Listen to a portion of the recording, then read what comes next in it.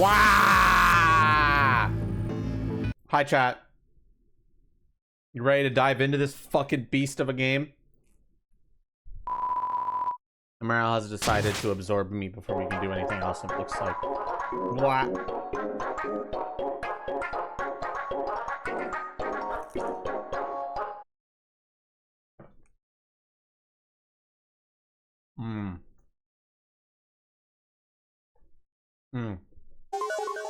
So I'm eating some enchiladas, and they're like the best thing I've ever eaten.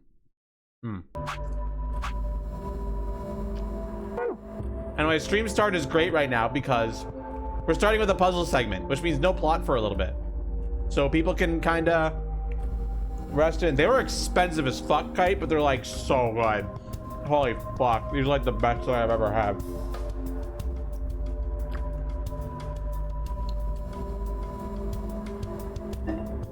Enchilada.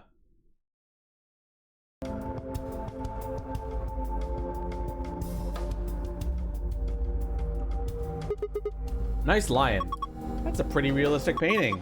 It's a really, really, really real lion. Don't sing it in a whisper like that. It's creepy.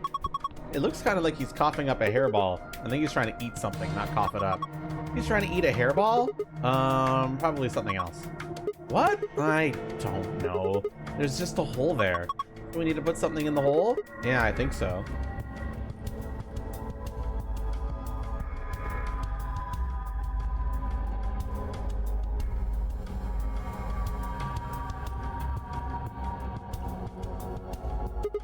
A plant. It's all withered up. How sad. But it hasn't been watered. Do you notice there's something stuck in the trunk? Yeah, it looks like red plastic. Let me have a look. Yeah, I've been getting the gold files. I might have to look up some of them because some of them are really obscure though. Huh? It won't budge. I think it's stuck on something. Guess we'll have to take the whole thing then. Huh? Oh, that red thing is probably important. Yeah, you're probably right. Wow, we just put an entire plant in our pocket. No problem.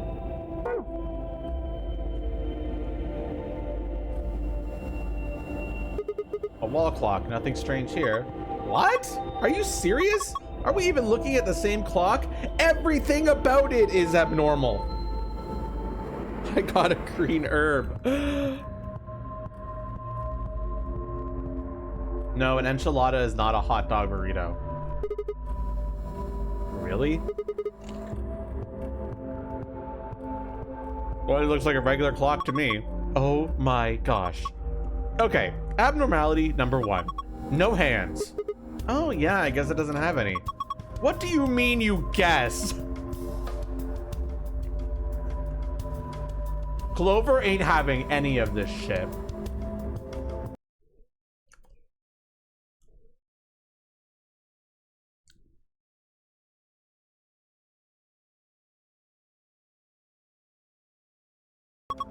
How could you miss that? Sorry. Anyway, abnormality number 2. There's some weird green glowy thing. Oh yeah, there is. What is that? I guess there's no way to know without taking it out. But there's a cover, right? You can't get to it. Yeah, and it won't open. You missed a recap, didn't I? Nope. We haven't done any recap yet, Awario. Shoot. Well, duh. There's no way it's gonna be that easy. We want to get this green thing. We have to figure out a way to get that cover open. Yep.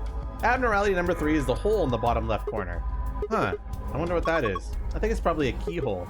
Oh, then that means, wait, we could think later. I've got 2 more points of abnormality. Number 4, turn your attention to the other side of the clock, specifically the bottom right corner. What do you think these are? Well, they're 2 slots painted red and green. And they're for memory cards? They sure look like they are. And I've saved the best for last. Abnormality number 5 is about number 4. Huh? Look, see where it says number 4 on the clock face? That number 4 is the 5th abnormality. It is rather odd. Does that mean this is the 4th clock? Anyway, those are the 5 weird things about this clock. Where were you looking anyway? At the clock? Then your eyes must be worse than I thought. Okay.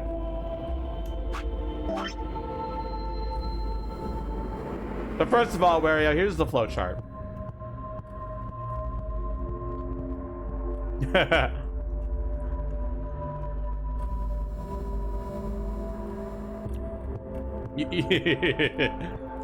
Second of all, storyline starts here. We wake up in an elevator with a girl named Phi. You will meet Phi later. We escape from the elevator, and then a rabbit goes like, yo, fucking welcome to the nonary game, Ambidex edition.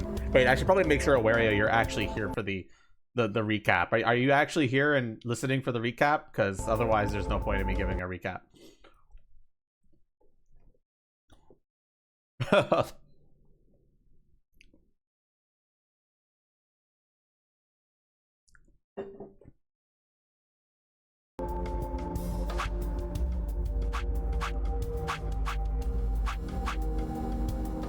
You're not even gonna guess which one is the ending? Yeah, it's probably not a good idea to do that.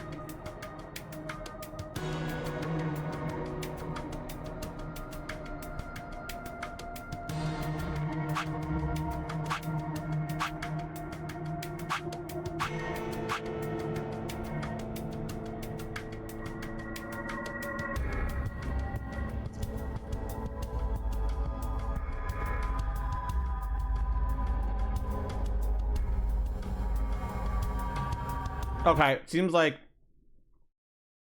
Awario's not quite ready for the recap yet.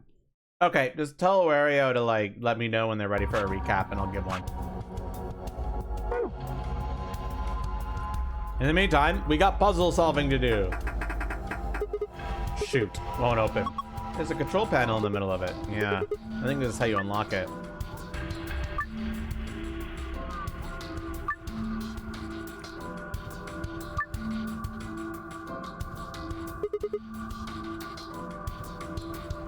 Okay.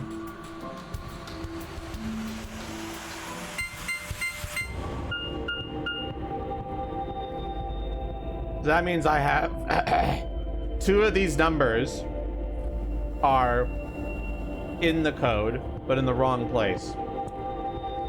Okay.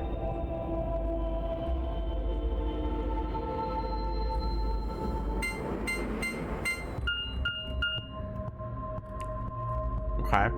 Well, that's the entire code. That means 9's not in the code at all. So that means out of 1, 2, 3, 4, 5, 6, 7, 8, there are 2 numbers in the first group of 4 and 2 numbers in the second group of 4. So what if we try 1, 2, 5, 6? Only 1 that time. Okay. That actually doesn't give me much information. God damn it.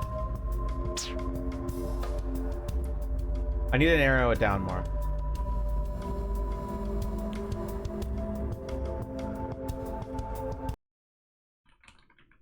All right, let's take some notes.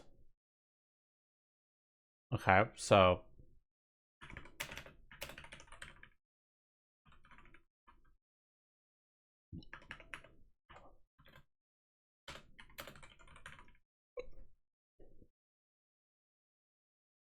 where?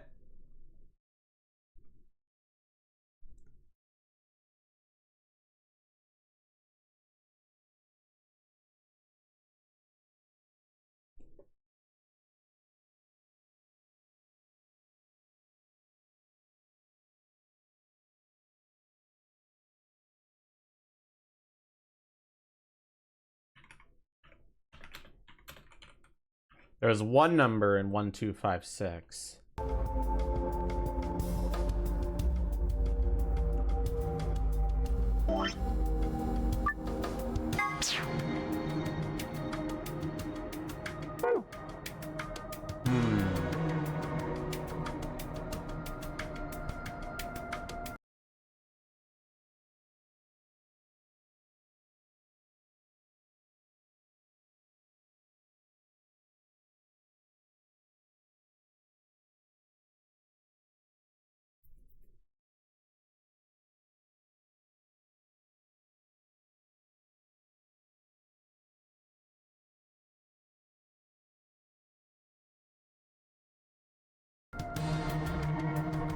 Chat, help me out here.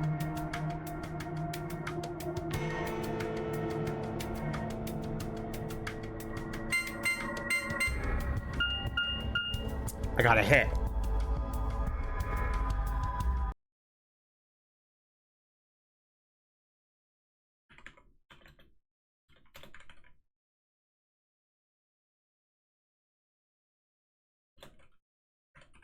So that means either 2 or 1 is in the correct place right now. So let's try something else.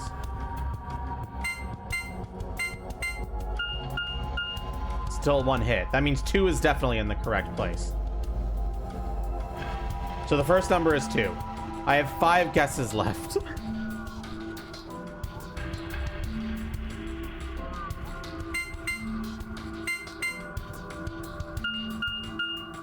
Shit.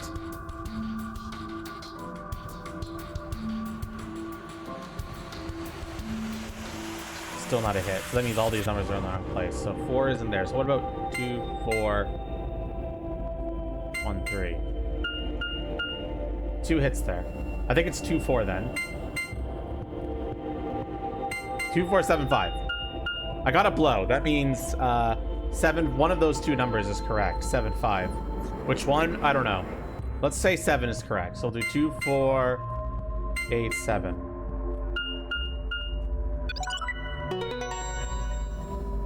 I bullshitted that out of my fucking ass, baby. I did it. Looks like that was the answer. Phew, that was lucky. Seems to have unlocked.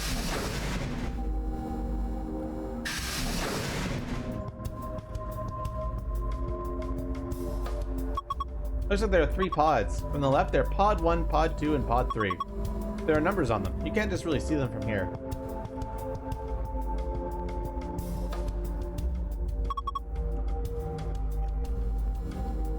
Honestly, they've got handles. Maybe they're for opening the pods up.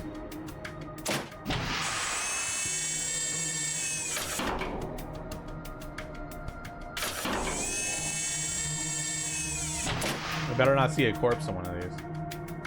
That's on the screen. Currently undergoing internal maintenance. Please stand by. I guess we can't use this one. Yeah.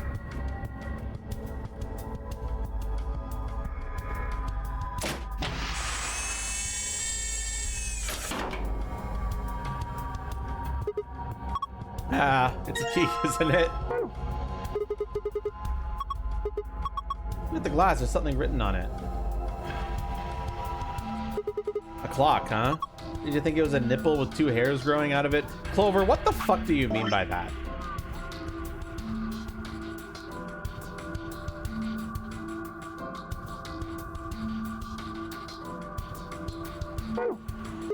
Of course not. The hands are pointing to 620.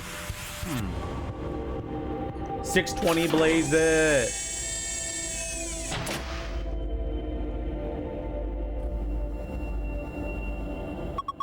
This is the clock. The hands are pointing to 7:15.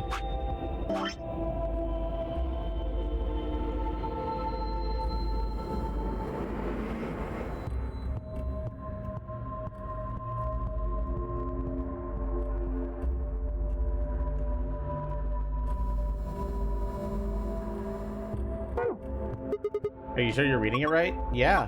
See the 12? That's the top.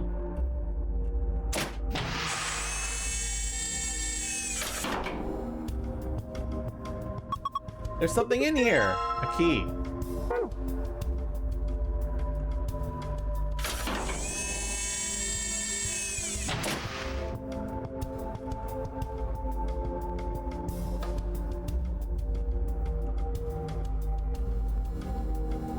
I feel like there should be one more clock face somewhere.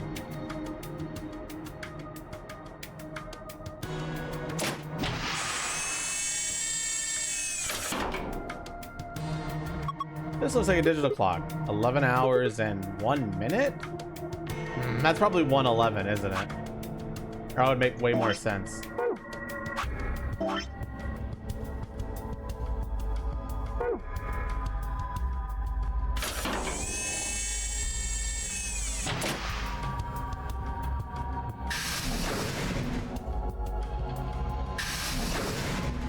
And enter the room we go.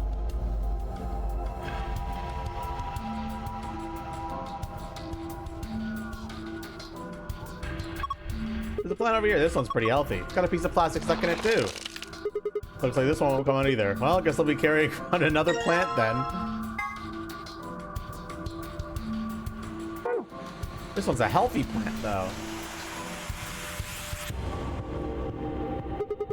Button under the screen. Push it! Right. And there. Hey, it turned on. Looks like there's something on it. What the heck is this? It says start in the corner there. Maybe it's a board game?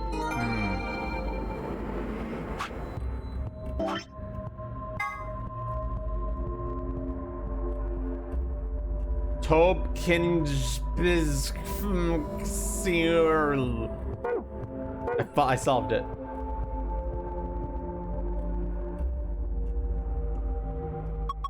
Oh my gosh, aliens!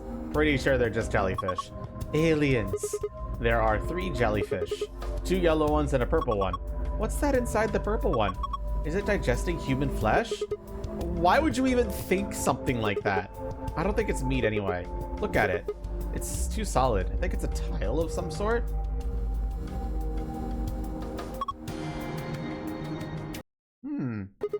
I wonder if we can get it out.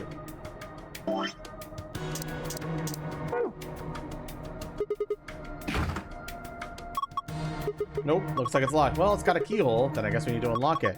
Sigma, what? I think you can unlock it right now. Oh, yeah. There we go. Now I should be able to open this thing. The hell? There's a second lid. It's got a hole in the middle. You stick your hand in there. Maybe you can grab that with the one with the meat in it. It's not meat. Whatever. Let's give it a shot. Ah, hot. Shit, this water is really hot. Really? Really? Then these bubbles. Yeah, it's boiling. No way. No jellyfish can survive in boiling water. They are aliens! Shut the fuck up, Clover. Yeah, we should try and get the purple one to rise up to the top somehow. Get it right under the hole in the lid. I think we can grab it.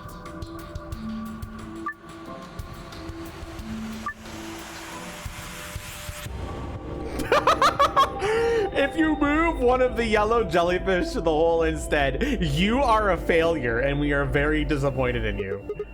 Thanks, game.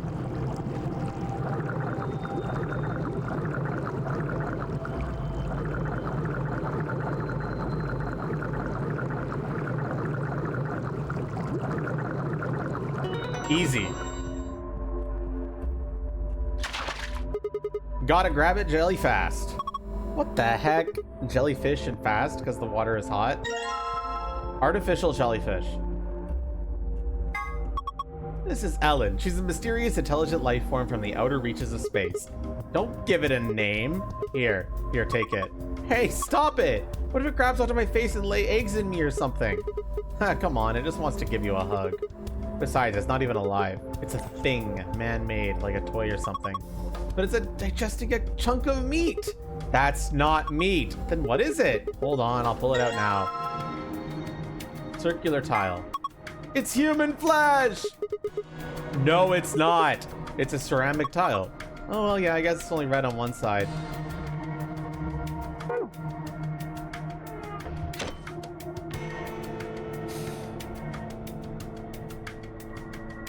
There's something wrong with Clover, man.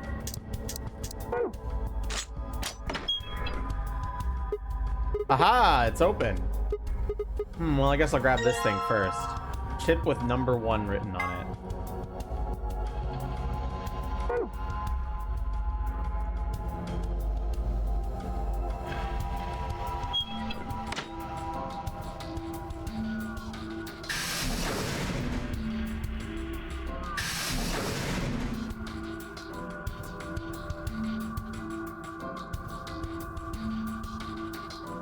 Please insert activation chip. Activation chip? Because the chip we insert died hit the pod, you think? Why are you being like that? This is important. Okay, I get it. We need to get Quark into one of these, right? Yeah, well then we need to find this chip first. Hey, wait! What are you holding? This? Oh, look! The color changed. I think it says something too. There's a message on the screen. Before use, the system must be initialized. Please perform the following tests. 1. Treat. Vegetation. 2. Freeze. Vegetation. Until tests are complete, pod will not function with human occupant. What the heck is this? We can't put a person in there until it runs its tests. Seems pretty clear to me. Then what about Quark? Don't worry, we'll just need to run the tests. Something about treating and freezing a plant? Yeah, treating makes sense. These being treatment pods and all, but freezing? Well, we don't really have a choice, do we? We gotta follow the instructions. Come on, we don't have time to just sit around. We gotta do these tests so we get a quirk into one of these pods. Yeah, right, got it.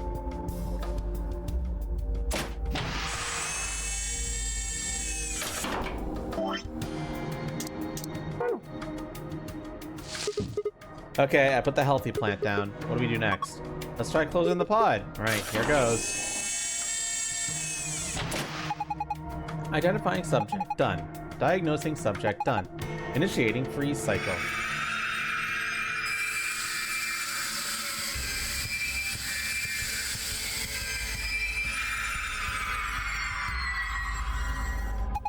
Freeze test complete. Pod opening.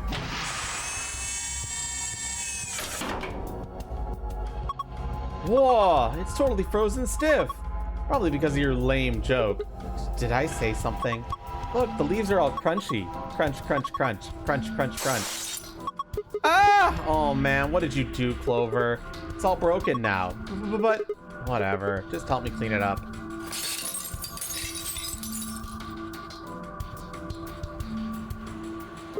Huh? This wasn't here before. It's that plastic thing that was stuck in the trunk. Must have fallen out when the plant shattered.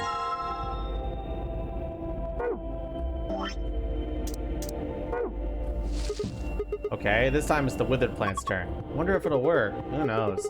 Let's just close it up. So much nature abuse.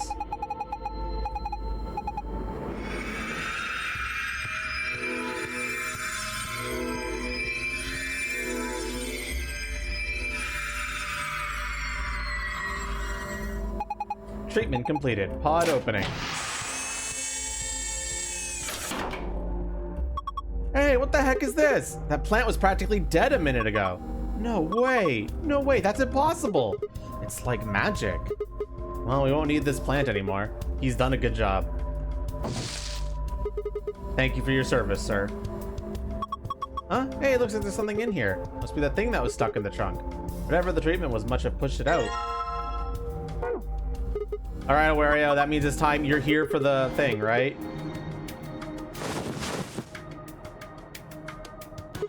There we go. He's sure sleeping pretty hard, huh?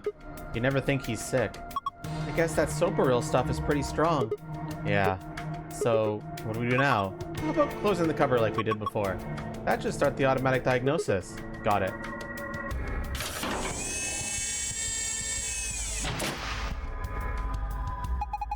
Subject done.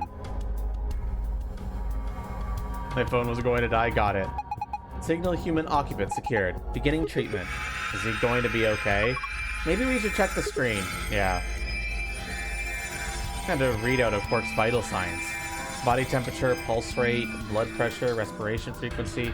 All right. Okay, let's go to the flow chart so I can give you a big summary then, okay? So we start the game off and we're Sigma in an elevator. And then there's a girl with us in the elevator named Phi. For a different person. Okay. Afterwards, we do an escape room in the elevator, and then we leave the elevator. In the meantime, there's this digital rabbit being like, I'm Zero the Third, and I'm going to tell you about the Nonary games, Ambidex edition. And then other people start leaving their pods and stuff, and we have our full cast. The full cast being Sigma, the protagonist, Phi, the girl we were locked with, Dio, a guy with a top hat, he's kind of a prick, Kay, someone who's in a big suit of armor who has lost all their memories and doesn't know what they look like, and nobody in the character knows what they look like because they're stuck in a robot suit that they can't take off, Clover, who is from 999, Alice, who seems to know Clover, with their connection being somewhat mysterious right now, but they know each other.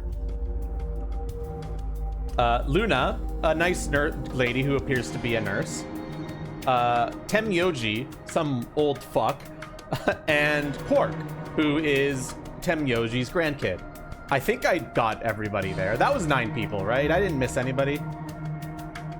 Luna, Phi, Sigma, Dio, Kay, Right, Luna, Phi, Sigma, Leo, K, Temyoji, Alice, Quark.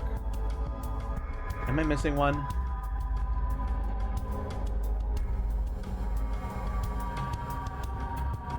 It's Phi. It's pronounced Phi, Dumadet. There's voice acting in this game. Anyway, if I forgot somebody, you'll meet them eventually. So then we learn all of the rules of this new Ambidex edition of the game. Everybody has a watch, just like the first game.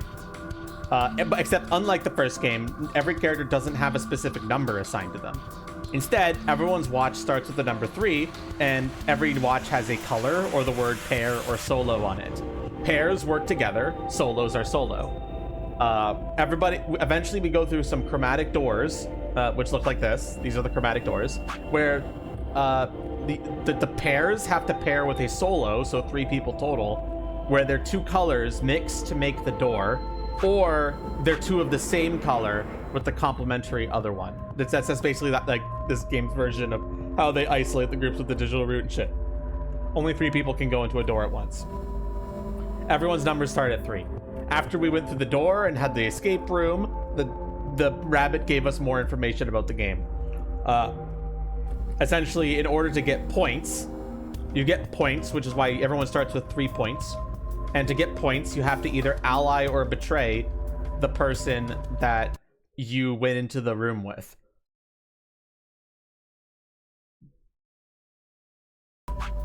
So if you choose ally and the person you're against also chooses ally, everybody gets 2 points. So if you choose ally and the opponent chooses betray, you lose 2 points. If you choose betray and the opponent chooses ally, you gain 3 points.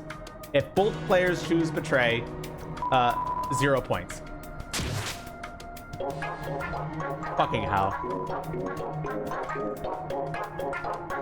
If your points drop below 0, you die. And if you don't go through one of the chromatic doors, you also die. Just like, so you have to go through. The chromatic doors are on a time limit. They open after every couple of hours.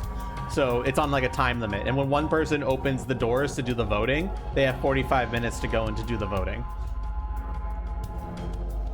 Anyway, so on this, so the 9 door is in the default room. Like the first room they wake up in, the 9 door is there, but you need to have 9 points to open the door. So that's why you have to play like the points game. So once you have 9 points on your watch, you can open the number 9 door and leave. Any number of people can go through the door once it's opened, provided they have 9 points. And when somebody gets 9 points, they don't have to open the door right away either. So everybody can leave if everybody just works together, which you know how this shit goes. So on this route, we chose the yellow door, which means we went with the old guy Temyoji. Upon going through that door, we got some files that talked about a virus called Radical 6, which apparently has killed 100,000 people. But Sigma doesn't remember this, and a lot of the other characters don't remember any kind of outbreak, so a lot of people are suspecting that that news article is fake. However, Quark starts to, the grandkid of Temyoji, starts to get weird and sick, and a machine in the infirmary deduces that Quark is infected with Radical 6. And then Quark goes crazy and says, I need to die, I need to fucking die. So we injected him with Soparil to knock him out. And that's why he's unconscious and why we just put him into a pod there in this room to try and make him feel better. Yeah. Make sense so far? Are you following along? I mean, there's obviously a lot more to it. I'm kind of giving an abridged version of this story. So on this path, after that happened, we had the choice to ally or betray Temyoji. In this path over here, on the left, this path over here, on I just realized you can't see my mouse. The left path is we allied with him. So we went down this allied path. We went through the blue door with Temyoji again, did an escape room, and we found a recording in the escape room of somebody at a Mars mission test site according to Temyoji, he knew about this Mars mission test site. So it's a building in Nevada where they were testing like the conditions of living in an isolated environment, like if they were on Mars. And the recording had a woman say 6 people are dead. No, I killed 6 people. No, wait, it may be more accurate to say that I killed 6 billion people. That was the recording. MRL, I don't want to talk about that. I'm trying to give like a plot summary, okay?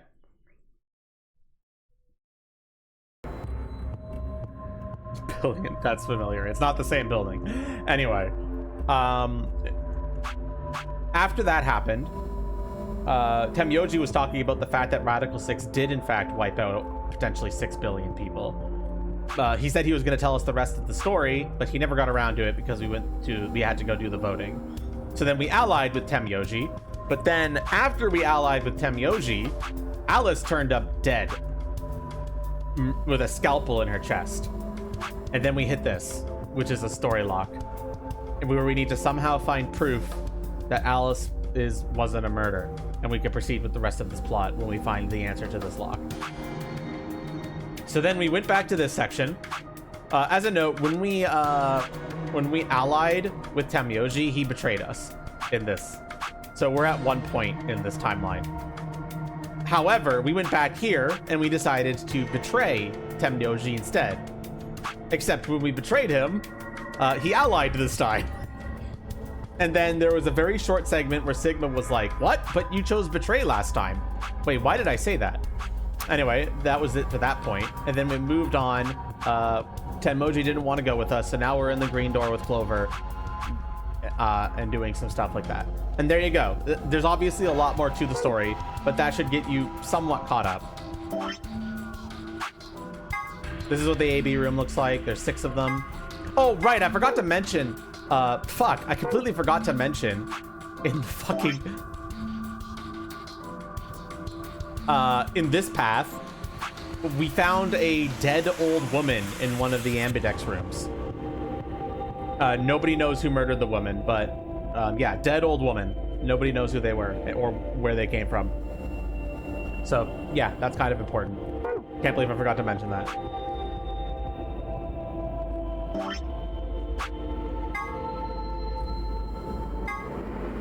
The bracelet looks like.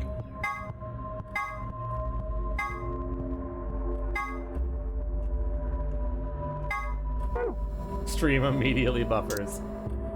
Okay, did you catch the part where I said that there was a dead old woman that I forgot to mention initially? Because there's they found a dead old woman in one of the rooms when they were going to do the first voting segment. At least they found the dead old woman on this path, the path that we're on right now. All right, let's move on. What a relief. Wait, there's something else down at the bottom. Radical 6 virus detected in subject. System is not equipped to treat Radical 6.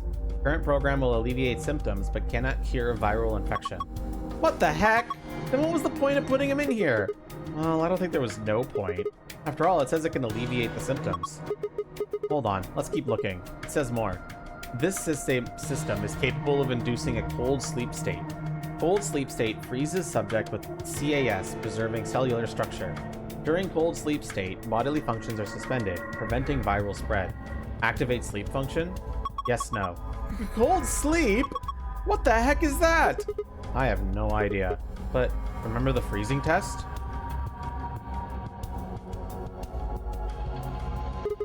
Whatever, we need to get out of here and tell everyone else about this. What should we tell it to do? Huh? Do we put him in cold sleep? Activate sleep function? No question. What if he got smashed like the plant? No, it is.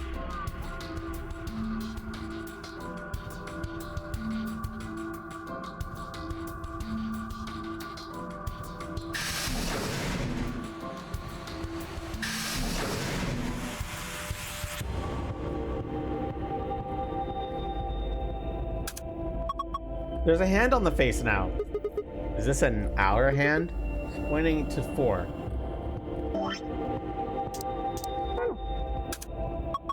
It did it again! There's another hand! A minute hand this time. Looks like it's pointing to 5 past. 4 o'clock. 5 minutes passed.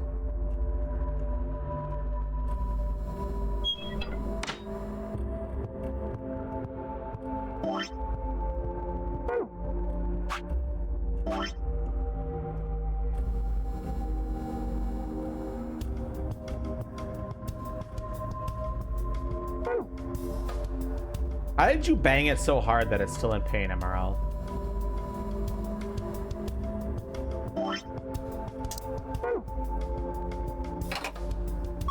Yep, fits perfectly. Yeah, I don't think it did anything though. Look! Huh? What the heck is this? A laser?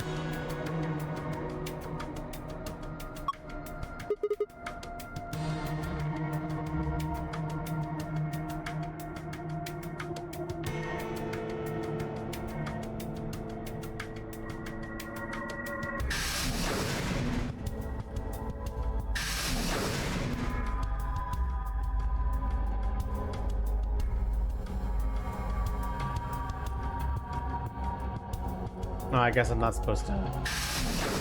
MRL, I did not forget. I'm just asking how the fuck could you have possibly hit it that hard? But I don't want to know it. I don't really care.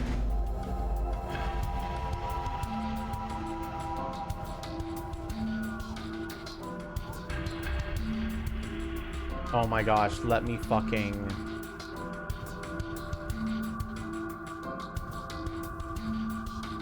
Shining a laser beam across the room. That's fucking great, but what do you want me to do with it?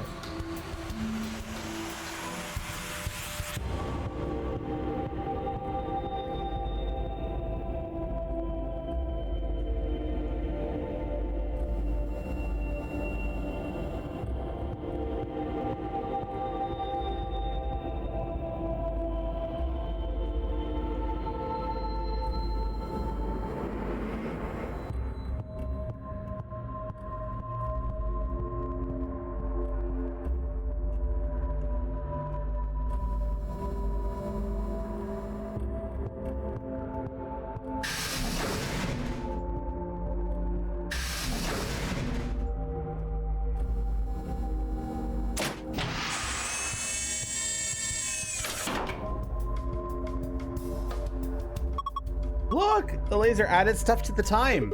Yeah. Looks like it's 1:15 now. Oh, it's 0:15 now.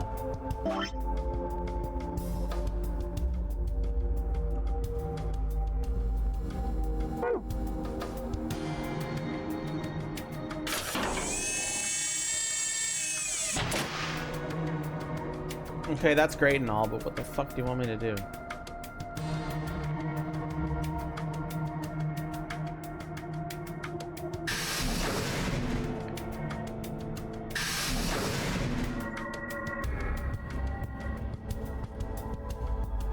Sofa. A binder. Here we go. Looks like there's a piece of paper in it. It says how to open the pod room door.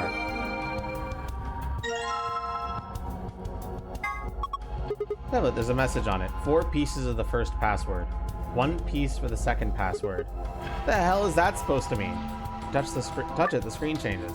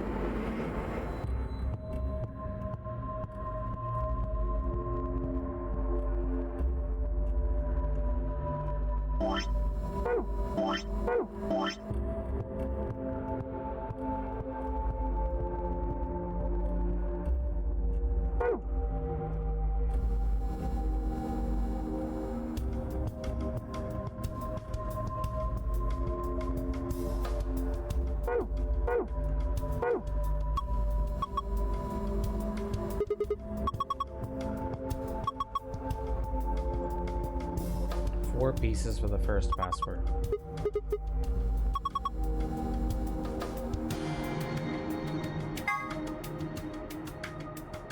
Four pieces for the first password. One piece for the second password.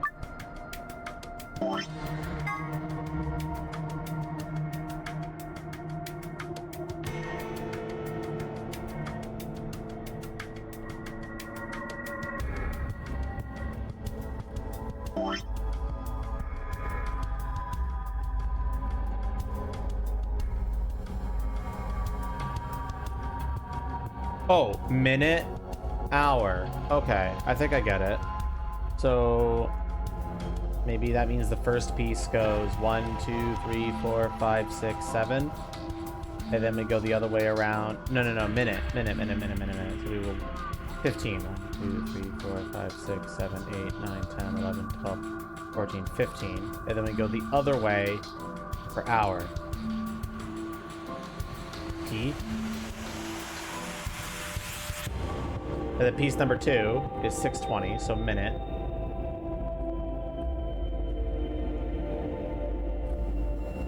L, then they go the other way around 6.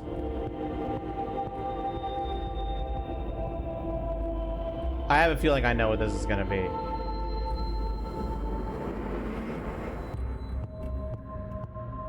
Yeah, I'm pretty sure it's just going to be pass. Unbelievable.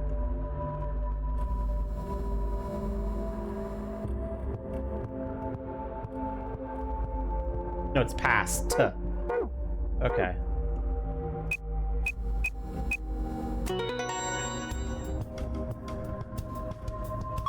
Good job. You logged in. Yeah, but look at the screen. Huh. It's a password for the save. Now the second password is one piece for the second password. But which piece?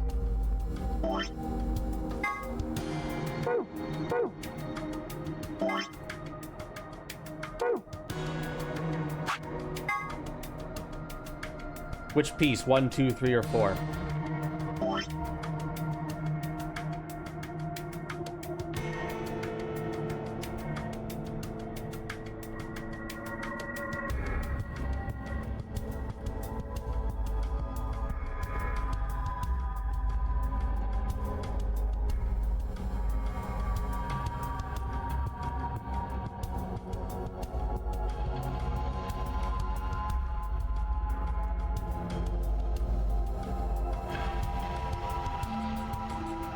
Puzzles are on hard? Yes.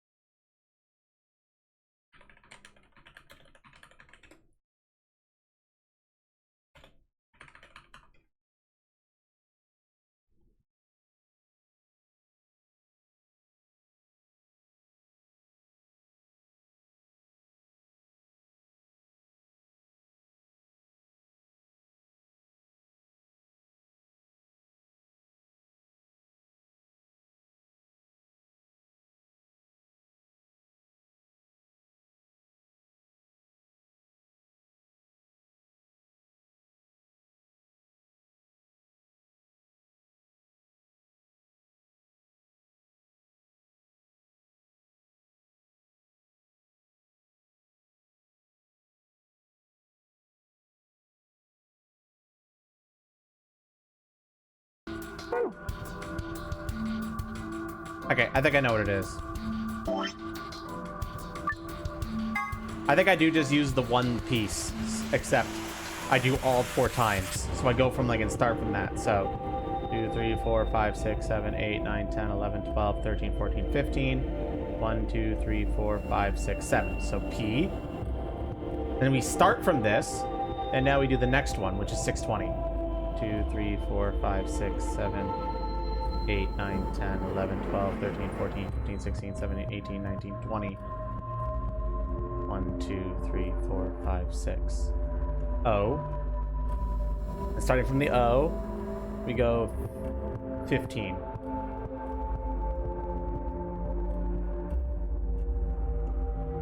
U. Then from the U, we go 4 out. We go 5 minutes this way. 4, 5, then 1, 2, 3, 4. Pour. Is that the fact that it made a word gives me hope.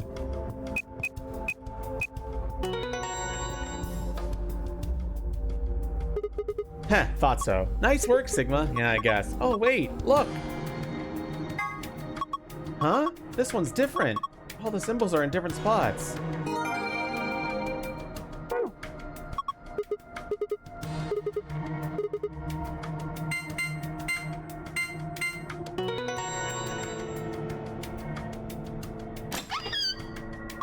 You did it! You opened it! You found its gold file. Let's read them, shall we? Treatment Pod, an amazing machine that augments an individual's natural ability to heal, strengthens their immune system, accelerates their metabolism, and can cure many otherwise incurable diseases.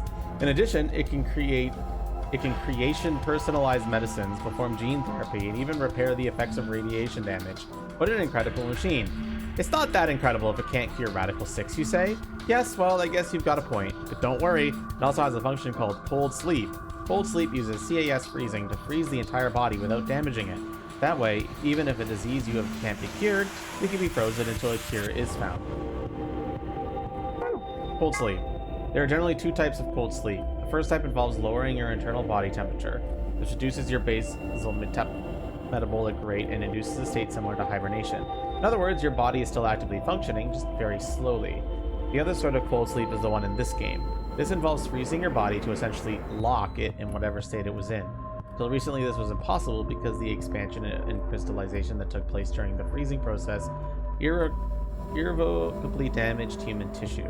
In the world where this game takes place, however, CAS technology has overcome this hurdle and made cryonics a reality. The resuscitation rate is nearly 100%. In fact, you'd be much more likely to die in a plane crash, which means that freezing yourself to visit the future is safer than flying from Tokyo to Milan. I know that is a typo. CAS stands for Cells Alive System. It allows organic tissue to be safely and non-destructively frozen. In this game, SAS is used to put people in cold sleep. It supercools the subject with a magnetic field and causes them to freeze almost instantly, preventing crystallization. In real life, the problem comes when you try to thaw something out, which also must be done instantly. In this game, however, the technological magic of the treatment pod makes returning from cold sleep possible. Past two nonary games. November 2018, 16 children were reported missing. In actuality, 18 children were taken, but 2 were never reported. The person in charge was someone we will refer to as H. The purpose of the game was to conduct experiments on morphic resonance, with the children as test subjects. I won't go into the specifics here, but the short version is that this was the first nonary game. November 1st, 2027, a total of 9 people participated in this session. They were abducted, just as the children had been, but this time, H was not in charge of the game. Clover was a participant in both games, and now she finds herself playing the nonary game yet again. Esper resonance. In the context of this game, Espers are people with the ability to access the morphogenetic field. An Esper can increase the strength of their signal by being in close proximity to the other Espers, assuming they are the strongest. The strongest signal will absorb any weak ones nearby and use them to amplify its own strength, sort of like waves. The biggest wave adds the amplitude of the smaller waves to its own and covers them up. The following 9 people were participants in the nonary game that Clover claims to have been a part of. 1. Ace, middle-aged man. 2. Snake, Clover's older brother, real name Light. 3. Santa, arrogant, uncooperative young man. 4. Clover, still Clover, just younger and with a jacket. 5. Junpei, hero of 9 hours, 9 persons, 9 doors. 6. June, Junpei's childhood friend, real name Akane Kurishiki. 7. Amnesiac detective. 8. Lotus, attractive programmer, has 2 daughters. 9. Kubota, skittish man, gets blown up.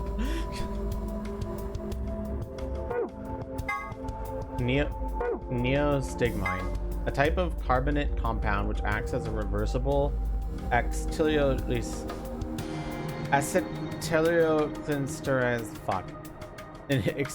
exciting the parasympathetic nerve. This allows it to counteract the effects of the muscle relaxant turbocurane. It can be delivered with an injection gun like the one you see here. For context, turbocurane is the drug in our bracelet that kills us if we break the rules in this game. Let's not even attempt that word.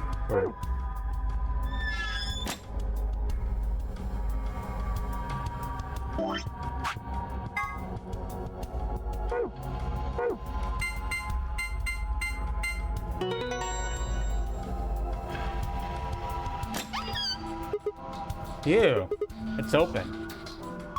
Good job. And that's twice you opened it. Whoa, that thing looks dangerous. Here, Wario, this might actually be useful for you. There's actually a file in here that goes over how the penalty works. Yeah. A set of needles in your bracelet will be activated, injecting you with 2 drugs. The first is Soporil. Then 9 minutes later, it'll be followed by Turbocurane. And that Turbocurane will cause your lungs to cease functioning, which kills you. You mean this gun thing? Yeah, I wouldn't worry about it. I think this is just an injection gun.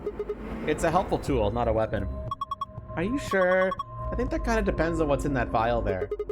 The label says neostigmine. Huh? What did you just say? Neostigmine? Why, does that mean something? Let me see it. Neostigmine. Neostigmine. I feel like I've heard that somewhere before. No good. I can't remember. Damn. I don't think it's bad, though. Do you have any proof? Nope. Of course not. Could you let me hang on to this? Are you sure it's not dangerous? What would you do if it was? Alright, I trust you. You don't seem like a bad person. Thanks. Then how about I let you take me on a date sometime? We got out of here in one piece. Yeah! Cool, moving on. We've still got a bunch of stuff in here. Yeah, but it's all flat stuff. Yes it is. First, we've got a map. Floor B. The map I found in the infirmary said floor A. I guess this means floor A is the top floor? I mean, we took the elevator down to get here, right? Yeah, that sounds right. Up next, some gray cards. Key cards! They've got moons on them, too. And these must be the moon keys the announcer was talking about. There are 2 of them, just like with the sun keys. One for you and me. And the other one's for Quark. But he's... No, there's not much point in giving it to him. I'll hang on to it for now. Okay, what's next? A piece of paper with some written on it. Here are some more AB game rules for you. Not voting is not a option. If both parties refuse to vote, then everybody gets penalized. In other words, 1 person out of every color group of 3 has to vote. In other words, all 3 of us can't no vote. One of us has to. So either you or me, you mean. Oh well, there's no reason not to pick ally in the next round anyway. Of course, first we gotta get out of this room. And that'll be easy. Just look at the last thing in the safe. The key to the exit. Let's go.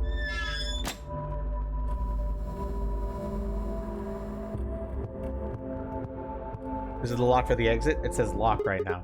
Are you ready? Yeah, I'm ready. Okay, let's do this. 3, 2, 1.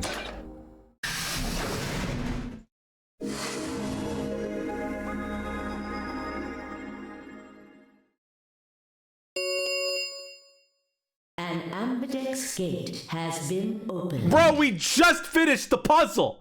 Who fucking opening the gates? 45 minutes remain until ambidex game polling closes. What the hell? Somebody else must have opened one of the AB rooms. Why would they do that? Whatever. We should be heading back anyway. I headed for the door. Wait! Clover voice stopped me. What is it? I turned to see her pointing towards the wall with the treatment pods. The screen, it changed. What? The screen on the pod's monitor thingy.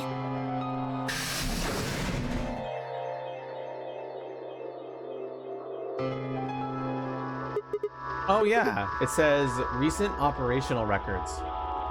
I stepped closer and began to read. What it said was interesting. Currently treating 1 subject. That 1 subject had to mean Quark. This was the pod we put him into after all. I read on. 7:48, 1 subject released. 8:06, 1 subject successfully restored. 8:16, cold sleep mode disengaged. Beginning restoration of one subject. All prior records have been erased. Authorization, admin. I checked the other pods. They were all the same. One subject released, one subject successfully restored, cold sleep mode disengaged. Beginning restoration of one subject. All prior records have been erased. Authorization, admin. Whoa, what is all this? I think it's saying that about 8 hours ago, somebody in this pod woke up from cold sleep. Well, 3 people actually. 1 for each pod. They all say the same thing, see? That's before we all woke up, huh? I mean, it hasn't been 8 hours yet. Yeah. So the 3 pod people could be 3 of us. They could have been captured earlier. Don't know how much earlier. Then they were thawed out 8 hours ago and carried into the AB rooms. Yeah, that seems reasonable. I really don't think there'd be anyone else in here besides the 9 of us. Well, I guess it's actually the 10 of us, huh? Yeah. If you count the old woman we found, then it would be 10, wouldn't it? So who were the 3 pod people? Don't ask me. How am I supposed to know that? All it says is subject. A, that's creepy. B, it doesn't tell us anything about who they might have been. It doesn't say when they put in cold sleep either. And this bit, where it says, all prior records have been erased. Authorization admin. That seems pretty suspicious to me. I wonder why they wouldn't just write the time, though. What? Well, you said it yourself. The log says 8 hours ago, not like 9:15 a.m. Those minus signs have to mean this far in the past. Who would ever write the time like that? Yeah, that is weird. Maybe Zero Senior doesn't want us to know what the actual time is. Why not? Hell if I know. Speaking of things I don't know, why did this stuff suddenly show up? It seems like whenever it was that triggered this activated as soon as we opened the door to leave. Wouldn't that mean Zero Senior set it up to work that way? Yeah, but why? That's what I'm asking. What reason would he have had to do that? Maybe he wanted us to see the records. Perhaps, but he deleted a bunch of the data. Why? Could it all be a trick? A trick? All of these records are fake. Zero Senior just set it up to mess with us. So you're saying this is just a joke? Well, I can't say for sure, but it seems possible, right? No, it doesn't make sense. Well, let's ask somebody else. Maybe they can think of something. Yeah, you're right. If the AB gates have opened, we need to be heading back to the warehouse anyway. Yeah, and we need to tell everyone what happened with Quark. We double-checked that Quark was all right in his pod, then hurried out of the treatment center.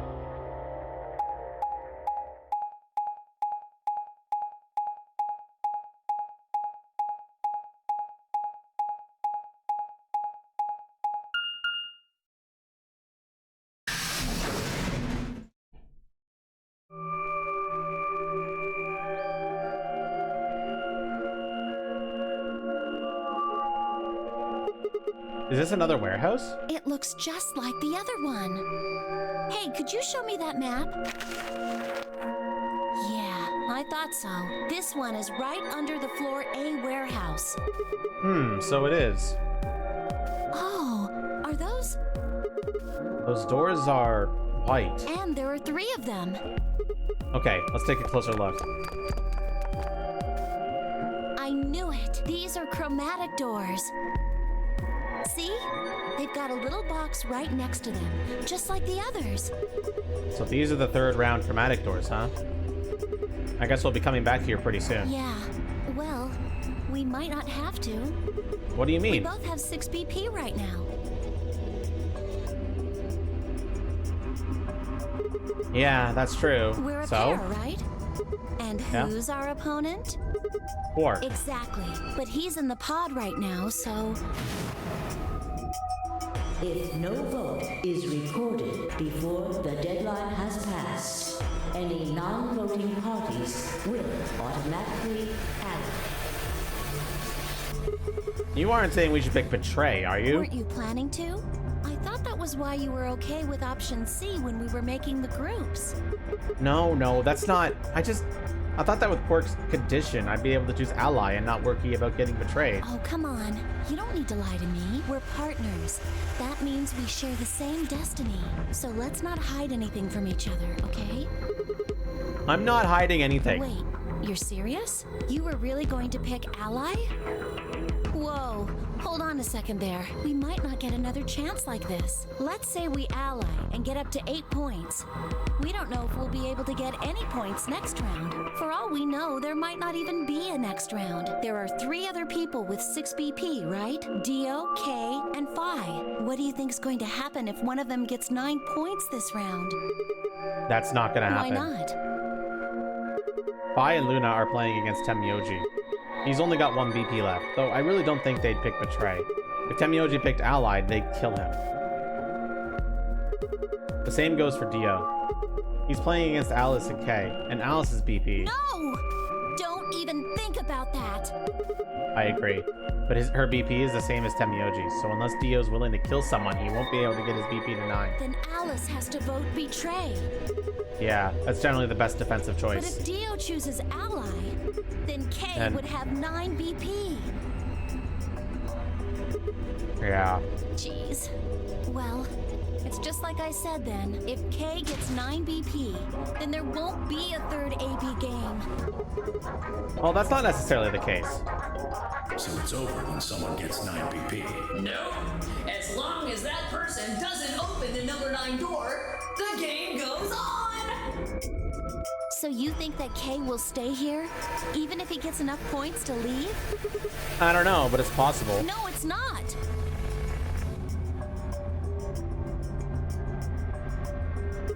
Well, we can think about how we're gonna vote later. For now, we need to get back to the others. There's a couple of things I gotta do when we get back. Fine. Okay, back to floor A then. Let's move. I turned and headed for the exit. After a few moments, I heard Clover's footsteps following behind me.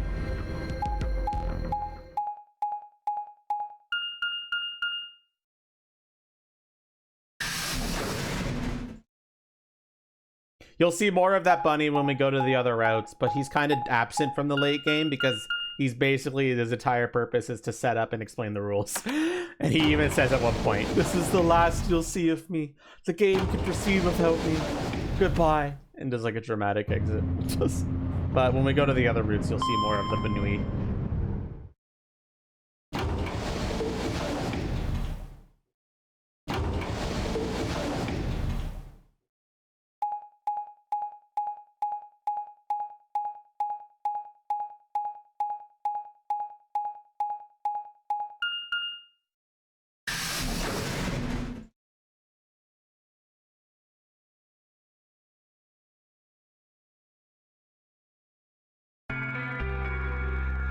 Clover. Oh, thank goodness you're back. Yep. And this is Alice, for people who are late to the party of this game. Are we the last ones? Yes. And there's Dio and Kay. There's Phi and Luna. And there's Temyoji. Where's Quark? Temyoji's expression was furious. From the way he was stomping towards me, I felt like I only had a few seconds before I was on the ground with my hands around my neck. I explained what had happened to Quark and the pods as quickly as I could. So are these pod things really safe? Probably. Probably. No, they're definitely safe. He's fine. Are they safe or aren't they? Look, I'm just worried about him, all right? Can you take me to this treatment center, Clover? Uh, Don't worry. We've still got 20 minutes left. Plenty of time to go have a look and come back. okay. Come on then. As soon as she finished, she was off. Temyoji followed at her heels, and in the blink of an eye, they were gone, out the magenta door.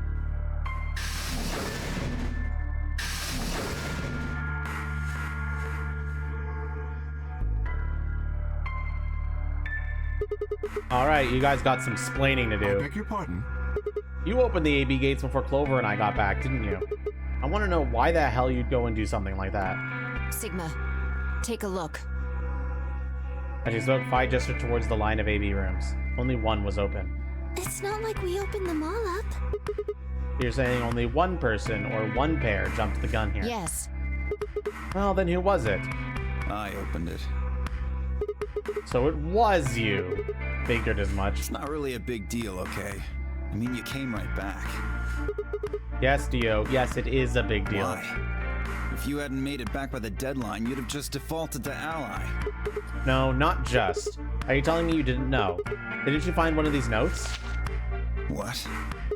We found this in the treatment center. There was no such thing in the pressure exchange chamber. I didn't see one in the pantry either. Huh? Well, whatever. You should really probably read it, though. Here are some more AB game rules for you. Not voting is not a option. If both parties refuse to vote, then every bunny gets penalized. In other words, one person out of every color group of 3 has to vote.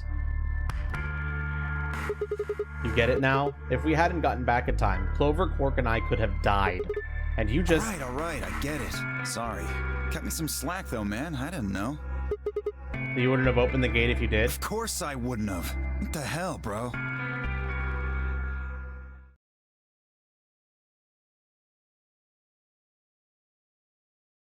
You said the room you went into was a treatment center, right? Yeah. If they treat people there, I'd think they'd have shelves of medicine and stuff. There weren't any of Did that. you find any Accelavir? No, it's not really that kind of place. It just had those pods, and that was it. Besides, if we found anything to cure Radical 6, we wouldn't have put Quark in the pod. I see. Can the pod cure Radical 6? No, unfortunately. How do you know that? Oh, well, it said so on the screen next to the pods. Something about how it can provide relief from the symptoms, but it can't actually cure the disease. That's better than nothing, though.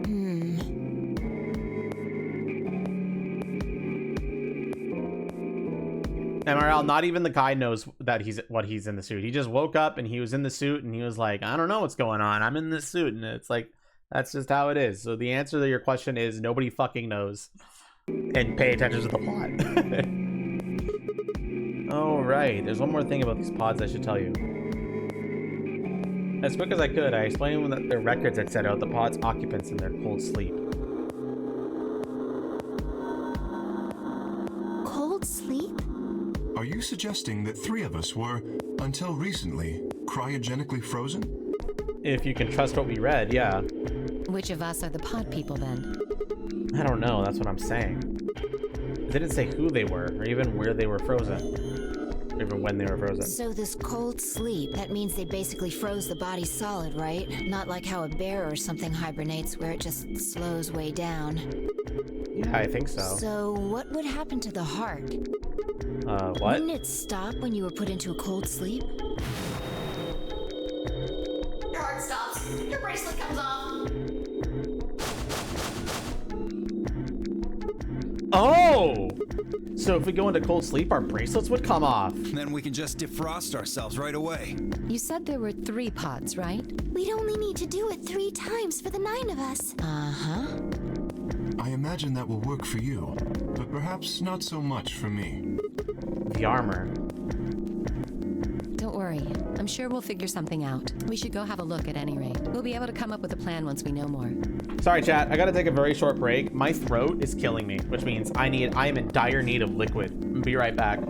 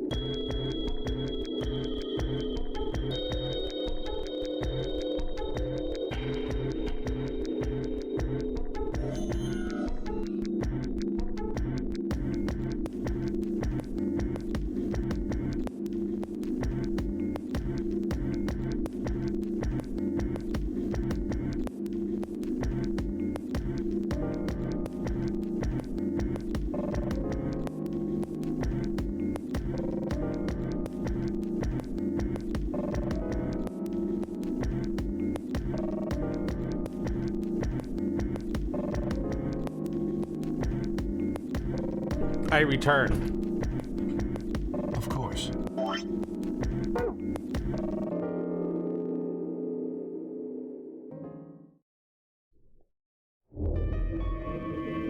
What? What do you mean the cold sleep function doesn't work? Aww. I'm sorry. You don't have anything to apologize for, Luna. Zero Senior must have just locked it down. But when Clover and I were here, it worked. Yeah, I remember checking it. Then that bastard set this up. Oh, that's low. It is not pleasant.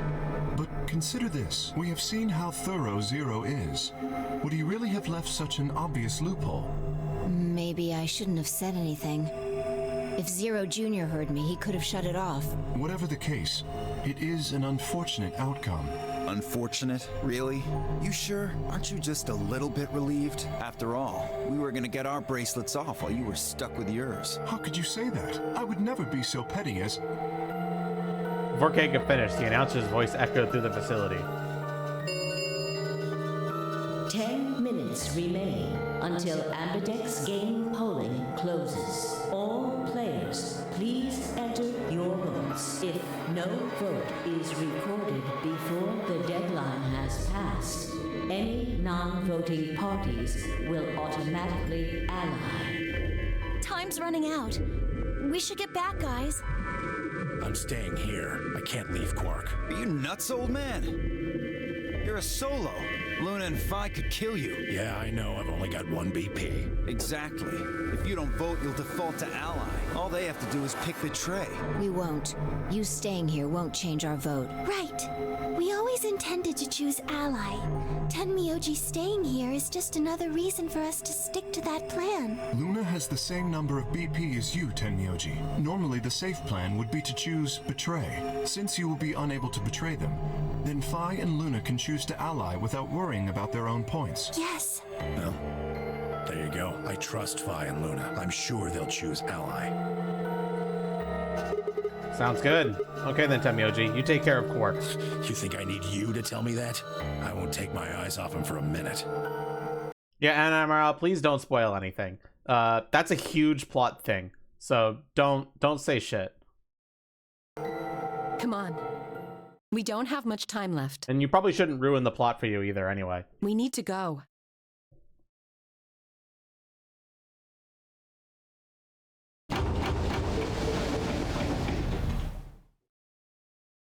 Back at the Flore warehouse, we open the AB rooms.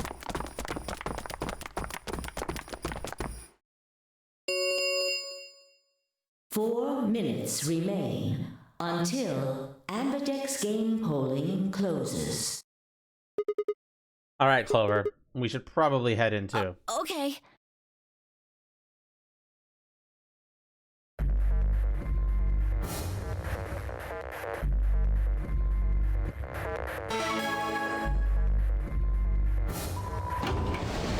MRL, you are way too trigger happy with that redeem. Do you remember what I said back in the other warehouse?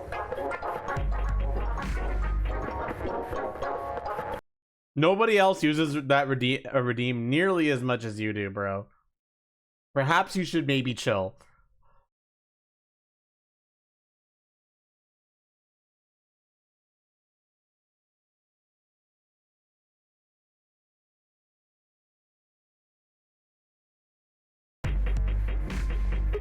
Yeah, you told me we should betray Quark since we might get not get another chance like this. Yeah. Right? Can I, take that back? I changed my mind a little bit after talking to Tenmyoji. I think we should choose ally. Hey, that's more than just a little bit. That's like someone trading in a Shih Tzu for a German Shepherd. What the hell happened with you two? Did he say something to you? I can't tell you. What? Why? I just can't. You'd laugh if I did anyway. I won't laugh. Really? Promise. Well, I still can't tell you. Hey, come I on. promised. I told Tenmyoji I wouldn't tell anybody.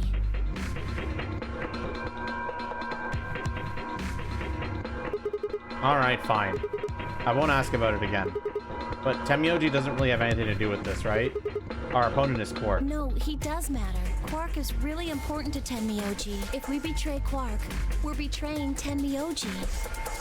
Come on, don't you remember? When we were going into the red, blue, and green doors, Tenmyoji said something. I didn't say there wasn't anyone I trusted. There's one person.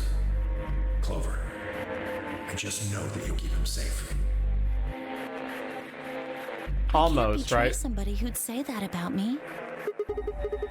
You seem ready to betray him back on floor B. That's because I didn't know who he was. Oh, so you're saying you know who Tenmyoji really is? Well, if what he told me was true, yeah. 1 minute remains until Ambidex game polling closes. Please, choose ally. You aren't gonna try and vote yourself? If I try, you'll just throw me off, right? I don't think I'm strong enough to fight you, so... Alright. With that, I turn to face the voting machine. The question was, what would I do? Ally or betray? Just as Clover had said, betraying Quark was like betraying Tenmyoji. That wasn't even to take into consideration that Quark was just a kid. And he was infected with a deadly disease that would almost certainly kill him if we didn't do something. How could I betray someone like that? Only a monster would take advantage of a helpless child for their own gain. On the other hand, what Clover had said in the warehouse on floor B was true. It was unlikely that I'd get a chance like this again. If I choose betray, then I'd have 9 BP. I'd be able to escape this godforsaken hellhole. 10 seconds remain until Ambidex game polling closes. So what would my choice be? What would I do? Ally or betray? I chose 3, 2, 1. Alright, as usual, chat, I'll be leaving this one to you. Let's get a poll up, shall we?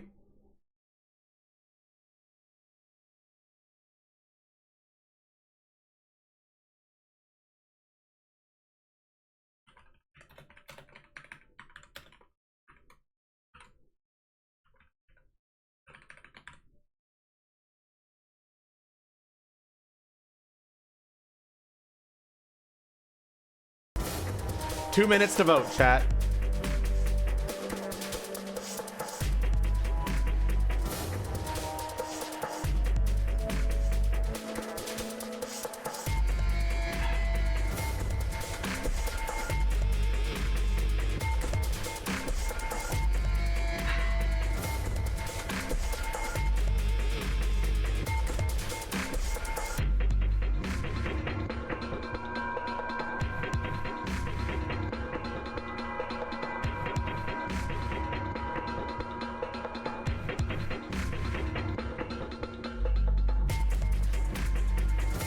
If anyone thinks betray, we jump them.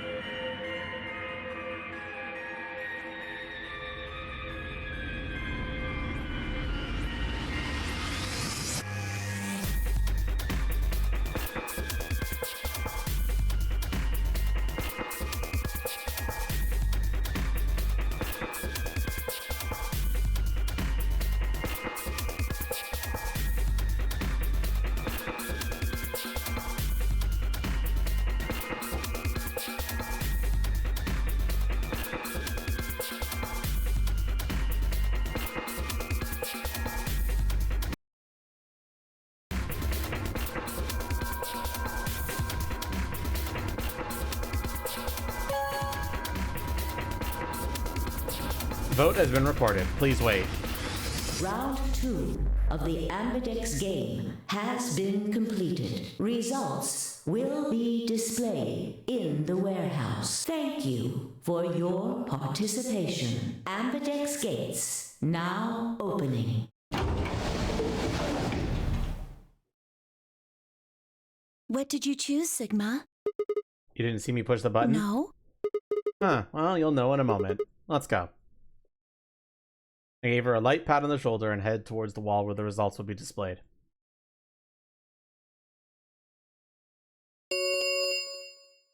Results from round 2 of the Ambidex game will now be displayed. Please direct your attention to the results screen.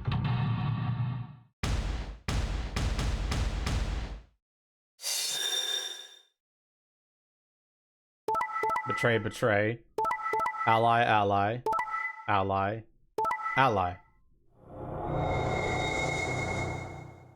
Fucking Dio, man, trying to kill Alice.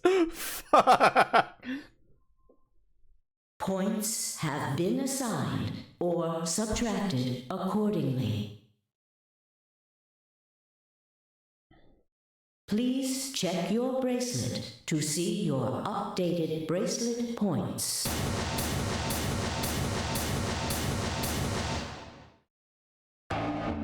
So you chose ally, huh? Yeah, Pork is sick, a kid, and unable to vote. I couldn't bring myself to betray someone like that. Thank you. No need to thank me. I only did what anyone would have. So you guys chose ally too, huh? Of course. Tenmyoji had only 1 BP left, and he was guaranteed to vote ally, so there's no way we could betray somebody in that position. If we had, then he'd... Yeah, he didn't have much choice. Alice, Kay, and Dio, on the other hand, seem to have had a less pleasant round. Hey, what the hell is your problem? You're either crazy or just an asshole. Were you trying to kill me?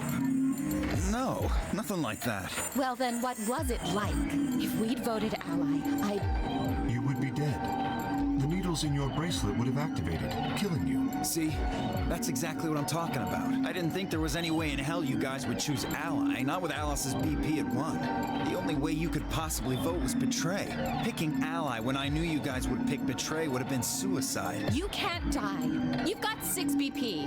Well, maybe not immediately, no. But I would have been signing my own death warrant. Heck, not just mine. Everyone except Kay's. What? Didn't you think it through? Your vote was always going to be betray. Let's say I was a raving lunatic and picked ally.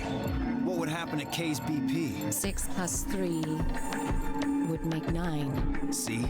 Then it'd be game over, life over. He'd open the number 9 door and blow this popsicle stand. And that'd leave us twisting in the wind, living out the rest of our miserable lives stuck in this place.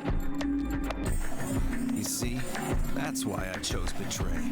I did it to save all our necks, including yours. Alice gritted her teeth and scowled fiercely at Dio, apparently trying to think of a rebuttal before snorting indignantly and stalking away. Shortly thereafter, the warehouse was filled with the rumbling sound of the door sliding shut. The Ambidex gates have closed. Round 3 of the Ambidex game will be the star round. Star keys are required to open the gates. There is no set limit on usage of the star keys. The Ambidex gates can be opened as many times as the players wish to open them. As many times as we want, huh? Then that means... We can play the AB game as many times as we want, right? Hey, didn't Zero Jr. say something about this? As soon as the gates close, your colors get all shuffled up automatically. The pair and solo assignments hop around a bit too. Yeah, he did. Can you guys all show me your bracelets? I want to see what other colors and groups are this time. The moment a series of wrists were extended for me to examine.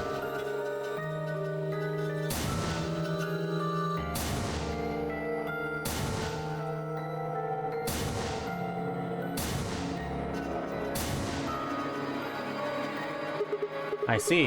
Luna and Clover are a cyan pair, and Phi and Alice are a magenta pair. The remaining 3 are all solos. Kay is red, Dio is green, and I'm blue. So how are the groups supposed to work for the next round?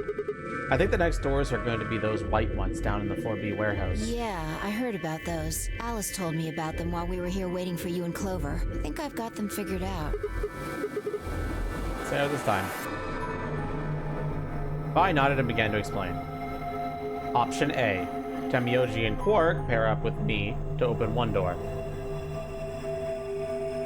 Vi and Alice pair up with Dio to open another door.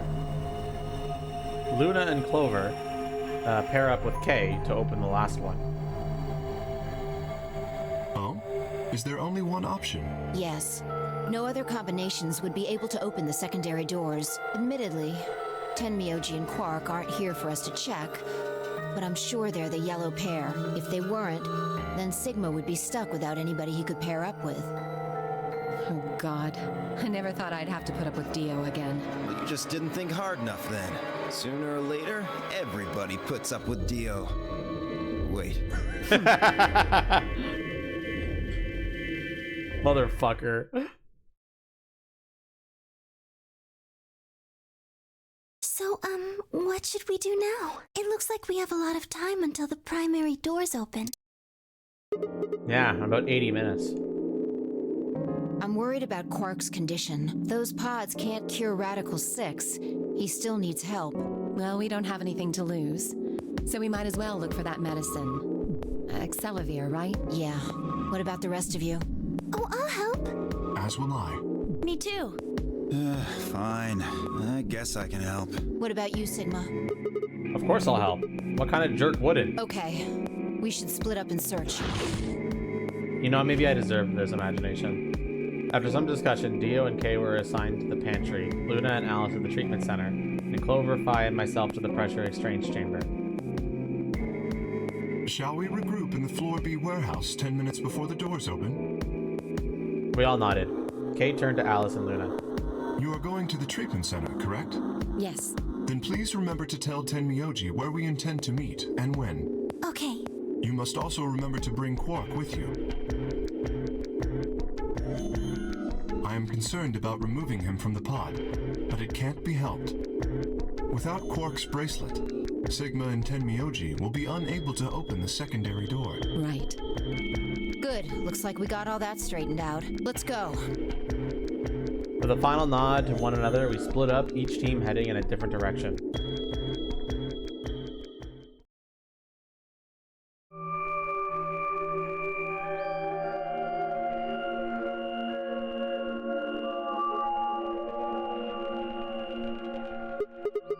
So, this is the pressure exchange chamber. No, this is the prep room. There are 2 levels. The actual pressure exchange chamber is downstairs. How do you know that? Alice told me. She was one of the people who investigated this room. Did you talk to her when you were waiting for us back in the warehouse? Yeah. Well, let's head downstairs then. Good idea.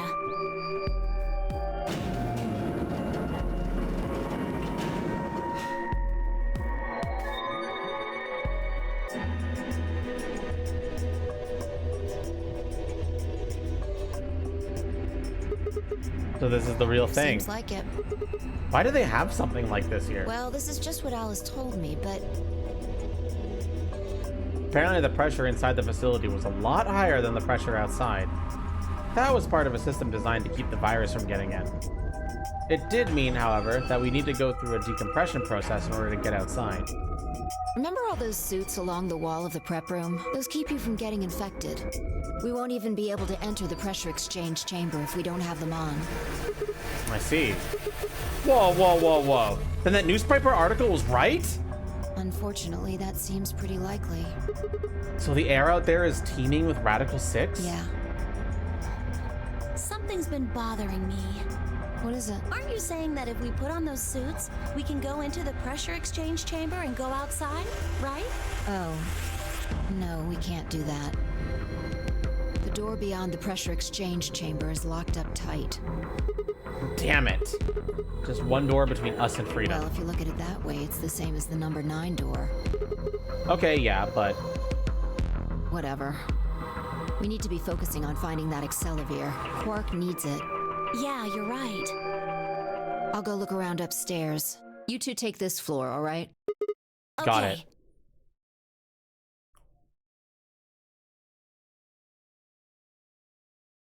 We looked everywhere we could think of, but turned up nothing.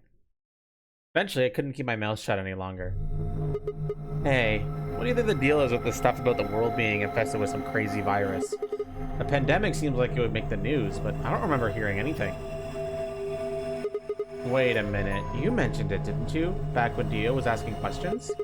We were in the infirmary, just right after Quark lost it. Have any of you guys heard anything about any sort of viral pandemic? Well, no, but And then Alice said, I have heard rumors about a virus being used as a bioweapon. so what's the rumor she was talking about? I got the feeling you and Alice were talking about the same thing. Clover, what do you know? What are you and Alice anyway? I heard you guys belong to some sort of organization, but what is it? Clover was quiet for a long time. She bit her thumbnail and looked down at the floor. Then, finally, she lifted her head and met my eyes. fine.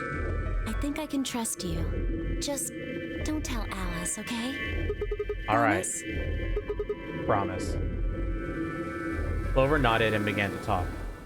I listened with rapt attention and a complete loss for words. Here is what she said. Alice and I are agents of the SOIS, which is under the jurisdiction of the Department of Defense. SOIS stands for Special Office of Internal Security, and we're an elite intelligence division that investigates potentially disruptive or dangerous elements, such as domestic or foreign terrorists, radical political splinter groups, and religious organizations with extreme agendas that could pose a threat to the state or citizenry. Our existence hasn't been made public, so there are only a few people who even know we exist. You're probably wondering how I even got involved in something like that, huh? Well, it started when I met Alice. I told you that I've played the nonary game twice before, right? Well, this was after the second time, so about a year ago. We just escaped, and we were all stuffed into this SUV barreling across the desert. I was driving, and that's when I saw her. Alice. She was standing next to the road with her thumb out. She was already working for the SOIS, and she'd been on her way to the building we'd been trapped in as part of her investigation. But on the way there, her car had broken down. We offered to give her a ride, of course. After she got in, we started talking, and it turned out that Alice had gotten the tip that the terrorists she was after were in the building we'd been trapped in. We couldn't see how us playing the nonary game had anything to do with the terrorists, but Alice had a suggestion. Maybe the two people who trapped you in there are the terrorists. That didn't seem very likely to us, but we were chasing after them anyway, so we decided to bring Alice with us. Unfortunately, we didn't find them. As far as we know, they're still out there now, on the run. Anyway, we were taken back to the SOIS headquarters and put into custody. I guess they thought there had to be some kind of connection between us being kidnapped and the terrorist group they were investigating. But they must not have found anything, because after a few days of questioning, they let us go. We all went home and returned to our lives. But things didn't go back the way they'd been. My mom got real worried about me and my brother, since we'd gotten kidnapped twice now, so she hired bodyguards for us. Oh, I haven't told you about my brother, have I? He's super awesome, for one. And he was in both of the last two nonary games, too. So, anyway, we've been grabbed twice. But the people behind the two nonary games are totally different. That didn't matter to my mom, though, so after all these huge men in black suits followed me and my brother everywhere. It was awful. We were always being watched. People would look at us funny because we were being followed around by a bunch of creepy-looking guys. Couldn't stand it. Just when I thought I'd finally be free, all that was waiting for me was another kind of prison. The only time I was really happy was when I was hanging out with my brother. So, we were talking it over one day, and we decided to leave. Like, run away. So, we did it. And after that, we lived on our own. I worked in a cafe, and he composed music. He plays the harp, and he started writing this kind of new agey music. It got kind of popular, so we didn't have to worry too much about surviving. Sometimes he'd play a little venues like coffee houses and stuff, and his fans would show up and listen to him play and cry. Or some of them would meet on their own and recite stuff from the book he'd written and play his songs. I know that sounds kind of like weird and culty, but they just do that stuff on their own, okay? My brother doesn't have anything to do with it. Anyway, we did that for a while, and then one day Alice showed up. I need your help, she told us. We need people who can do what you can do. So, we went to the location she gave us, and it turned out to be headquarters of the SOIS, where they'd taken us after the second nonary game. They put us in a room with about a dozen or so other people who were all about the same age as us. A bunch of them looked familiar, too. It only took a moment to realize how we knew each other. They were the kids from the first nonary game. We were all excited to see each other again, and we were hugging and shaking hands and stuff. And then Alice walked in. The whole room went quiet. She walked up to the podium and looked around the room, making eye contact with each one of us. Right now, terrorist organization is preparing for a major attack. They plan to trigger a viral pandemic. If they succeed, they will strike a massive blow against all of humanity, not just any one country. It's possible that we, as a species, will die out completely. We are doing our best to prevent this, but we need your help. You are what we call espers. You have the ability to access the morphogenetic field. We need that. I'm guessing you don't know what any of that is, but basically we can do this thing that's kind of like telepathy. I mean, it isn't really telepathy, but that's probably the closest thing, okay? Espers can resonate their consciousness with another person through this thing called the morphogenetic field. The purpose of the first donor game was to research that ability. So they kidnapped kids who had the potential to do it and threw them into the game. Alice had gathered up all the kids from that experiment. Well, I mean, it had been 9 years since it happened, so we weren't really kids anymore. Anyway, everyone she brought in was an Esper. That included me and my brother, of course. I bet you think I'm just making all of this up, huh? I don't blame you. It is pretty crazy. I mean, I was even starting to forget I could do that stuff. So when I heard Alice's story, I was like, screw that. I was trying to move on with my life, and now some shady government creeps wanted me to use some weird ability I had for them? No way. I wasn't even sure I could do it anymore. Some of the others felt differently, though, and they told Alice they'd do it. It was a job, after all, and most people wouldn't turn down a salary like that. Oh, right. I forgot to tell you. She told us how much they'd pay us if we helped. It was a lot. More wealth than you can imagine. But I was still totally against doing it. My brother told me he'd go along with whatever I decided, so I decided we were leaving. A couple days passed, and then Alice showed up at our apartment. She didn't waste time. The people behind the first nonary game might have been part of the terrorist organization Alice and the SOIS were after. Wasn't that, she asked, something that I might want to know more about? That got me curious. My brother too. But the clincher was what Seven said to us. He was one of the guys that got abducted with us for the second nonary game. She called him on her phone right then and there and handed it to us. You guys are the only people who can do this. We don't know where Junpei is. He's gone off to travel the world looking for Akane. I haven't been able to get a hold of him. Please, just do me a favor and help Alice out. Junpei, like Seven, another participant from the second nonary game. Akane, one of the people behind the second nonary game. Seven was a Japanese policeman, which was probably how Alice got in touch with him. Anyway, that did it. My brother and I agreed to join the SOIS. For the next couple months, all we did was train. Half the time it was general knowledge and technical skills an SOIS agent needed, and the other half was learning to strengthen our Esper abilities. They'd actually known about Espers for quite a while, and had a lot of techniques that helped us get better and stronger. After several months of hard work, we were finally ready for our first field missions. Mine was an infiltration. My brother stayed at the base so I could relay information back through him. I was supposed to sneak into a research facility, posing as one of their workers, and then use the morphogenetic field to transmit what I found back to my brother. But everything went wrong. It was a trap. The whole research facility was fake, and I got captured. Alice had to come and rescue me.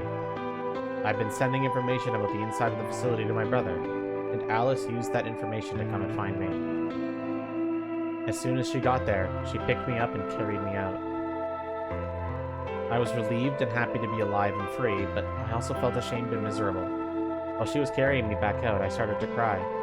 She was just so cool, and I wasn't. I wanted to be just like her.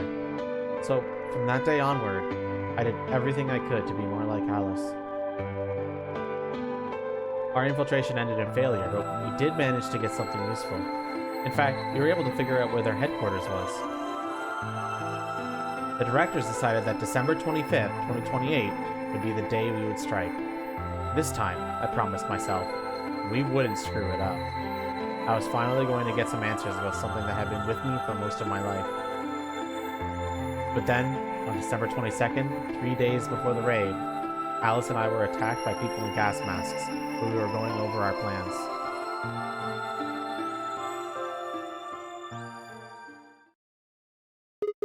And when you woke up, you were in the warehouse? Yeah.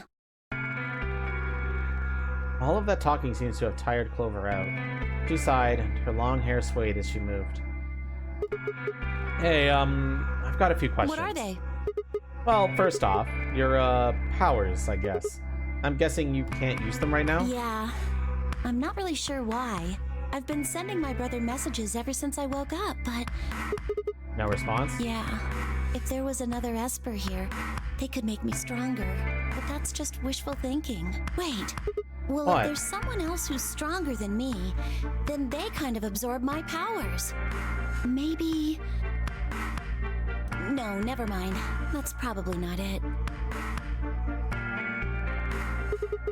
Right, whatever. I have some other questions, so moving on. I think I understand what Alice was talking about now. They were trying to spread that virus, right? Yeah. Okay, so who are they? Well, I can't tell you that. What? Why not? You told me all that other stuff, but this is too much? Well, Alice would be mad at me. I already told you I wouldn't tell her. Fine, let me rephrase. When are they going to do it? Well, if we knew that, we wouldn't have gone to all that trouble. So you don't know? No. All we know is soon. But that could mean just about anything. Yeah. It could be next week or next month or even next year. Or it could have happened already. Wait, you mean they might have already released the virus? Wouldn't that make the most sense? Like, how about this room? Or that newspaper article? And the 3 people who were put in cold sleep. Are you saying you, me, and Alice were frozen and the pandemic happened while we were all on ice? Wait, no, that doesn't make sense. Nobody else has heard of Radical 6 either. Maybe they're lying. Really? All 6 of them? Well, if Kay really does have memory loss, then it's only 5. Quark is out too. So you're saying Tenmyoji, Dio, Phi, and Luna are all lying? I guess they are a little suspicious. Right?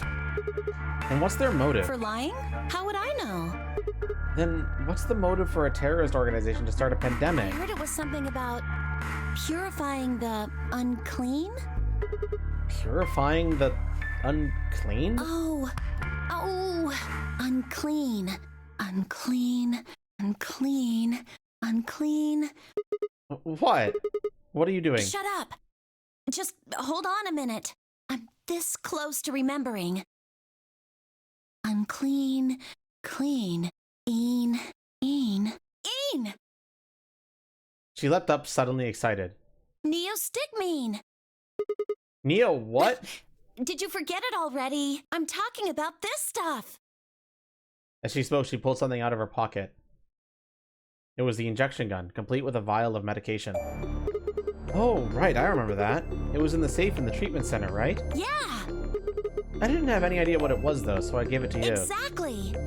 Are you saying you've heard about this neostigmine stuff before? Yeah, that's what I'm saying. I just remembered. You remember? My brother told me about that. Neostigmine is a type of cholinesterase inhibitor. That means it's a sort of antidote for tubocurine. Sorry, but I still don't get it. How easy do I have to make it? Ugh. Okay, fine. I'll start at the top, all right? The stuff I've got in here is neostigmine, which counteracts the muscle relaxant tubocurine. Following me? Tubocurine is the poison in our bracelets, right? Right. It's the second thing we get injected with if we're penalized. First, is this over real? Which put you to sleep. 9 minutes later, the tubocurine is injected, numbing your respiratory muscles. I guess you could say it'll really take your breath away. So you're saying this neostigmine keeps it from working? Yes! Oh my god, how many times are you going to make me me say it. So we could just inject ourselves with this if we get penalized. Yeah. We don't have to die. We're gonna be okay. We can only pull the trigger once, though. That means we can only use it on one person. Yeah. Well, it's still good news. This means one of us can break the rules once. Like, let's see. The best way to use it would be for sneaking through the number 9 door. If somebody gets 9 points, they can open it, right? With this stuff, somebody who doesn't have 9 points could still leave with them. Anyway, I'm gonna go tell Alice. What? Hey, Clover, wait, Clover! It was too late. Clover was already on the lift and gone. Damn. I think understandably upset. With no stairs, my only choice was to wait for the lift to come back down. As soon as it was back, I jumped on and headed upstairs.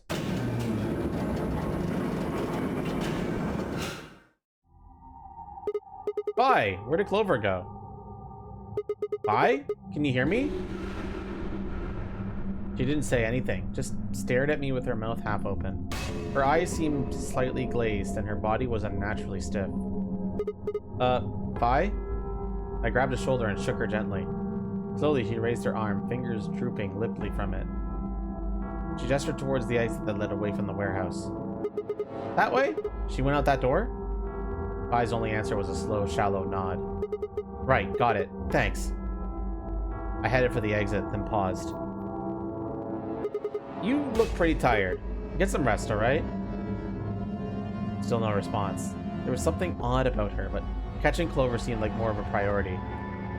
I turned back around and jogged out the door towards the treatment center.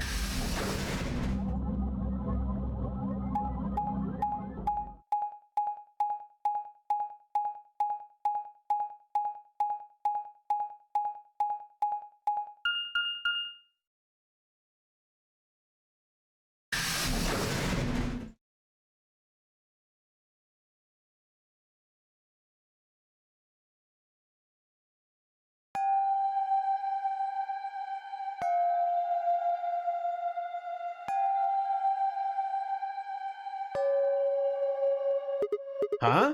This is weird. Where is everybody? I'd assumed Alice would be in the treatment center, but so Clover would have gone there to find her, but the room was empty. Luna and Temyoji were gone too. They left Quark, and the readout on his pod said his vital signs were still normal. As far as I could tell, he was still asleep.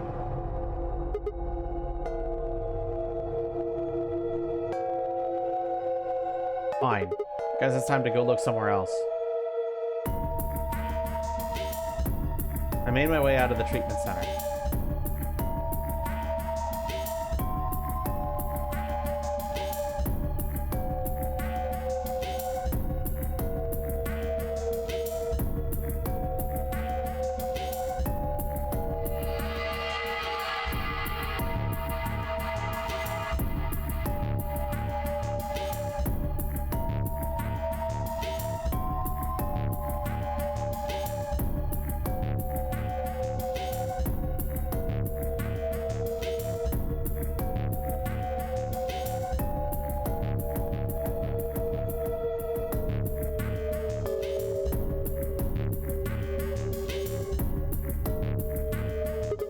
What the hell? What is going on here? I can't find anybody. Every single room is empty. Wait, there's still one place I haven't checked. The infirmary.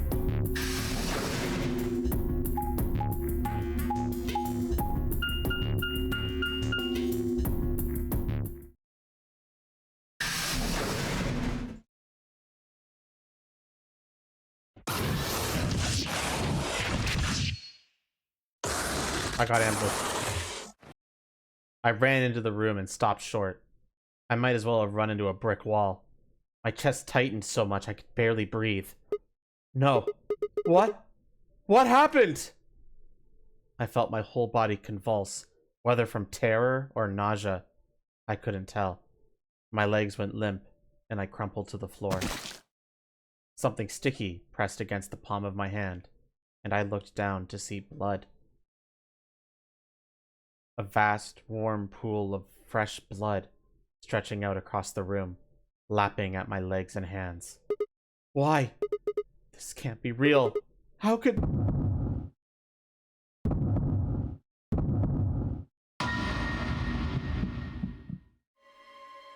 In the middle of the lake of blood, like an island of flesh, were bodies. They were a bloody tangle of lifeless limbs and dead eyes, with too much blood and chaos for me to tell who was who. Had they sliced themselves open? Or stabbed one another? I couldn't tell. All the blood. Too much blood. Whatever they'd done, it was clear what tool they'd used to do it. A scalpel lay in the blood next to them, its handle and blade streaked with gore. This was how they had died. This tiny blade. Oh God, this is it. It's all over. This is how it ends. That's right. I have to end it. This nightmare will finally be over. Time to wake up. My fingers scraped across the floor as I picked up the scalpel. I lifted it slowly, carefully to my neck, as if someone were guiding my hand with theirs, and drew it across my throat.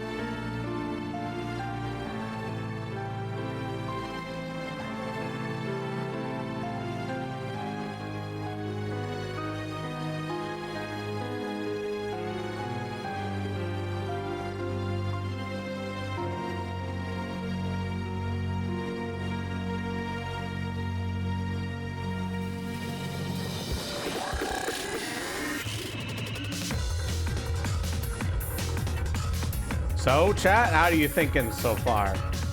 We beat the game, chat. We did it. Okay, obviously we didn't, but...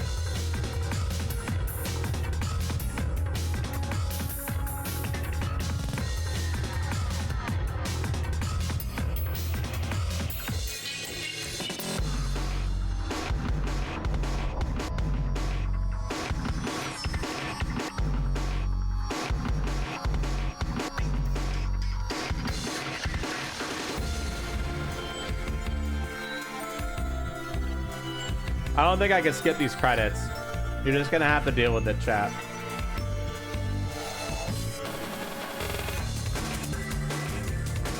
At least the music's good.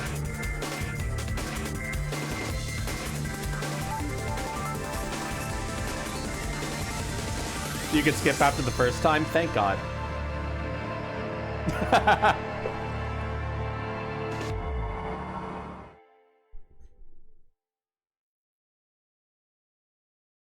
Clover end.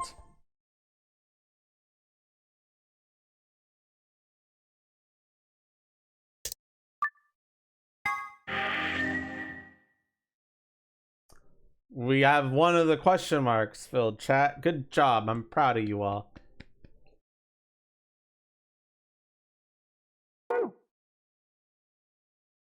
right, chat. Where do we go next?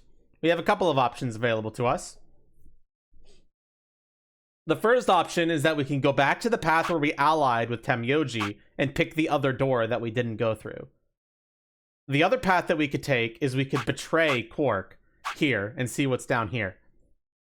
The third option is we could go over here and we could betray Temyoji and see what's over here. The final choice is that we choose one of the first doors and we go all the way back to the very beginning of the game.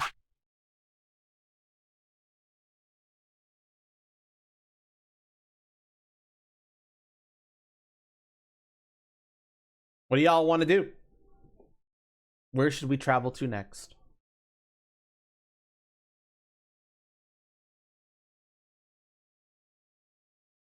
Betray Quark?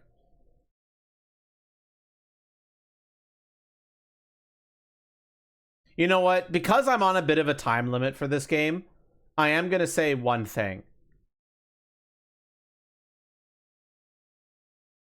I'm pretty sure that just leads to a bad ending, and it's not something that we have to do.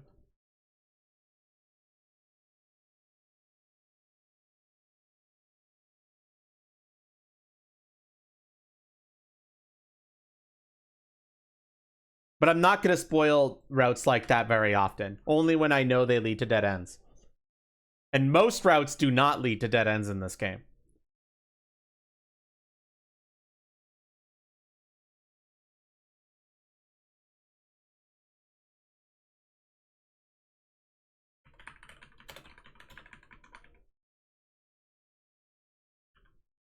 About the other Tenny door? Yeah, we could do that. I'd say the best options right now, chat, in terms of guiding you, is to either go down this path with the other Temyoji door after this door here, after we ally with him, or go through one of these doors. That would be the best choices. And if you want my personal opinion, I think filling out this path as much as we can might be a smart call. But it's all your choice.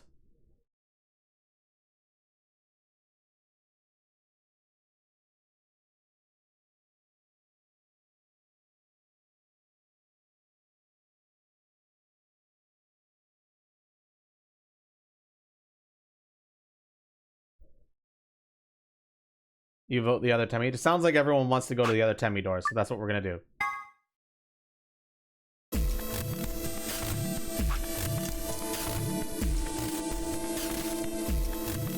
Oh god, we're going with Dio, chat. Get your fucking butts in order.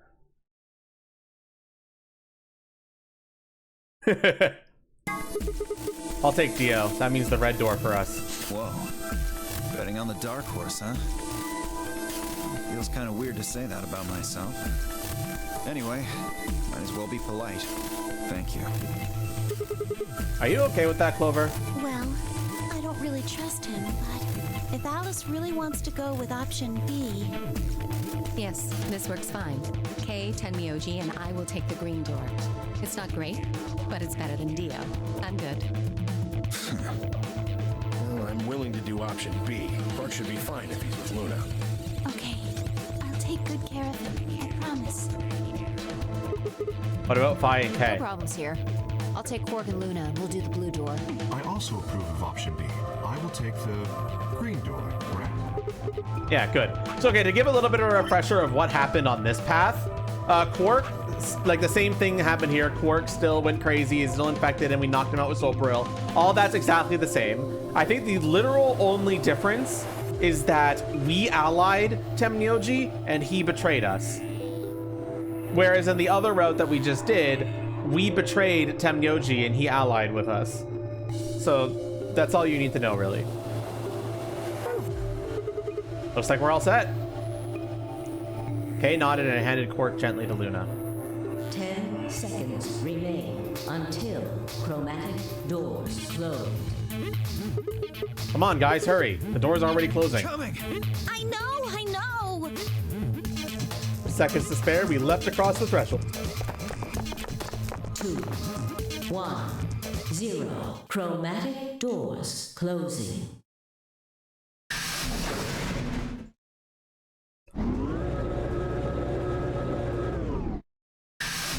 It's puzzle time!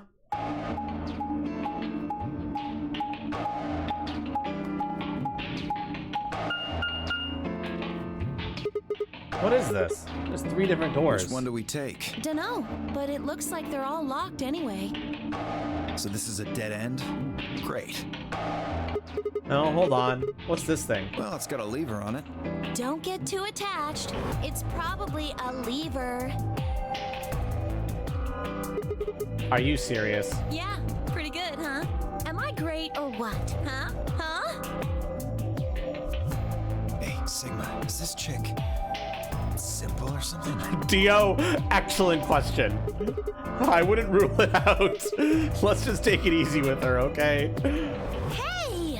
What kind of a gentleman has a secret conversation in front of a lady? I guess it can't be helped, though. You boys just secrete secrets. Oh man, I'm good. Sigma, please, let me give her a smack. I wouldn't do that. What if it only makes her worse? Well, I think that's enough genius comedy for now. How about we throw that lever? I thought you said we should stay away from it. Well, you don't really think anything bad's gonna happen if you pull it, do you? Besides, it's not like we can go back. Fine, I'll do it. Ready? Here we go!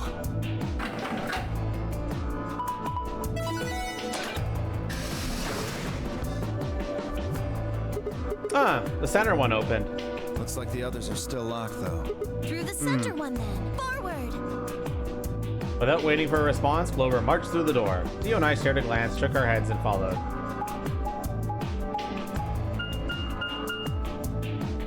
The laboratory. Emerald, I'm gonna be real with you. I don't give a fuck about those things. We're playing a completely different game right now.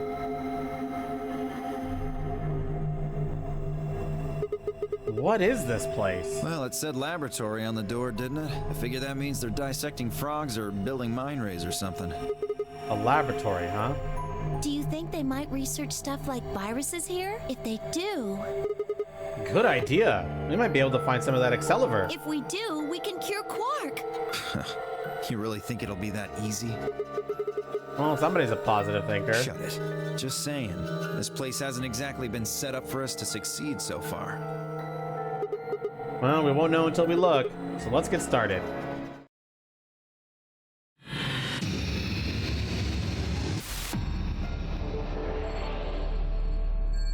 Seek a way out. Here we go. Puzzle time, chat. There's something on this tray. Empty capsule. Looks like a ball. There isn't anything in it. Do you think we're supposed to stick this metal part into something?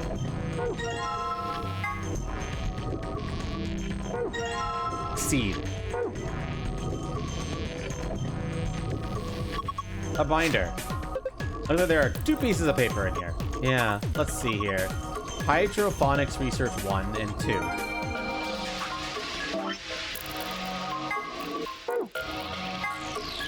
Preparation of hydronic fluid and seeds. Preparation 1. Prepare the 5 different hydrophonic fluids. Diuretic ratio 1 part fluid, 10 parts water. Each fluid has a distinct color. Preparation 2. Prepare the 5 types of plant seeds. 2 long seeds, 3 round seeds. Research has shown that there is a distinct and repeatable relationship between the fluid used and the type of seed. Relationships can be categorized in the following manner. The long seeds failed to germinate the 3 of the fluids. Round seeds in fluid B and fluid D failed to germinate. None of the marked seeds germinated if put in fluid C. Non-marked seeds failed to germinate in fluid A or fluid B. When the striped seeds were put into fluid D and fluid E, only one of them failed to germinate.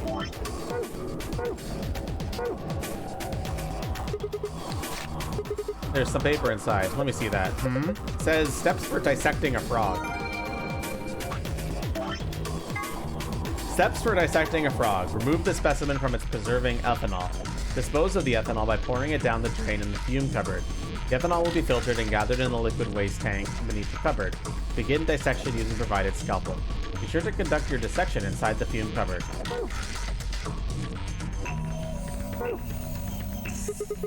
What's this thing? Who knows?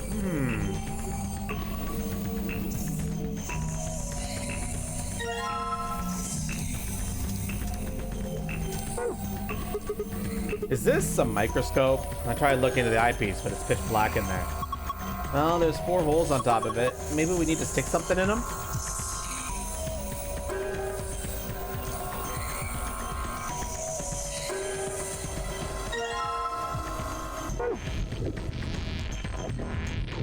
A binder. There's some paper inside it. It says DNA extraction instructions. Oh my god, I'm gonna hate this puzzle.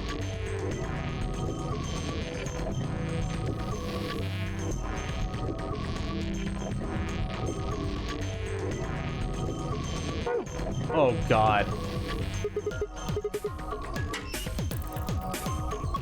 You open it up, it looks like a blender or something. I don't think you use it for cooking though. Maybe it's for scientific experimentation. We are in a lab. Yeah, you can probably pulverize just about anything with something this heavy duty.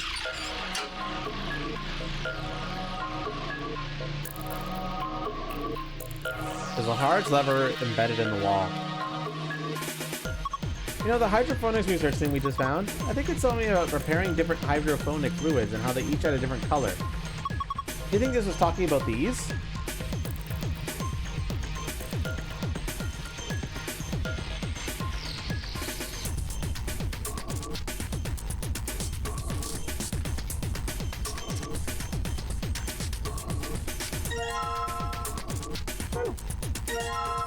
Rogue.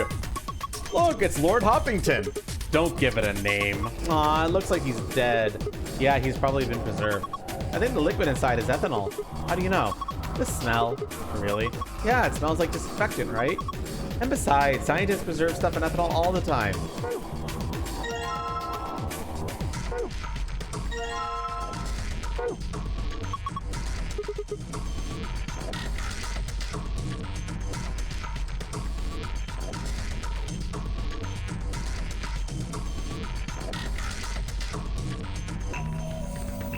I already hate this puzzle.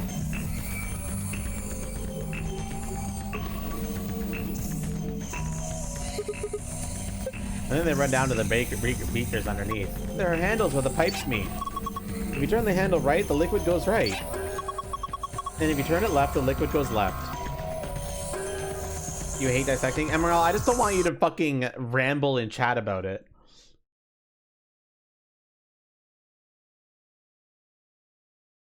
You tend to ramble a bit. And it's okay. It's just sometimes you drown out everything else around you and you don't let other people give a say. Maybe if you put it right in the middle, half goes to the left and half goes to the right. What is this liquid then? Probably water. What do the numbers mean? Are they supposed to indicate the amount of water that flows out of each pipe? Apparently units that look like 80 something of water come out of the center pipe. And each pipe after the split gets 40. We're supposed to regulate the flow of water with the handle so that each beaker gets the correct amount? Yeah, how do we get the water to come out in the first place though? I think you probably just pull the lever over there on the right, like this. After turning the correct levers, pull down on the lever on the right to pour water into the beakers. Let's give it a shot.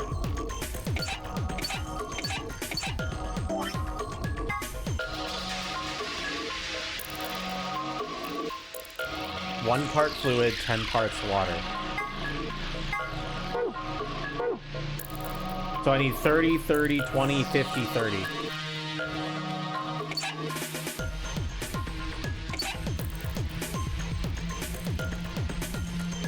So this would be 40, 20, 20, 10.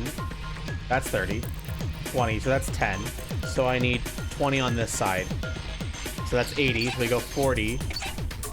20, okay, and that was 20, 20 right there. Okay, 40, so there's 40 in there, so I need to get 10 in there. So 20, half that, 10, 20, and 30, that should be good.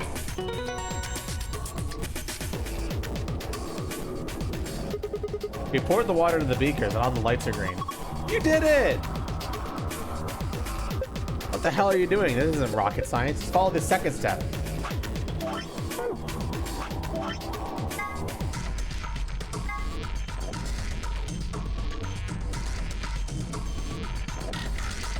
Two long seeds, 3 round seeds.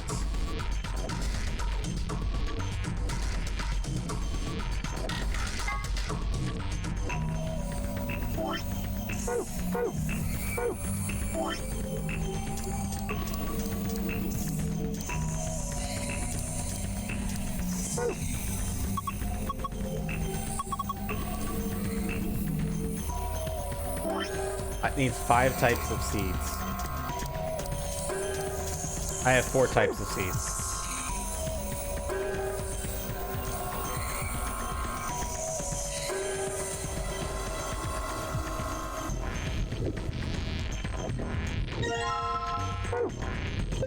This must be some kind of waste tank.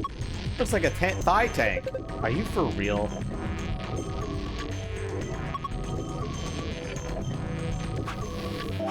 We're over here now, Awario. In the red door, where you see this thing is. So we went back to when we allied with Temyoji and he betrayed us, and we went through the other door option that we had there. Everything else is mostly the same from the other path. Quark is still unconscious and was injected with the Soparil and all that stuff. Why'd they put a speaker here? That's a drain. What is wrong with you?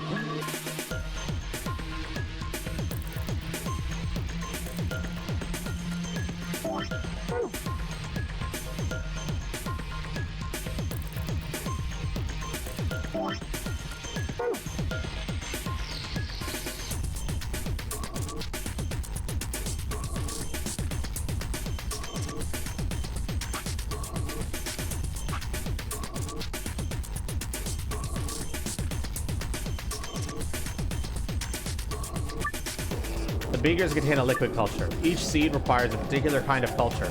Place each seed in the appropriate beaker. By dragging a seed on top of another seed, you can switch them. Press the check button after you put the seeds in the correct places. When each seed is in the correct culture, you will have completed the puzzle.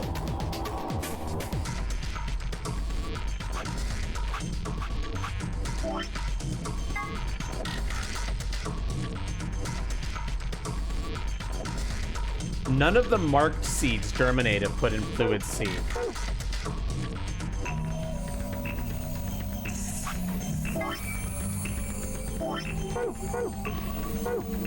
So that means one of these two goes into fluid C. Non-marked seeds failed to germinate in fluid A or fluid B. So these two, like no marked seeds in those two, okay. When the striped seeds were put into fluid D and fluid E, only one of them failed to germinate.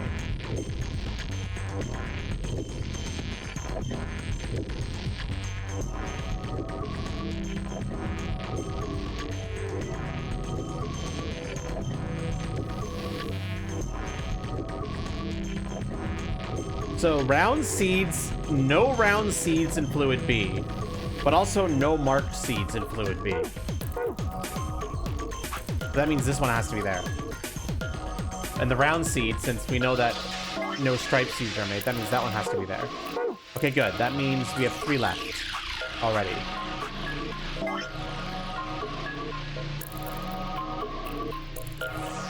No round seeds in fluid D as well. Okay, so that means it has to be that.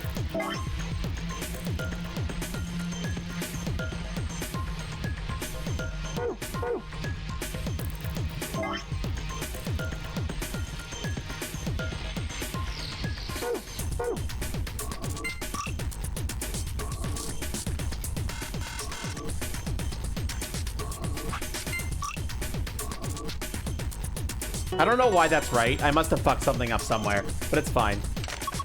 You did it, Sigma. You've sown your seeds. Don't say that. Huh? Why not? Just don't. Quiet, you two. Look at this. Oh, a red capsule?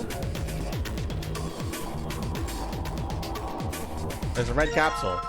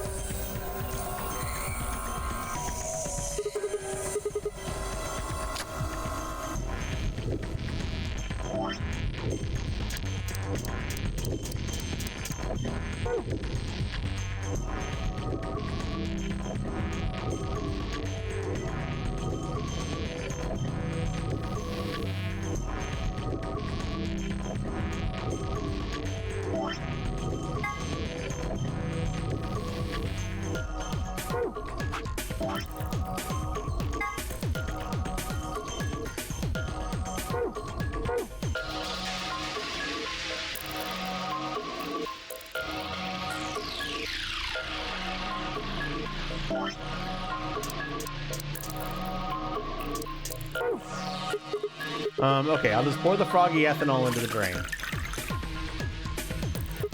And set the frog over here. Frog.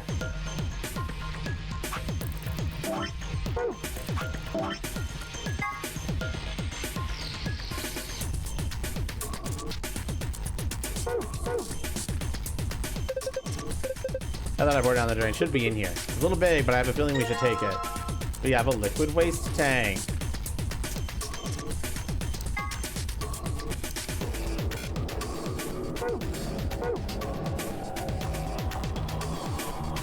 What do I do with the liquid waste tank?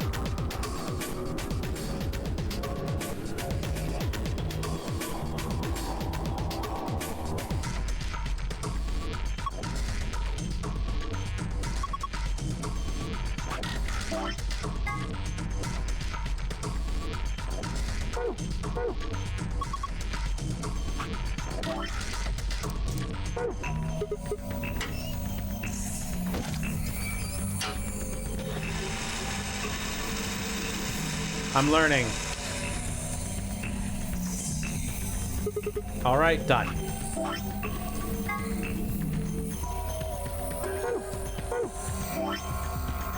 Add in saline water. All right, I'll just pour the saline solution in here.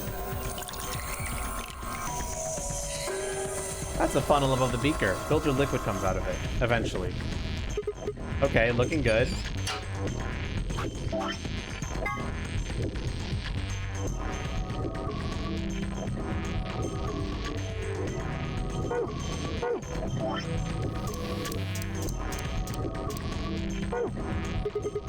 Gonna pour the ethanol into the beaker. Then...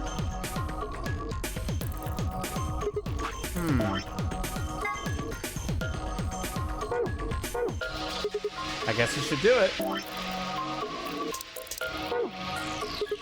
Alright, I'm gonna dip the protrusion into this capsule and stuff in the beaker. Awesome, you got it all.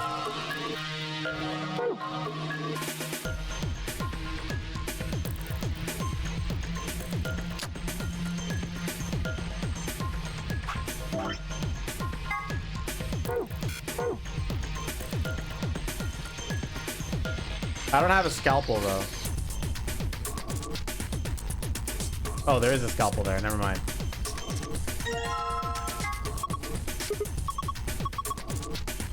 Wait, what did she say? Pretty fancy tray. Is that a cat playing with a ball of yarn? Are you even looking at it? It's a lion. How are you not kitten that? What? Sorry. It's sort of a tick I picked up when I was a kid.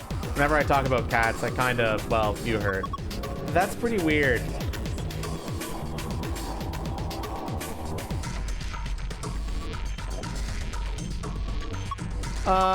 Sigma, what are you gonna do with the scalpel? Are you gonna cut Lord Hoppington open? Well, I don't really have a choice, do I? But, poor Lord Hoppington. What are you freaking out about? It's dead. That's not the point. It's still sad. Yeah, it is kind of sad. Oh, for the love of... This frog is dead. It's an ex-frog. Ugh, fine. I'll do it. Hey, well, I guess that saves me the trouble. Huh? Something came out of his stomach. A blue capsule?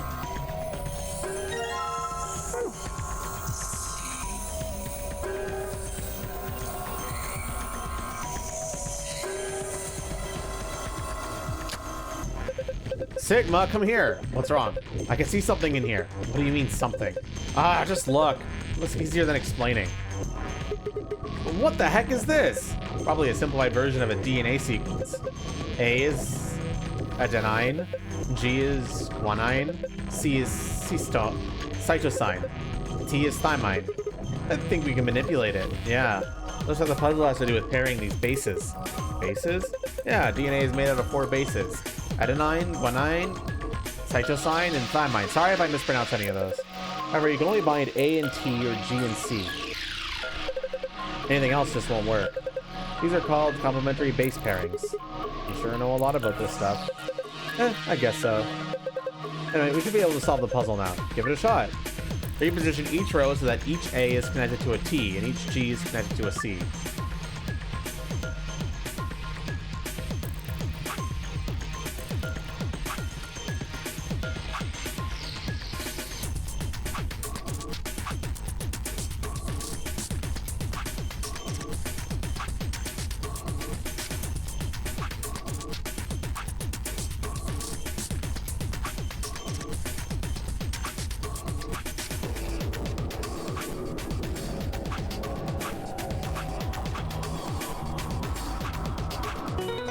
Easy. Ignore that I did that completely by accident. Ha! Did it! Good job, Sigma. That was awesome. You want a treat? I'm not hungry. You're turkey. What in the hell? Stop screwing off. We don't have time for that. Now get over here and look at this. Huh. There's something on it. This is the safe password. Perfect. This is just what we need. Yeah, now we can get into the safe.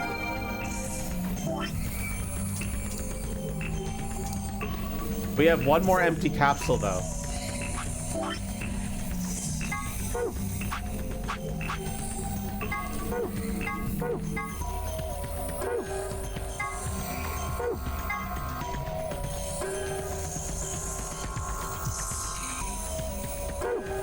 Have I been going for the blue codes? Yes.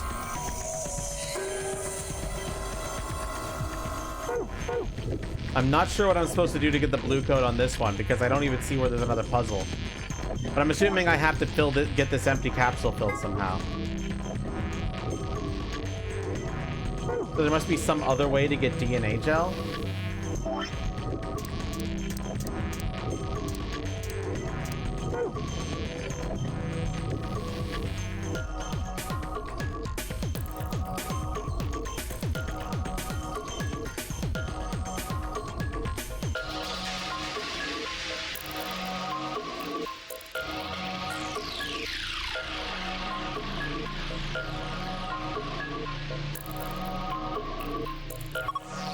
Lord Hoppington, why? You left us too soon.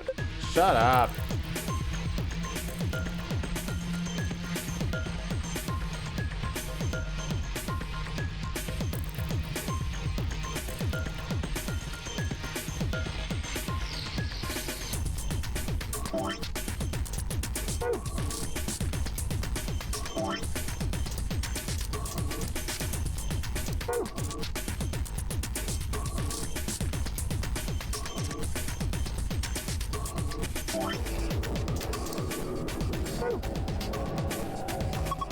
Are you gonna use those seeds in the mixer? Yeah, you think I shouldn't?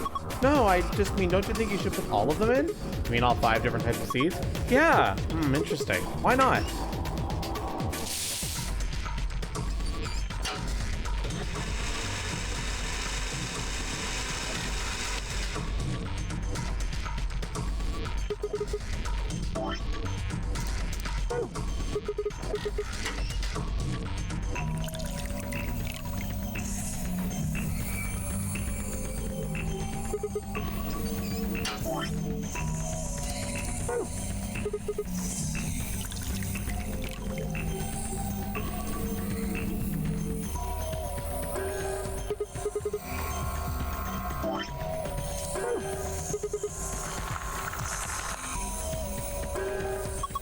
You got it all. I got the yellow capsule.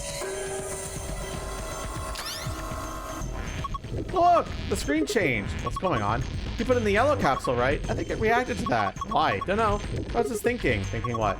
Well, that thing we just put in had plant DNA in it, right? Maybe that caused this. Let's go have a look. Huh. It's different now. The shapes are in different places.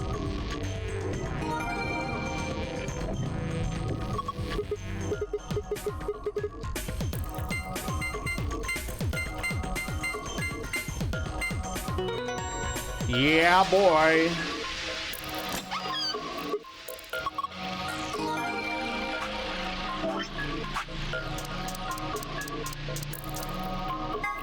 The facility has 2 stories. The top floor is referred to as Floor A, and the bottom floor is called Floor B. The A and B supposedly stand for above and below. There's a rumor that the floors are actually named after a particular Swedish pop rock group from the 70s, but everyone involved in this project has insisted that is a vile and hurtful lie. When the body is infected with Radical 6, the processing speed of the brain is reduced. If we assume the brain currently operates on a 1-to-1 basis with regards to time, Radical 6 reduces this to 1 to the power of 1/6. So 1 to the square root of 1/6, or approximately 1 to 0.408. This means that for each second that passes outside, the patient feels that only 0.408 seconds have passed inside.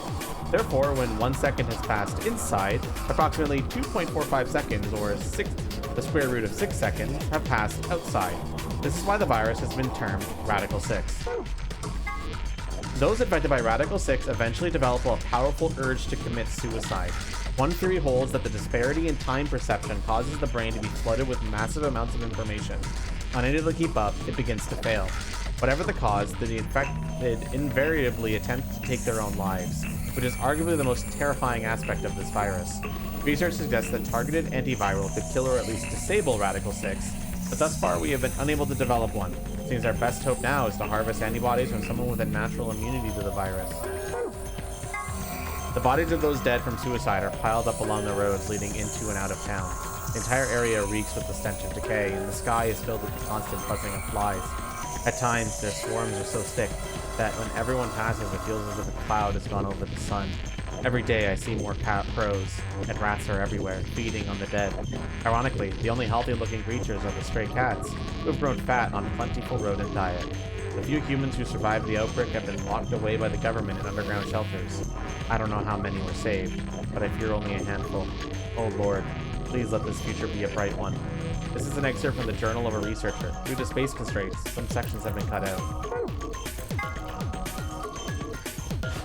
Jumpy doll. Sounds like someone named a doll Jumpy, but why? Don't you think its hat looks kind of weird? There's that huge band that just wraps around his head. Is he hiding a pair of Ferengi ears? Or maybe he's just a young robot? Well, this is just between you and me, but he's got missiles in there. The sides of his hat are hiding in those pods, like you see on helicopters or SAM sites. Except these missiles are tiny, and when they get in trouble, both sides of the hat open up and they just fly out all at once. Like, just kidding. Actually, he keeps his snacks in there. Excelavir, an antiviral medication made to counteract Radical 6. More specifically, it's an antibody with a natural resistance to the virus.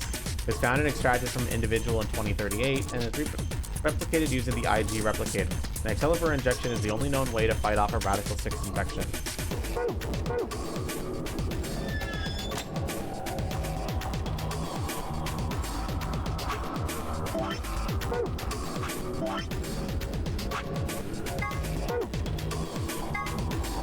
Stars.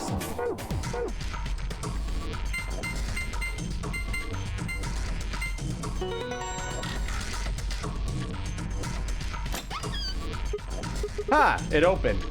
Awesome! That suspense was killing me. Okay, what do we got here? First is a map. It says floor B. The one I found in the infirmary said floor A. So did the one for the lounge. That would make floor A the top floor, right? I mean, we rode the elevator down to get here. Yeah, I guess so. All right, let's keep looking. There's a lot of stuff in here. These are the key cards. Each one's got a picture of a moon on it. Then these have to be the cards the announcer was talking about. Oh, so they gave us two, just like with the sun cards. I'm a solo, so I'll hang on to one. Cool? Sure, fine. Next up, we've got a notebook. Anything interesting? I can't read any of this. Are these even letters? What the heck is this? Isn't it a journal? It's got dates and stuff. Maybe, but I can't read any of this. What language is it? Who knows? Maybe it's Brazilian? They speak Portuguese in Brazil. Anyway, what else have we got here? Looks like two more things. Is that medicine? What's it say on the label? Excelavir. Excelavir? Axlever? Wait, didn't Luna say something about, Excelavir? You're right! This is it! This is Excelavir! It's the cure for Radical 6! Whoa, hold on. Let me see that. Later. We need to get out of here as quick as possible. Yeah, we need to get this stuff to Quark! First, we gotta get out of this room. Yeah, but that's easy. You've got it, right? Found the key in the safe. It should open the exit. Yeah, let's go.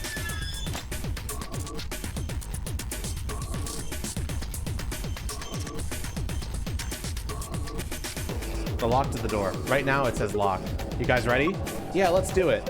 Just get it over with. Okay, here we go. 3, 2, 1.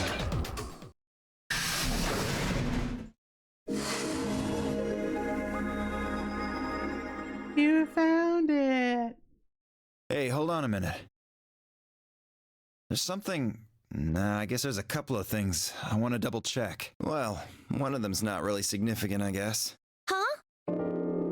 First off, this machine. We didn't even end up using this thing, did we? I was just wondering what it was. Well, I'm not sure how I'm supposed to answer that. Look at the side here. There's a name or something. IG Replicator? Replicator makes it sound like it makes copies of stuff. So it's like a copy machine? Yeah, probably copies IG, whatever that is. Any ideas? Who knows? Ice cream by the gallon? Of course! This machine must be here so we can make all the ice cream you want. Are you nuts? You're one idiotic girl, you know that? In other words, an IG. Oh, good one. Hey, this isn't the time for stupid jokes. There's a helpless child back there in the infirmary who needs our help. He was right, of course. I hung my head in shame. At any rate, as long as we don't know what IG means, we can't do anything with this machine, right? That's right. Makes sense. On to the second issue. Sigma, you found a journal and some sort of vial in the safe, right? Yeah? The vial. Could you show it to me again? I didn't Why? really get a good look at it before. You guys were in there so close I could barely see it. Was it really Excelavir? Yeah, definitely. I just I took the vial out of my pocket. See? It's written right here on the label. Excelavir. You really are an idiot. Huh? Although I guess in this case the G in IG stands for guy. What? I don't... The words were barely out of my mouth when he moved. Before I could blink, the vial disappeared from my hand. Hey, what gives? What are you doing? Dio slipped the vial quickly into his coat. Oh, don't worry. I'll keep it safe. I'll even give it back to you later.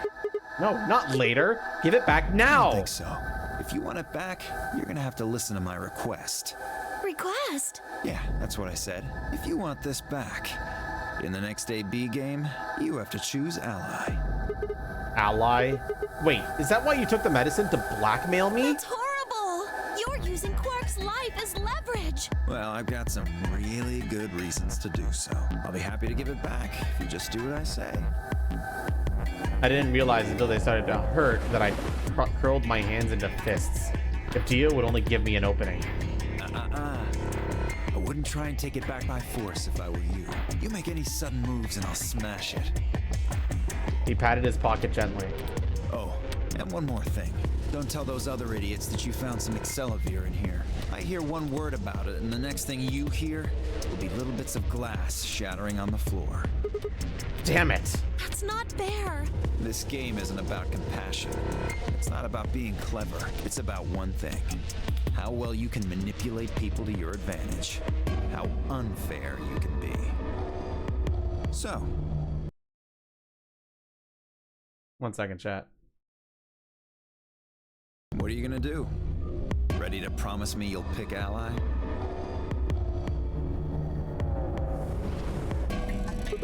Fine. I promise. Sigma! Oh, I knew you'd say it eventually. I'm glad you understand how this works, but don't think about trying anything funny. Break your promise and, well, you know what happens. See you chumps later. I'm really looking forward to the next round. With one last self-satisfied chuckle, Theo strutted out of the room.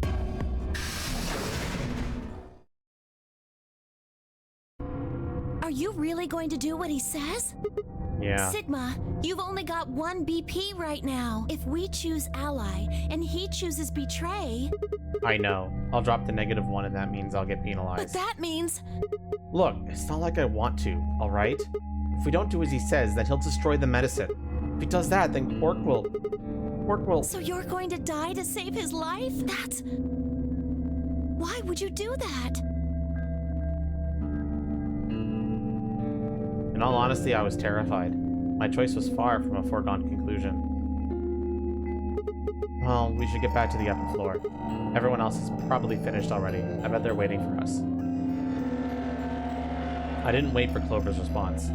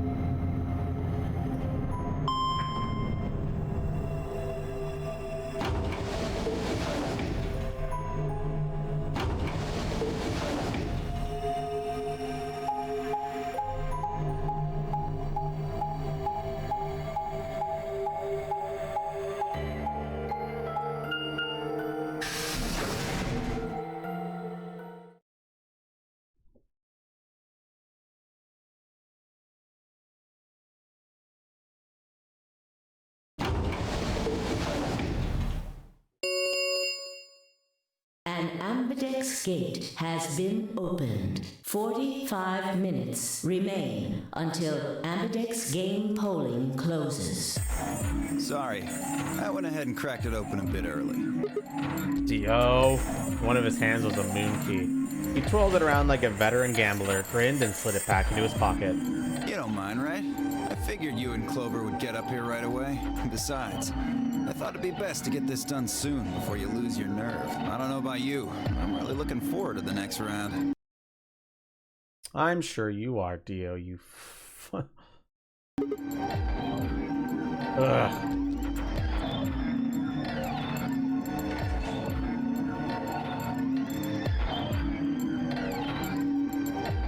I glanced around the warehouse.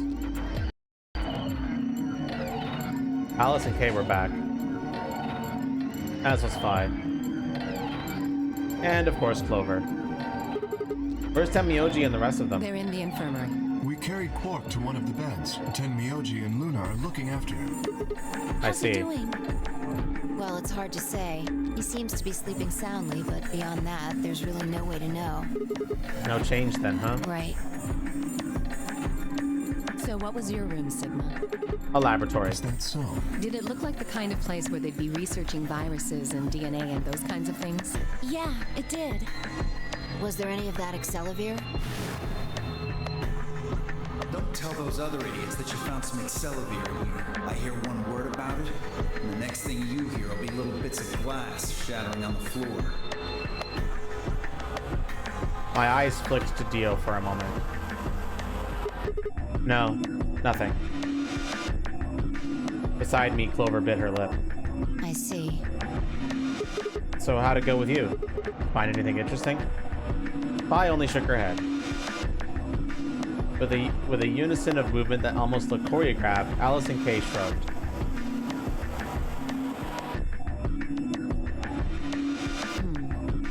Where does that leave us? We've still got about 40 minutes left until voting ends. What are you gonna do? I'm a little curious about that lab you found. I thought I might go take a peek at it. I'll show you the way then. That would be wonderful.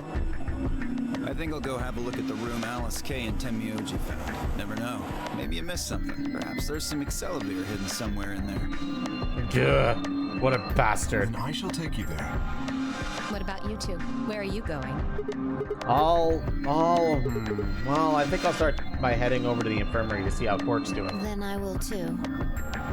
Glad that's settled. She nodded to Clover, and they disappeared through the magenta door. Dio and Kay followed a few footsteps behind.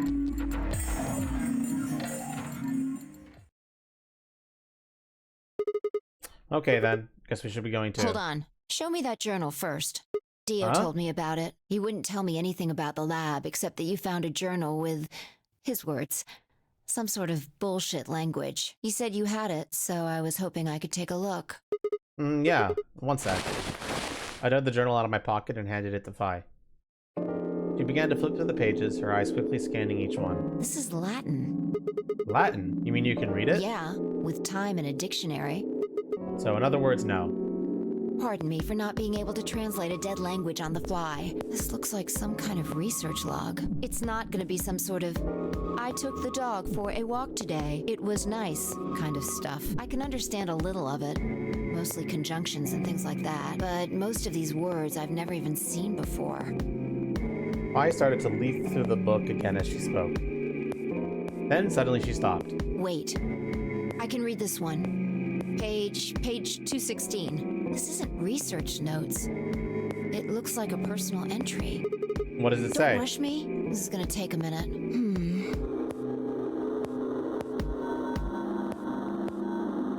Interesting. All right, I think I got it. It looks like they're talking about Radical 6. What? Why are they talking about that? Not sure. Let me read it to you. Keep in mind I'm paraphrasing. When the body is infected with Radical 6, the processing speed of the brain is reduced. If we assume the brain currently operates on a 1-to-1 basis with regards to time, Radical 6 reduces this to 1 to the square root of 1/6, or approximately 1 to 0.408. This means that for each second that passes outside, the patient feels that only 0.408 seconds have passed inside. Therefore, when 1 second has passed inside, approximately 2.45 seconds, or square root of 6 seconds, have passed outside. In other words, when 10 seconds pass in the real world, a patient infected with Radical 6 would feel as if only 4 seconds have passed. This is why the virus has been termed Radical 6. Radical 6 is another term for what is also known as the root operation, the function inverse to the taking of power. In a less mathematical sense, it can also be used to refer to something that is extreme or severe. Those infected by Radical 6 eventually develop a powerful urge to commit suicide. The exact cause of this is unclear, and although there is yet no direct link between suicidal urges and the reduction in mental processing speed, many believe that they are not unrelated. Those infected with Radical 6 perceive the world to be moving at a fever pitch, as if it were a video cassette being fast-forwarded. For instance, although the patient believes that only 10 seconds have passed, in fact, 24.5 seconds have passed. Given this increased speed of input, maintaining the ability to observe and reason would become a Herculean task. One theory holds that the disparity in time perception causes the brain to be flooded with massive amounts of information. Unable to keep up, it begins to fail. Whatever the cause, the infected invariably attempt to take their own lives, which is arguably the most terrifying aspect of this virus. Research suggests that a targeted antiviral could kill or at least disable Radical 6, but we have been unable to develop one. It seems our best hope now is to harvest antibodies from someone with a natural immunity to the virus. Thus far, however, we have been unable to locate a suitable subject, so I've continued my efforts to discover an alternative means of treatment.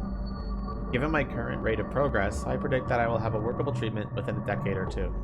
It is my fervent hope that humanity will be able to survive that long. The bodies of those dead from suicide are piled up along the roads leading into and out of town. The entire area reeks with the stench of decay, and the sky is filled with the constant buzzing of flies. At times, their swarms are so thick, and when one passes, it feels as if a cloud has gone over the sun. Every day, I see more crows, and rats are everywhere, feeding on the dead. Ironically, the only healthy-looking creatures are the stray cats, who have grown fat on the plentiful rodent diet. The few humans who survived the outbreak have been locked away by the government underground shelters. I don't know how many were saved, but I fear only a handful.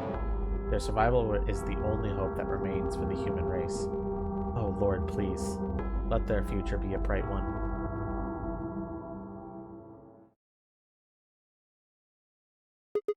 Whoa, that's a lot of information. Now we know what the virus does to you, though. If you get infected with your brain slows down by the root of 1/6. That's what, 40%? That isn't the important part. Those infected by Radical 6 eventually develop a powerful urge to commit suicide. Yeah, you're right. That would explain why Quark was, well, trying to kill himself. There are two other things in here that worry me. First, the part about how they haven't managed to develop a treatment for it yet. What do you make of that? What am I supposed to make of it? Maybe they just hadn't found one when this journal was written? I mean, from what we know, there's a drug called Excelavir that cures it. Exactly. But in the journal it says it might take 20 years to make something like that. Hold on a second. I'm getting confused. When was this thing even written? December 29th. No year. Well, there's no way it was written this year. Yeah, probably not. Anyway, moving on. The second concern I have is about the underground shelters it mentions. The newspaper article said something about quarantining people too. After we read it, we all thought the same thing. What if this was one of those quarantine facilities? But this journal seems to suggest the opposite. The few humans who survived the outbreak have been locked away by the government in underground shelters. You're trying to say that this place might be one of those underground shelters? Which would mean that we're all supposed to be uninfected. It would have been thrown in here to keep us safe. Yeah, I mean, there's no way to say for sure at this point, but it seems possible. But Quark's been infected, right? And maybe the virus got in somehow. That would be bad. Just think about it for a minute. If this is one of those shelters, a lot of things start to make sense. Maybe we've been here for a long time. Like, maybe they put us to sleep somehow. Made us sleep for years, maybe even decades. While we were sleeping, the pandemic that the newspaper article talked about happened. And whoever had this journal made this entry. And then once the antiviral treatment was finished, they woke us up? Right. It's all just speculation, but... No, that doesn't make sense. I mean, it seems like a pretty plausible scenario, but we were all captured before the pandemic started, right? Yeah. And how would they have put us to sleep for that long? How would they have known to do that? But most importantly, why the hell are we playing the Nonary game if the point of this place is to save us? Throwing a bunch of people into a game that might kill them is a pretty weird way to protect them from a pandemic. Yeah, you're right. See? We don't have enough information to make any real conclusions. I think we should see if we can find anything else. Phi had barely finished speaking before she took off to the magenta door. Hey, weren't you coming to the infirmary with me? Changed my mind. You can tell me about Quark later. And with that,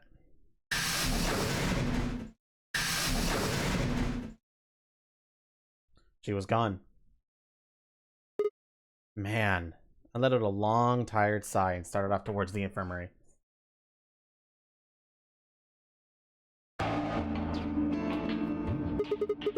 How's he doing? He seems to be stable, as far as I can tell. Still sleeping. I see. Mind if I have a look? Please, go ahead. I made my way around the partition to the side of Quark's bed. The journal and the thing Phi and I had talked about would definitely need to be addressed, but for the moment, the AB game was what I needed to concentrate on. Lives were at stake. Mine. And Quark's. Those infected by Radical 6 eventually develop a powerful urge to commit suicide. If the journal was telling the truth, then as soon as the aesthetic wore off, Quark would go insane again. What if we weren't able to restrain him for the second time? What if he managed to kill himself before we got to him? Or perhaps he just got out of the infirmary and go hide somewhere. On the other hand, it wasn't like we could keep anesthetizing him forever. Sorry, I can't speak words. Sorry for the Windows noises, hand trackers being a bitch.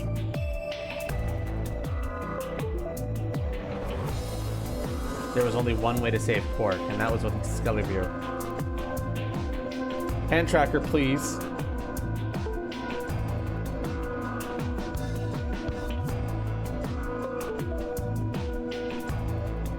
Why are you doing this to me?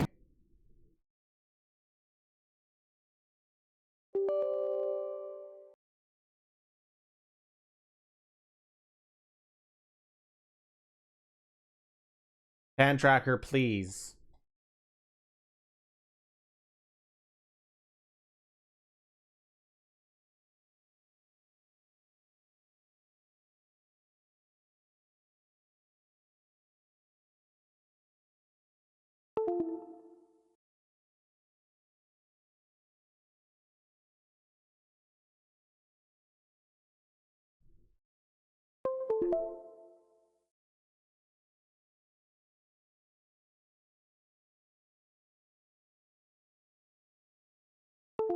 Gotta restart the service, I think.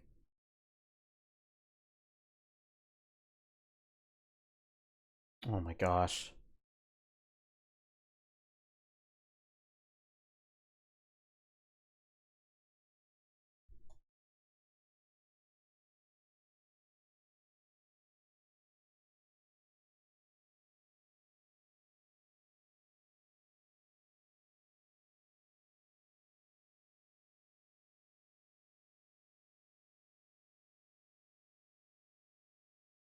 Do I look like I have a question? Sir, I have a question.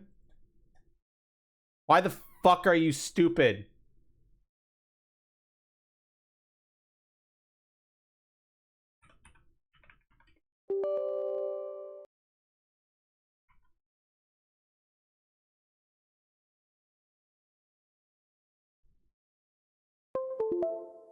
There we go, fixed it. Unfortunately, Dio has stolen it. If we wanted to get it back, Clover and I would have to vote ally. But if I did, there was an excellent chance I would end up dead. The question was then, what to do? Sacrifice myself to save Quark? Or keep quiet about the danger he was in to save myself? Koba!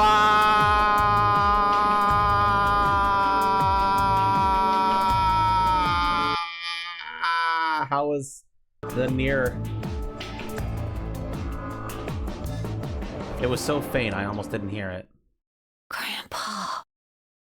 Grandpa. He shifted a little, then fell silent again. We're playing heavy story game, so I'm sorry if you can't follow along, but I'll try. We got an ending, and we're like, we got a kid, and he's dying and shit. Poor 9S. Bro, 9S is... yeah. He shifted a little, though, then fell silent again. It was enough, though. What on earth had I been thinking? How could I have even considered letting a child die in my place? Suddenly, my cheeks felt hot with embarrassment and disgust. That I had considered letting Quark die, even for a minute, was pathetic. There was only one choice. There had only ever been one choice. No way was I going to leave Quark to die. My hands tightened into fists as I looked down at him. Any uncertainty I'd felt before was gone. I knew what I had to do.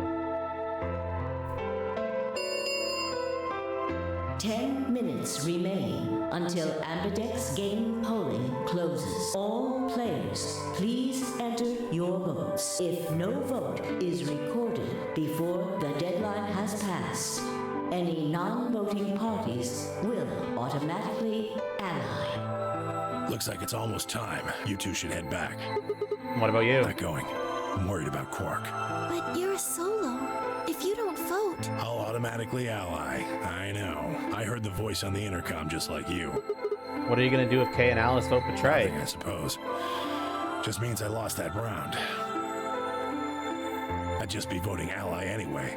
You know who my opponents are, right? Alice only has one BP left. If I pick betray and they chose ally, I'd kill her. I'm not so desperate to escape that I'm gonna kill someone for it. And even if I was, I can't leave Quark behind. You see? Doesn't matter if I go into the AB room or not. My vote's the same either way. Myoji's mind was made up. Trying to persuade him to leave would have been pointless. All right, take care of Quark. Of course. You worry about yourself. Okay. Let's go. Luna and I headed out of the infirmary, leaving Temioji and Quark behind.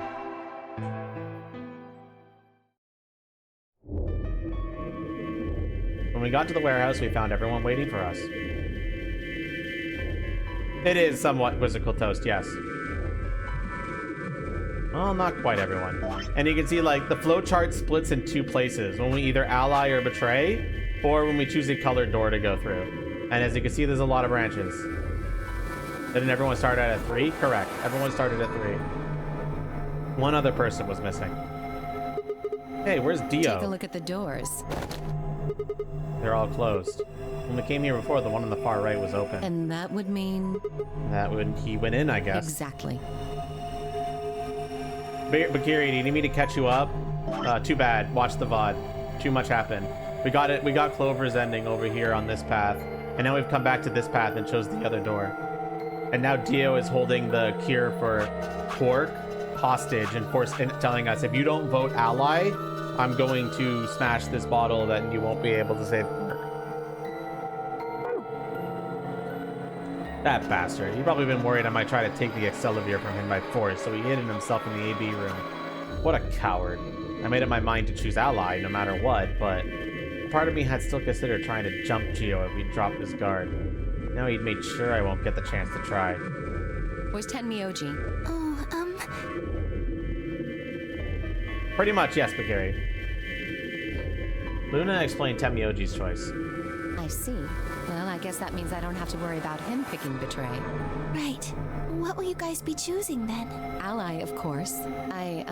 Because my BP is 6, I assume. Yes. As long as Tenmyoji votes ally, I can't choose betray. If I do, K's BP will go up to 9. But what if he forces you? You needn't worry. I would never do something so crass. Really? Of course. Then you don't need to go in there. Excuse me? Alice can vote by herself. Then we don't have anything to worry about, right? Well, I apologize, but I'm afraid I can't agree to that. Why not? I just can't. Shall we go, Alice? Hey, hold on a minute there. Sorry about that, guys. Headphones like to be a bitch. Headphones are assholes. Don't worry about it. Just ignore and move on with your lives. Kay continued briskly towards the AB room as if he simply hadn't heard 5. Alice scrambled to follow him, perhaps concerned that he would lock her out. Only seconds later, they disappeared into the 3rd room from the left. I hope Alice is going to be okay. Well, there's nothing we can do now. If Kay told the truth, she'll be fine. 5 minutes remain until Ambidex game polling closes. Time's almost up. Come on, Luna. Right. They headed off on a trot towards the 2nd room from the right and were soon out of sight inside of it. Alright, Clover, time for us to go. Oh, okay. Right behind you. I sighed to myself and headed towards the leftmost AB room.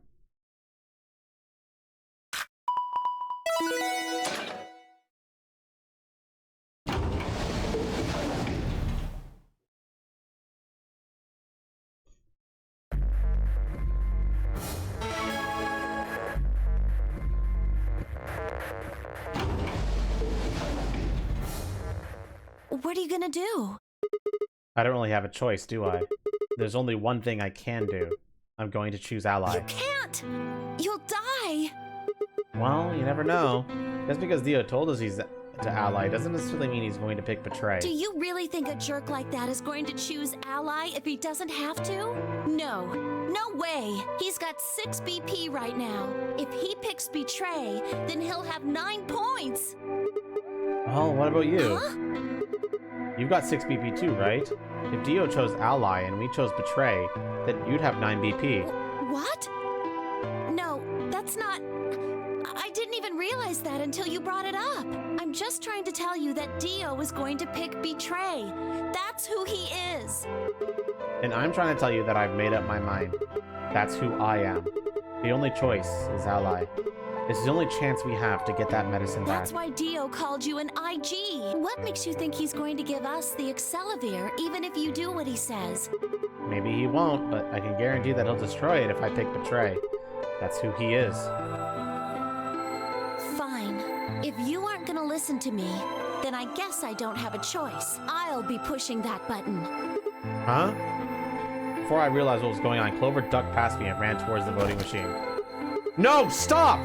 I snatched her by the arm and hauled backwards with all my strength. Ow! Sorry. Guess that was a little too hard, huh? Hey! What do you think you're doing? You can't just throw a girl around like that. Well, you're the one who tried to trick me. But you're gonna die! Dio's going to kill you! You can't do this! I don't want you to die.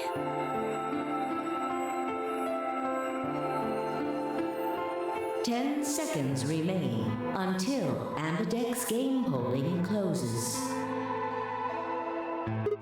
Thanks. It means a lot to hear you say that, Clover. I gave her my best reassuring nod and turned to face the polling machine. 3, 2, 1.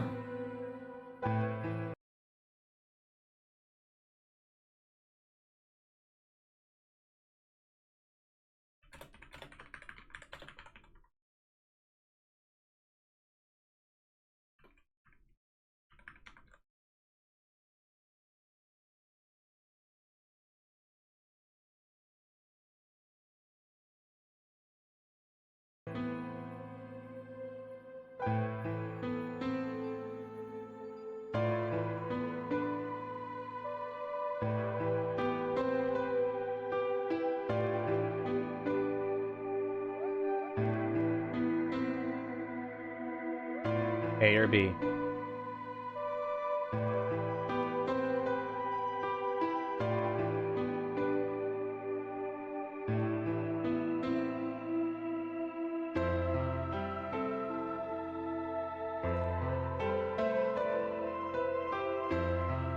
Someone did the funny.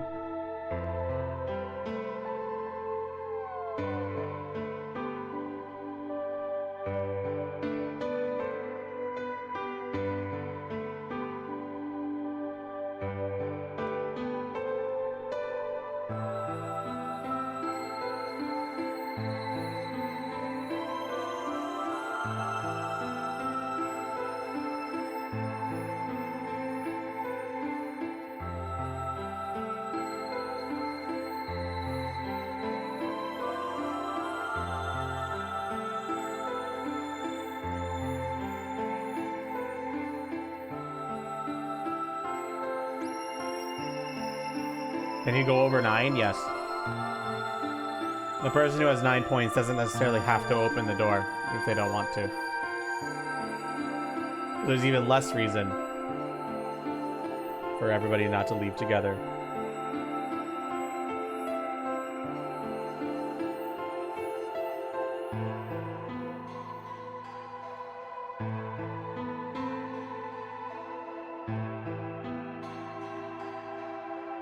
No, the door works if you go over 9.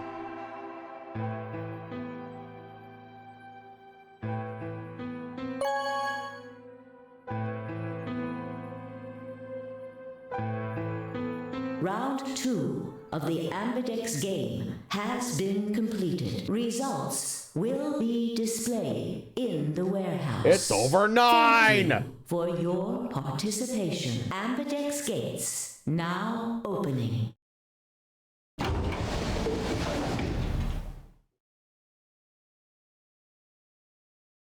Clover and I stepped out of the AB room. For several long moments, we just stared at one another. Words were unnecessary. Everything she would have tried to tell me I could already see in her eyes. Let's go. I turned and headed towards the results screen. Sigma. I heard her behind me, her voice barely louder than a whisper. The choice was already made. I stood up straight and kept walking.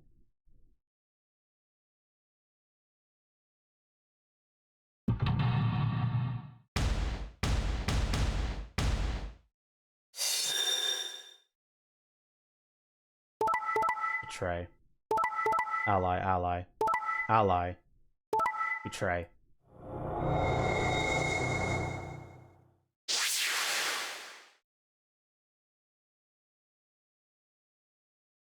Results from round 2 of the Ambidex game will now be displayed. Please check your bracelet to see your updated bracelet points.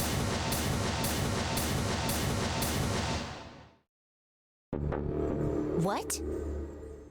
Sigma's BP is... Negative. Suddenly, all eyes were on me. I felt their weight, but stood my ground. It was the result I had expected. I took a deep breath and closed my eyes. I didn't have to wait long. There was a sharp, quick pain in my wrist, barely even noticeable. I couldn't feel anything flowing into my veins, but I knew it was there. First would be the anesthetic soap. I blinked and my vision started to blur. When I tried to think, it felt like my mind had been stuffed with cotton. My legs began to wobble and gave out entirely as I crumpled to the floor. Sigma! Sigma! Hang on! Hey! Sigma! Get up! Sigma! Oh no! Oh no! Oh no! Oh no! Trying to open my eyelids was like trying to lift sheets of lead. My eyes had lost the ability to focus, but I could make out a blur that had been Dio in front of the number 9 door. Damn it! You'll keep your promise, goddammit! I groaned with a Herculean effort, lifted my head, and then my sluggish body off the floor. Every step was a battle, and whether I shifted my weight, my muscles threatened to give out again. But somehow, I forced myself ahead, a single thought burning in my mind. I would reach Dio. Then, at last, the smudge of color faded into a recognizable person. I threw out my hand in front of him. Give it back. Give me the medicine. Give it back? Don't act like it's yours. Are we supposed to share everything we find here? I don't care. Just hand me the medicine. What are you talking about? We found the Excalibur in the laboratory. And Dio stole it. What? You mean he has it right now? Yeah. So? I kept my promise. Now you... I wasn't a fool. I knew the kind of person Dio was. There was a chance he wouldn't give us back the Excalibur. If he didn't, then I'd die with my hands around his throat. I gathered as much of my mind as I could and got ready to attack. Fine. Not quite what I had been expecting. Here. With a shrug, he pulled the vial out of his pocket and tossed it towards me. I caught it and pulled the tiny glass bottle to my chest, worried I might drop it. The label said, unmistakably, Excalibur. it was the real thing. Clover, take it. I held it out to her. Right. Of course. She quickly tucked it into her pocket.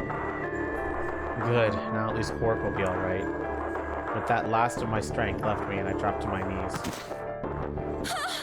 Sigma! Are you okay? Sigma! Sigma! I guess this is it. First is the Soparil, which put you to sleep. 9 minutes later, the tubocurarine is injected, numbing your respiratory muscles. I guess you could say it'll really take your breath away. 9 minutes. Once the Soparil was injected, I had 9 minutes until the muscle relaxant followed it. About 4 minutes have already passed, which left me with 5, give or take a little. In 5 minutes, I would be dead. What could I do in 5 minutes? How could I save myself? I gave a raspy, quiet laugh. Even with the death staring me straight in the face, I seemed to be determined to struggle right up until the very end. Okay, Sigma, you can do this. Clinging desperately to what little consciousness I had left, I racked my brain for any possible solutions. How could I save myself? How? There had to be something. Every problem, no matter how difficult, has a solution. There's always another option. Hopelessness is a state of mind. I just had to think. Think. If there was a way out, I'd find it. I wasn't ready to give up on life yet. There had to be an answer.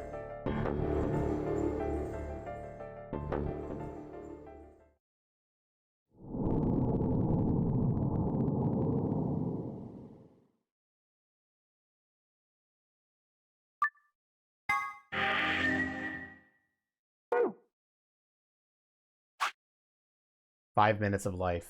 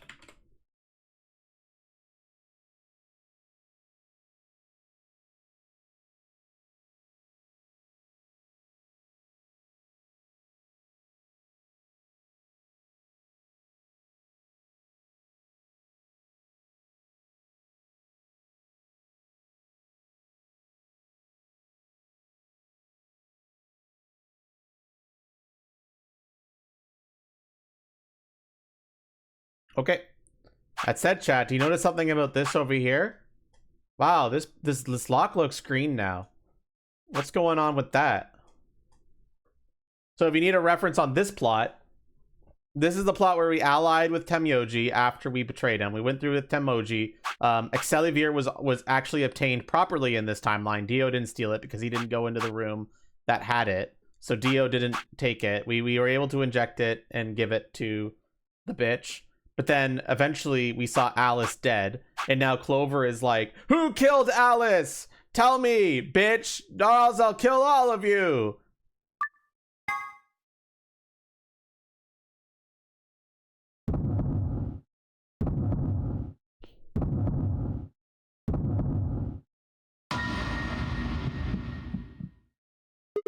Alice! The first thing I saw when I stepped through the door was the blossom of red on her chest. Felt as if I walked straight into a brick wall. I stopped short, my body refusing to move.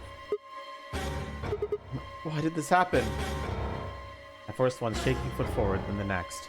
Did she go axe murder again? No, we learned a lot about Clover's backstory and that she's actually an agent for she joined as an agent for like a secret organization that Alice also works for, and they work together. And just a lot of backstory for her. And that's when like, yeah, stuff. It was cool. You should probably check the VOD. I forced one, and then everybody ended up killing themselves. And that's when it ended. I forced one shaking foot forward, then the next. My legs began to buckle, and I put a hand... Well, I mean, it's not confirmed everybody killed themselves, but there was a bunch of corpses in a room. Calm down, calm down. This looks pretty bad, but you don't actually know anything yet.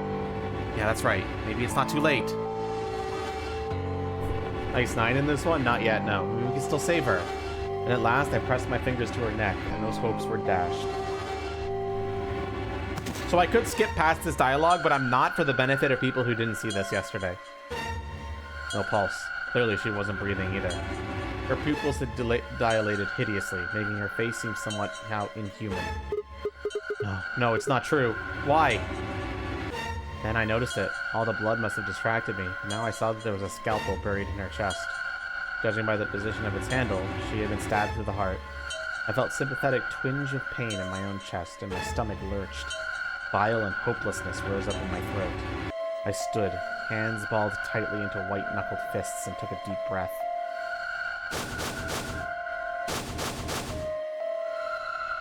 All around the room were the rest of the Nonary Games participants, except, of course, for Quark. I wanted to ask which one of them had killed her. Even if they had been one of them, though, there was no way they'd answer. All I could do to stare at each one of them in turn, asking myself, is this person a murderer? The looks they traded with one another suggested that wasn't the only person wondering if they were standing next to a killer. An unsettling silence filled the room. Clover was the first to speak. Who did this? Say something! Answer me! Please, Clover, calm down. We don't even know if she was killed. Then what happened? An accident? You think a scalpel just dropped from the ceiling and stabbed her? Cool it, kid. You did it, didn't you? Are you nuts? Then who did it? Who killed her? Clover, even if we assume that she was murdered, that doesn't necessarily mean the killer was one of us, does it? Wait a minute. You went into the AB room with Alice during the last round, didn't you? Something happened in there, didn't it? No, nothing happened. Don't lie to me! There's no way Alice would just run off like that! She wouldn't leave me! Something happened! If she was going to leave, she'd tell me! She... Hey, Clover, don't you think just assuming Alice was murdered is jumping the gun a little bit? How can you look at her and say that? Scalpels don't just stab people all by themselves! Oh, I see. I get it now. You're all in on it, aren't you? It wasn't just one killer. No wonder you're so anxious to say this wasn't a murder. Clover, please, just settle down. Fine. Show me some proof then. Prove to me in 10 seconds that you didn't murder my friend, or I'm going to kill every last one of you bastards! You're all going to die just like she did! Hey, hold on a 9, minute. 8, 7, Clover, 6, 5, 4, Clover! 3, 2, 1.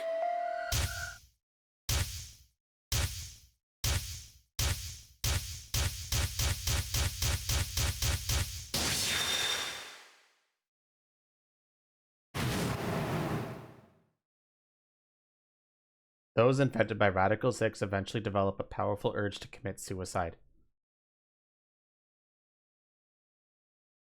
Suddenly, Clover moved. I leapt forward and clamped my head around her wrist. What are you doing? Clover, listen to me. Alice wasn't killed. Nobody murdered her. She took her own life. What? No, there's no way she'd do that. It's true. She stabbed herself in the heart with a scalpel. All right. Where'd she get the scalpel then? Well, I did hear someone come into the infirmary right after the AB game ended. Was that before I showed up? Yes, I got up to see who it was, but they were already gone. It could have been Alice. so she could have taken the scalpel then. Yes, I think so. You're lying. This is all a lie. It has to be. It's not. It's the Then truth. why did she do it? Why would Alice kill herself? She probably didn't have a reason. What? She'd been infected with Radical 6. That's what killed her. But you just said she killed herself. Just tell me the truth. Then I prove am. it. Your 10 seconds ran out a long time ago. So if you don't have any proof... I do! I have proof. There was a journal in the lab, wasn't there, Kay? Show it to me. Journal? It would have been in the safe. Well, Alice would have it then. Bye, can you? I don't feel right touching a dead woman's body. Did you take a look? Sure. Her hands barely shook as she quickly searched through Alice's clothing. It was only seconds before she stopped. Slowly and carefully, she drew something out. There it was, the journal. I turned it to hand it to me, but I shook my head. You read it. It's in Latin. I can't make heads or tails of it. She cocked an eyebrow at me and flipped the small book open. When she looked back up at me, it was worth both suspicion and surprise. Yeah, it is Latin, but translating this is impossible. It's full of words I've never heard before. I can barely understand any of this. Page 216. Huh? Turn to page 216. You should be able to read that one. Mai's frown deepened, but she did as I suggested. I watched her eyes quickly scan the page before looking at me with a renewed suspicion. Yeah, I can read this page. How did you know? No, wait. How did you even know there was a journal in the lab? I just knew. You just knew. Come on. Look, just read it, okay? Clover wants to hear what it has to say, right? Yeah. Right. Give me a moment to look it over. After a few moments of whispering to herself in Latin, Phi began to translate, paraphrasing the contents of the journal. Radical 6 reduces the processing speed of the brain by a factor of the root of 1/6. One of the symptoms of Radical 6 infection is an overwhelming urge to commit suicide. Research has shown that it would possibly respond to the right sort of antiviral medication, but no one has been able to develop one yet. Nearby towns are filled with the corpses of people who took their own lives. Benefit that have only barely managed to survive and have been sent to underground shelters supervised by the government. Oh Lord, please, let their future be a bright one. Phi shut the journal with a soft slap.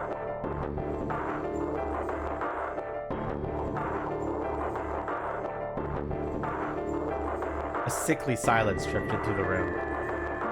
The newspaper article, the recording, the conversation with Temyoji, and now this journal entry.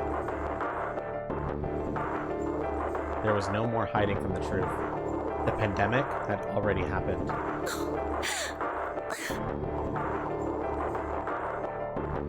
We just went to this ending, and Sigma remembered the journal and told Phi to read the journal to prove that Radical 6 was the reason for Alice's death. All of Clover's rage suddenly dissipated and she collapsed to the floor, tears pouring down her face. None of us had the heart to say anything, and for several long moments the only sound in the room was Clover's sobs.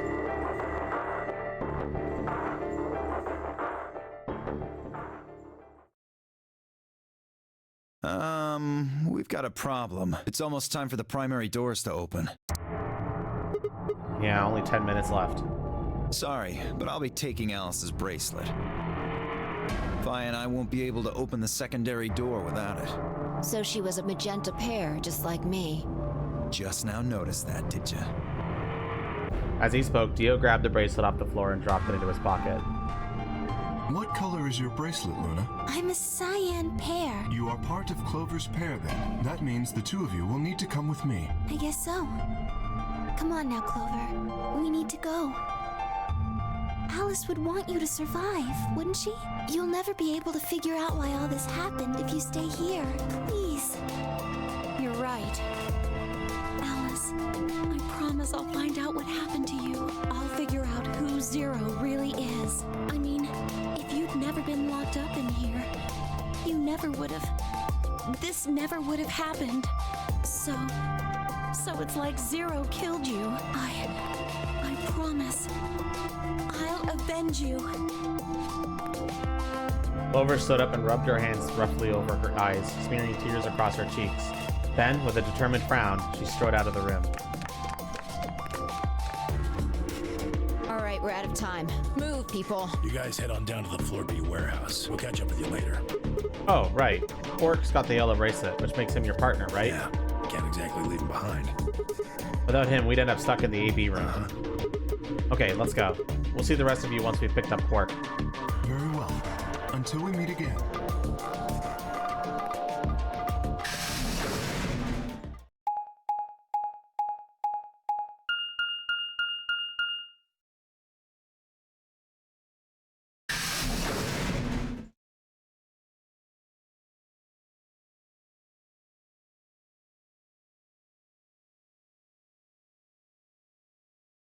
Quark! You're awake! Yeah, I just woke up. Hey, where's everybody else? Oh god. Quark. Temyoji's entire body shook with emotion as he drew closer to him. He cautiously laid a trembling hand on the boy's shoulder, almost as if he were afraid Quark would disappear in a puff of smoke the moment he was touched. When Quark proved to indeed be corporeal, Temyoji let out a cry and threw his arms around him. What's wrong? Are you okay, Grandpa? It's nothing. Nothing's wrong. I'm fine. But... Quark gave him a puzzled look. Temyoji didn't even notice. His face was a mixture of happiness and relief, and I could see tears twinkling from the wrinkled corners of his eyes. All traces of his usual gruff stoicism had vanished. I didn't want to interrupt such a happy reunion, but we were running out of time. Still, Temyoji deserved a few minutes. I left him alone. At last, Temyoji seemed to recover and shifted from an embrace to a protective arm around his shoulder. So, how are you feeling? Feeling? Well, okay, I guess. Was I sick or something? No.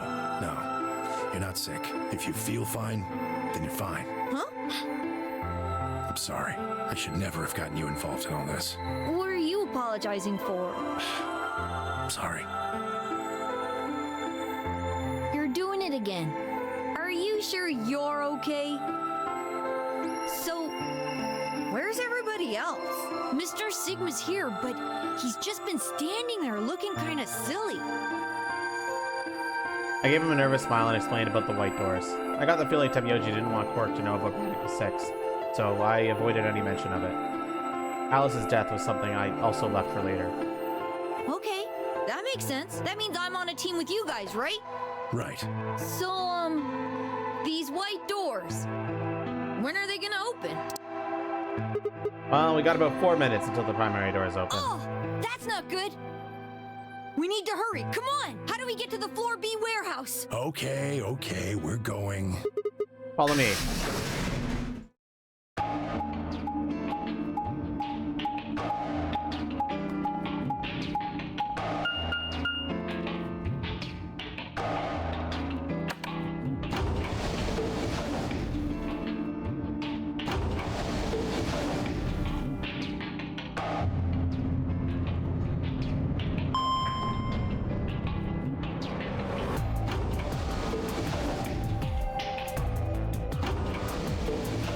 Away we go to the white doors.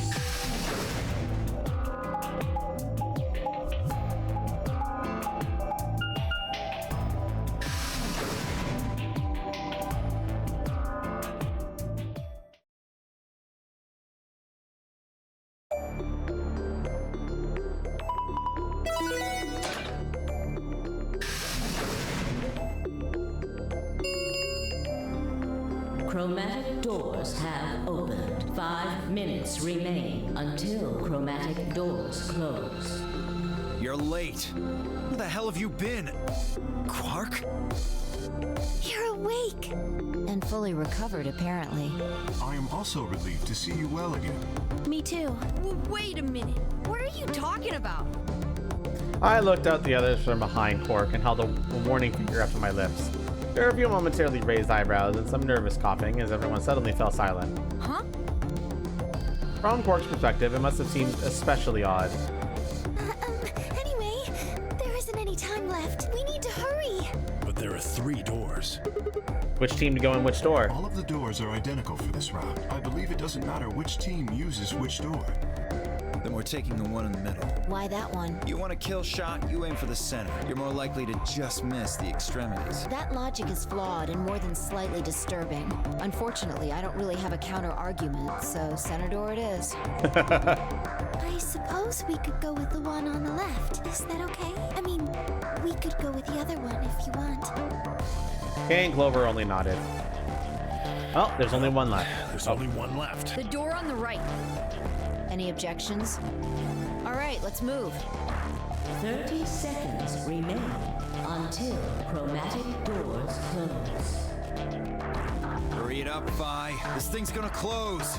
I know. It's time we were going as well. Right.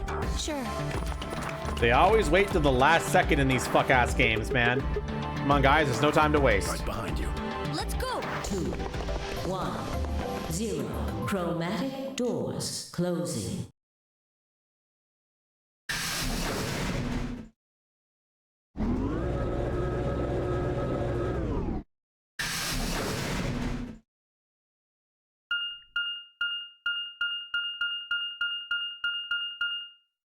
The director's office.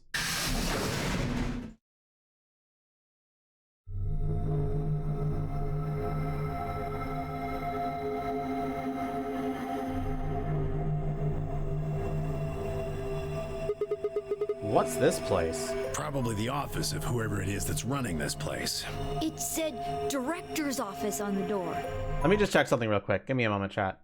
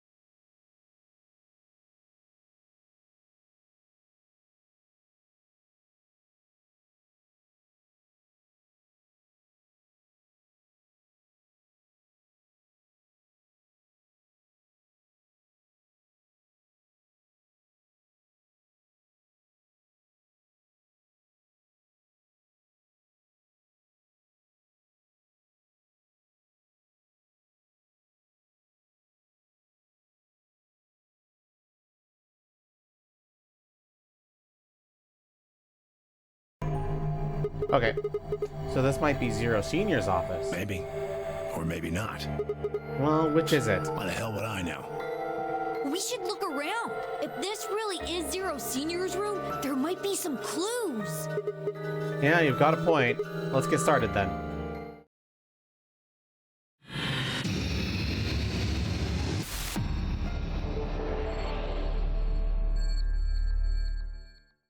Way out seek. I seeking out way. Way out seek.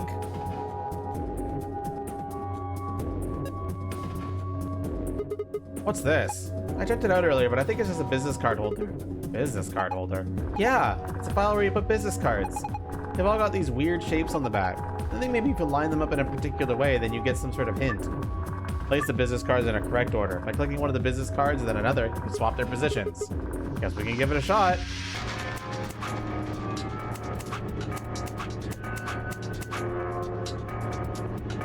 What?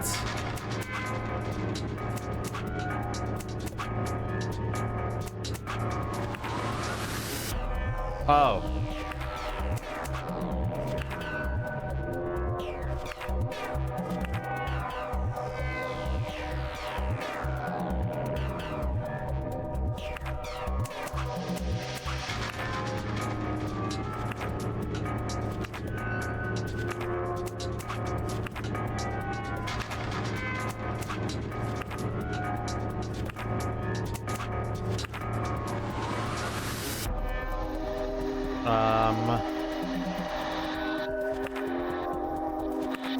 Why can't I swap them from this side, bro?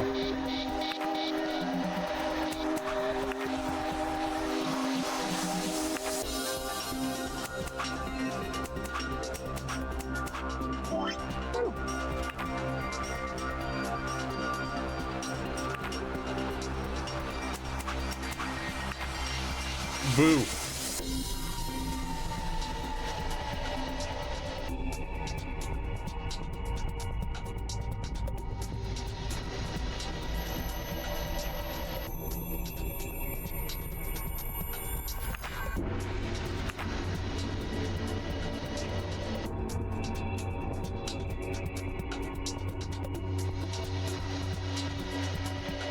I don't understand what that bottom left one connects to.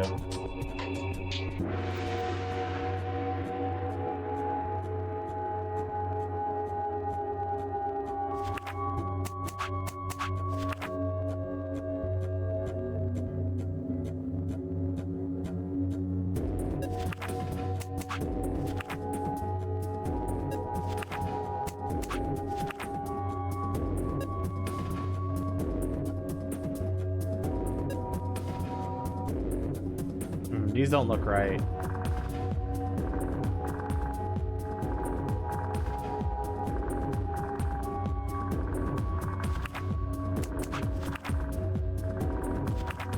That's even more wrong.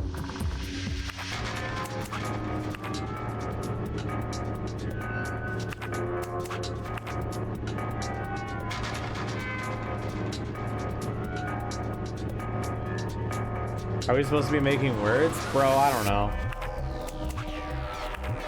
I mean, these two clearly go together, right?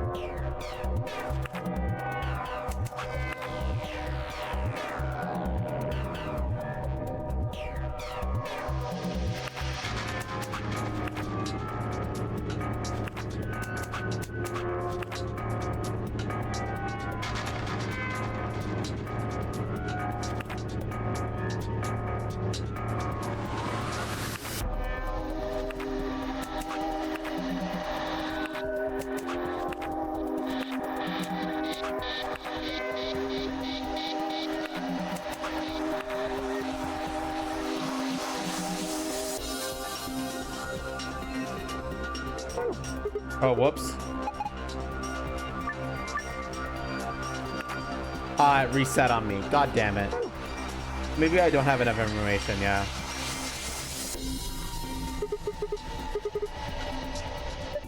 I think it's a facial recognition device. A what? You put the hands on either side and hold your face in front of that lens.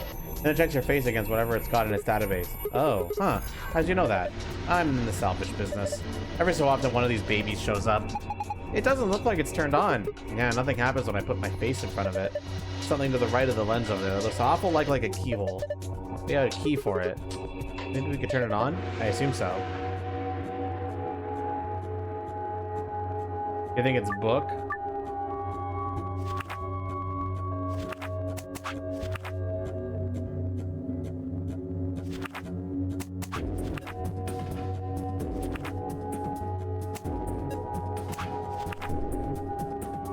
But where would the...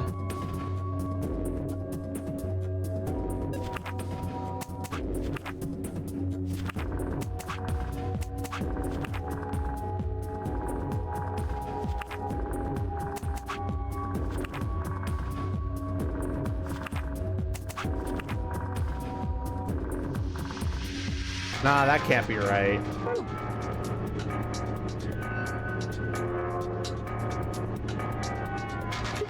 A balloon. You want it, Quark? I don't need a balloon. I'm not a kid. Really? How old are you? I'm 20. What? No way. Gotcha.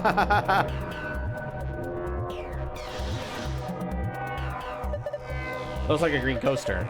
The stain on there makes it look like something was sitting here earlier. That section has a laser shining across it.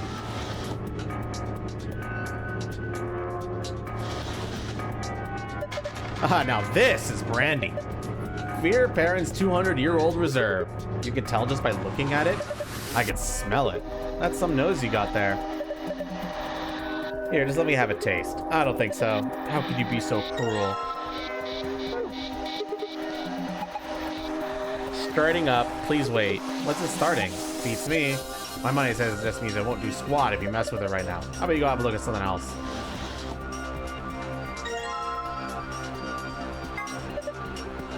They look kind of weird. I think somebody glued a piece of paper to it. Let's see if we can get it off now. I found a world map.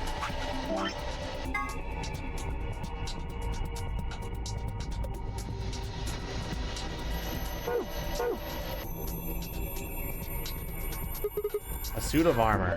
Well, it's not really a full suit of armor, is it? I mean, it's missing the helmet.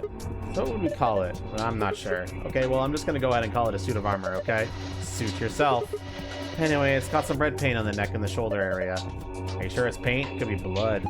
Hey, don't say stuff like that. Being in a room with a headless suit of armor is creepy enough. A slingshot. A short spear.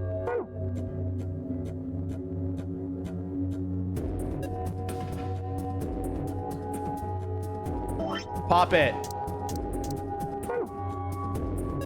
Oh well.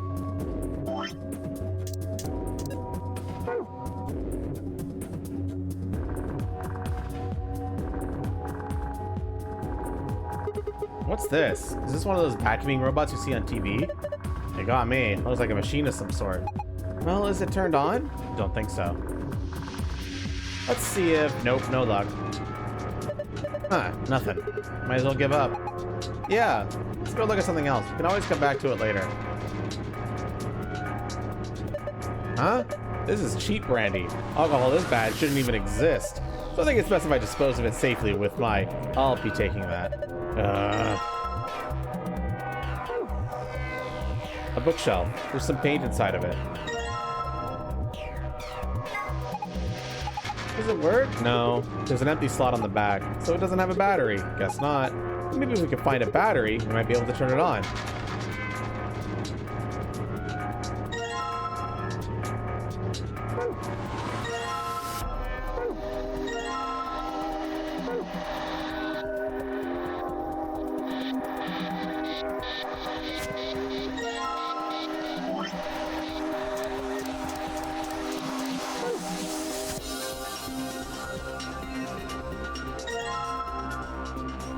Don't think I have enough information for that one yet. There's a red paint on the wall. Looks like there's an outlet right next to it. How would somebody put an outlet this high up? Oh, it's probably not an electrical outlet. What is it then? I think you're supposed to insert something into it.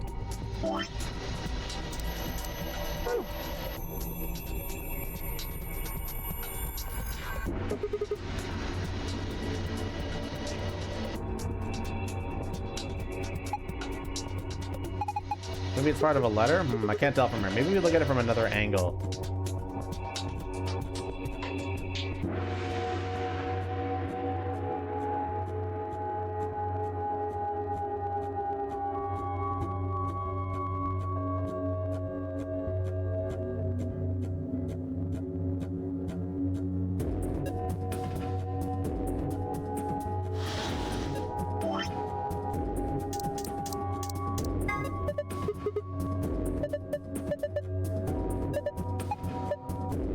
Bro just wants the brandy.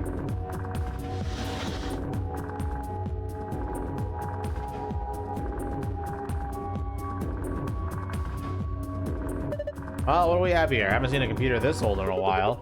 There's something on the screen. Is that a lion eating a hamburger? I really don't think so. I think a lion's got two heads. Looks like a monster from Greek myth or something. It looks like it's asking for an ID and a password underneath the lion. Huh. The keyboard doesn't seem to be working though. I guess we can't enter anything then.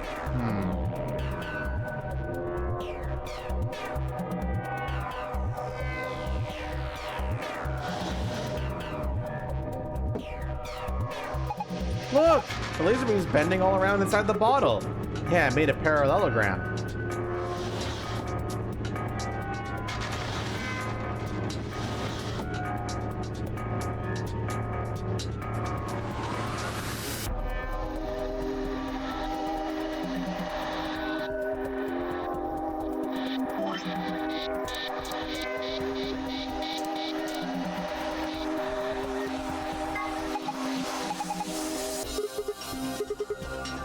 My brain just said, screw this, I'm out.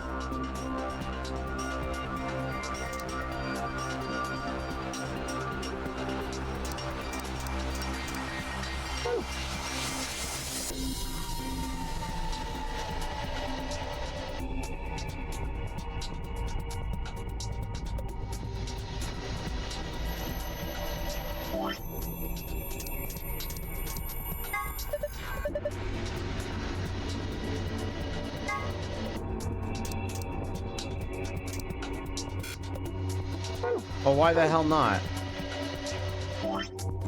Why can't I slingshot a knife?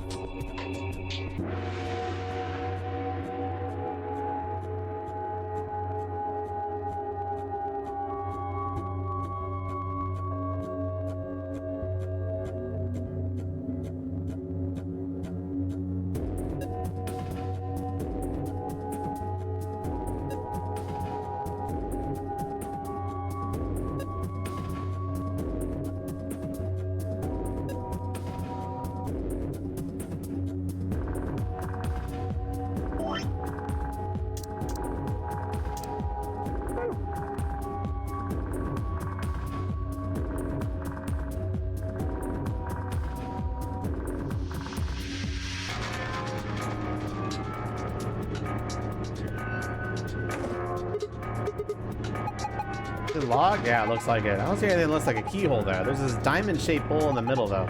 Does it stick something in there?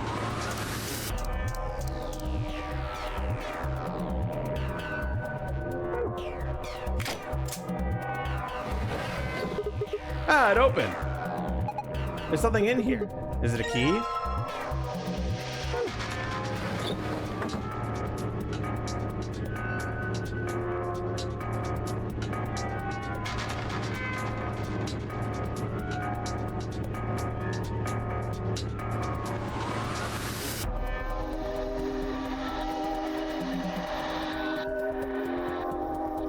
Was there anything even locked in this fuck-ass place?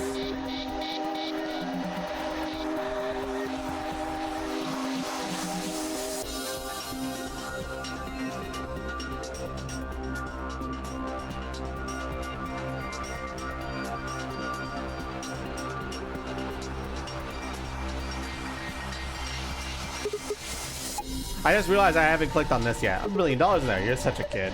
Maybe they're just hiding something they really don't want people to see, like some videos. I'm not sure I like the way you said that. Let's just open it up and find out. I don't think. See, is it locked? Yeah, it's a circular input panel in the handle. Looks like one of those pressure exchange chamber door. We just do the same thing that we did then.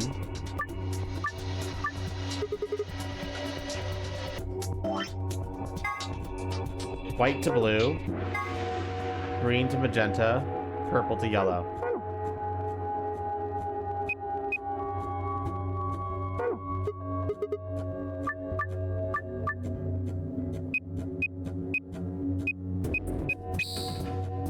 Oh no, can't do that.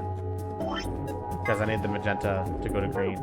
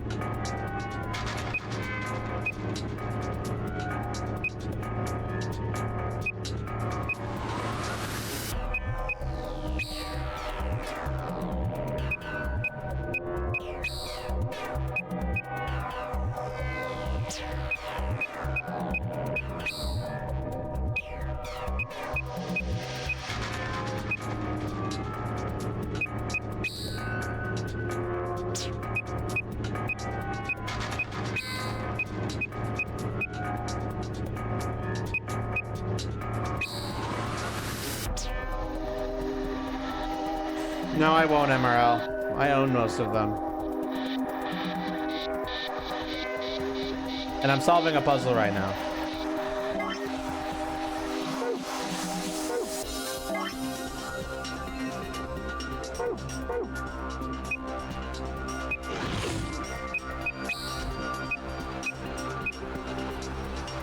Nice tail. Perfect.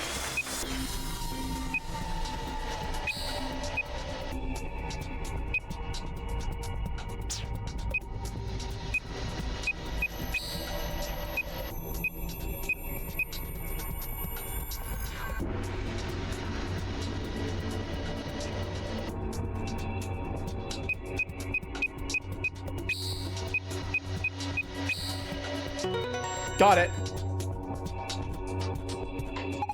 Good job. You did it. Nice work. Very impressive.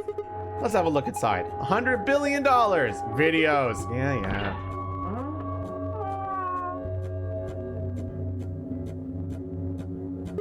Sorry, guys. Looks like all we got is a binder and a deer. So, buying deer. What the hell is this? Is Zero just making fun of us? You're just looking at me, Grandpa. Buck up. It's just a fake. Alright, so there's a binder in the safe. It's got 2 pieces of paper in it.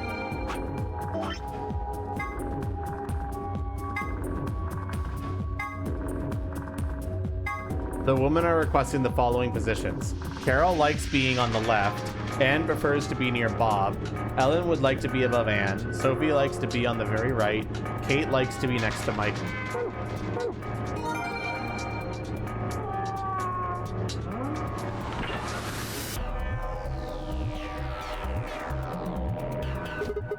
Oh, looks like you were right.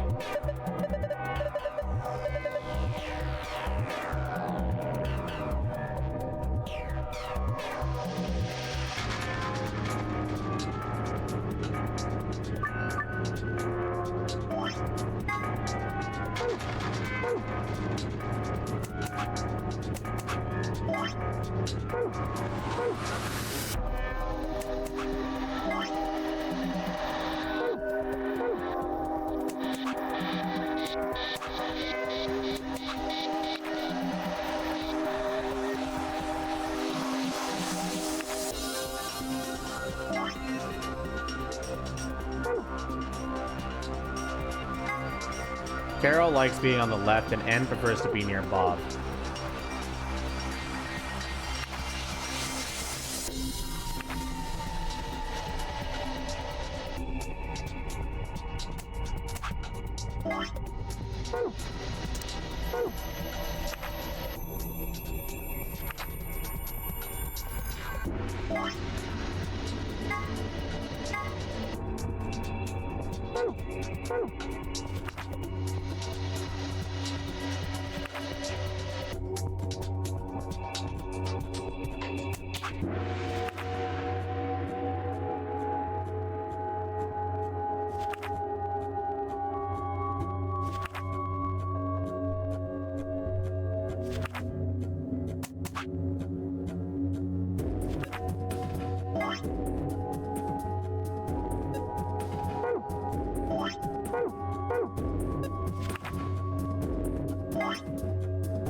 Kate likes to be next to Michael.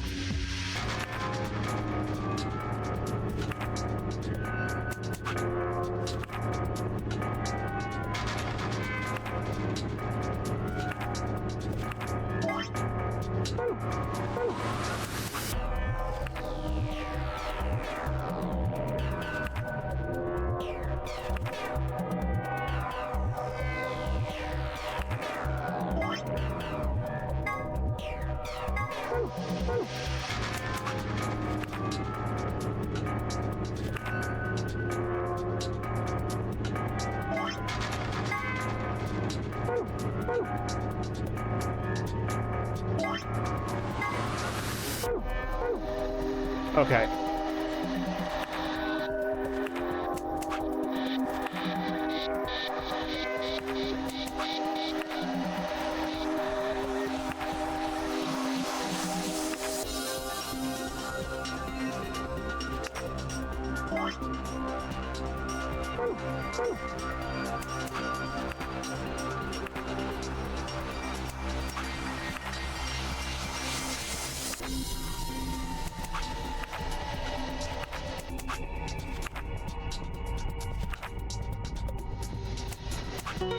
There we go.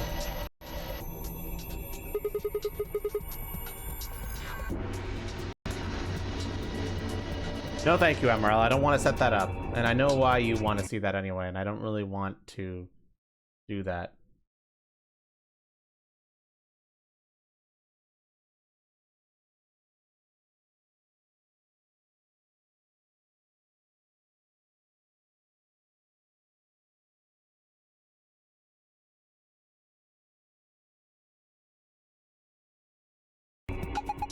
Well, let's look at the other side. Maybe the shapes look like something now. Book 334. So you were right about that.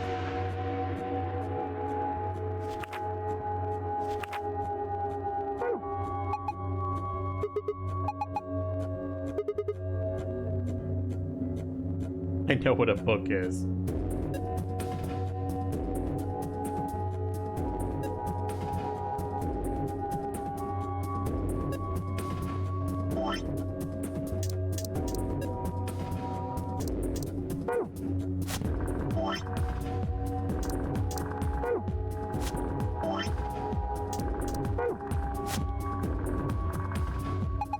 But wait, I don't think you need to move the books around anymore. Remember the back of the business card said book 334. Number 334. Oh yeah, I guess I already did that. H, E.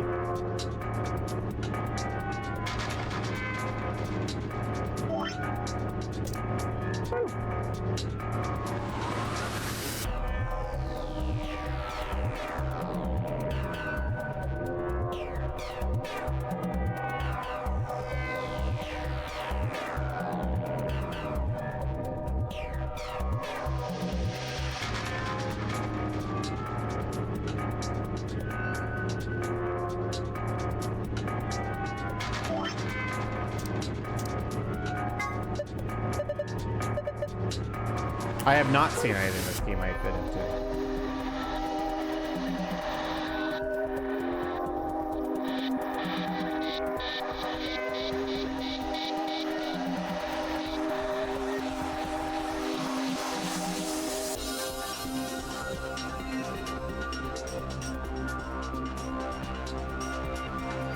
Oh, it's this thing. I'm an idiot.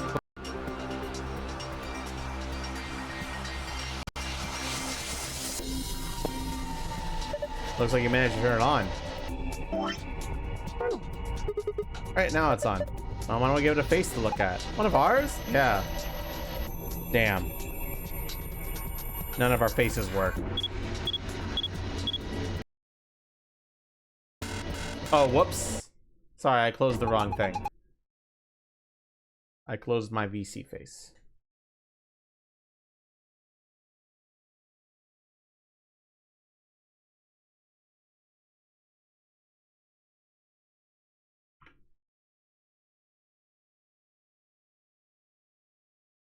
I'm back, don't worry. Gender mismatch. What does it mean by gender mismatch? Maybe it's saying that it needs a girl? There's only 3 of us and none of us are women. Well, maybe if we dress Quark up like a girl. No, no way. Why do you dress up then? No, just thinking about that made me want to puke. Besides, you see a wig or makeup or anything around here? How would any of us dress up like a woman anyway? Dude, you totally want to do it. No, I don't. Hey, wait a minute. Maybe... What is it? Did you have an idea? Well, it can't hurt to try. Yeah, definitely worth a shot. How long has he had that in his pocket? It looked like a piece of paper. No, it's a picture. Oh yeah, I remember him looking at that in the infirmary. I guess it's worth a shot.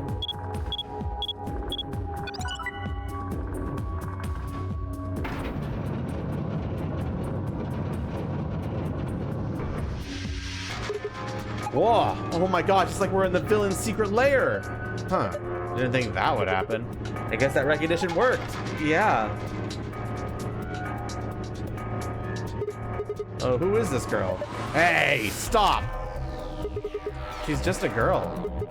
Is she your granddaughter? No. Well, who is she then? Ugh. Damn it, fine, you've already seen her after all. Her name is Akane Kurashiki. I've been looking for her for a long time. Why? Because she's his first love. No, you've got it wrong. But you carry that picture everywhere. I don't think I've ever seen you leave somewhere. And when you don't think anyone's watching, you talk to it. I've seen you do it. Huh? Didn't make you for a homeless romantic, Tenmyoji.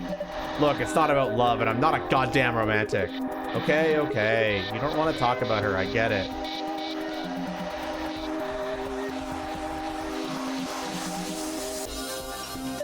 Look. Oh, hey, there's the helmet for the suit of armor.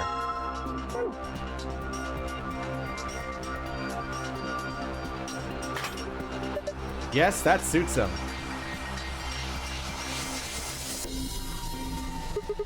I was feeling pretty tired, Tenmyoji. All the excitement can be easy for someone your age. Why don't you sit down for a bit? I'm not so old I need the likes of you worrying about me. That's so. Well, I think I'll just have a seat then. Huh? What's that? Maybe it's an eye watching us? I don't think so. I think it's a target. Like a bullseye? Yeah, you're supposed to shoot it. There's a lever next to the chair. Why don't you pull it? What's gonna happen? Come on, is it really that hard to figure out? You think it's gonna back into the wall? Pull the damn thing and find out. Alright, I guess I'll start by sitting in the chair. Then I pull the lever. Here I go.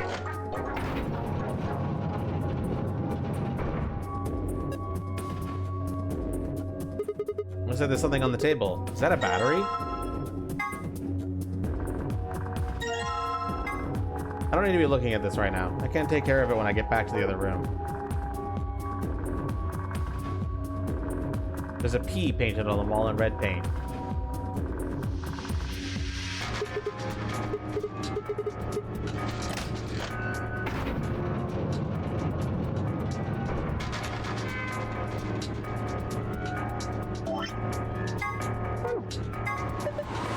Or not. Look! Something's showing up on the screen. Enter a 4-digit password, then press the enter key.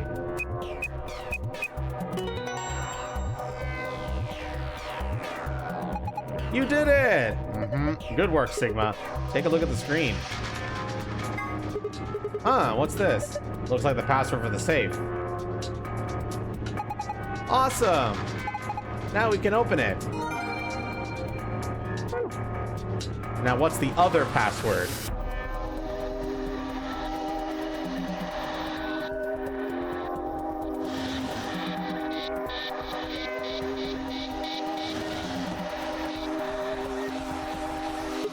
Huh? It changed.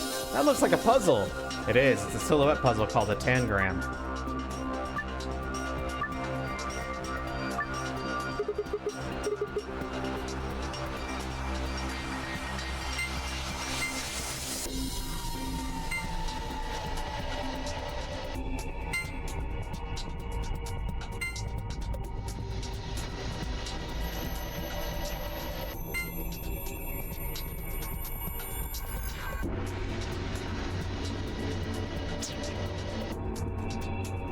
I'm assuming I have to make these the shape that's displayed. Like, I have to slant this.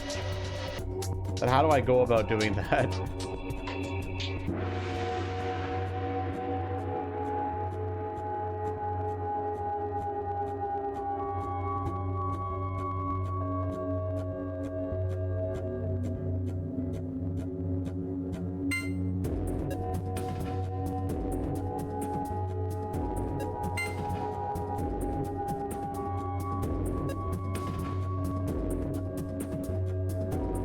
MRL, you're not that smart. I knew it was helpful a long time ago as well. I'm sorry to be mean, but you're like hyping yourself up just a bit too much. Someone needs to serve you a piece of humble pie.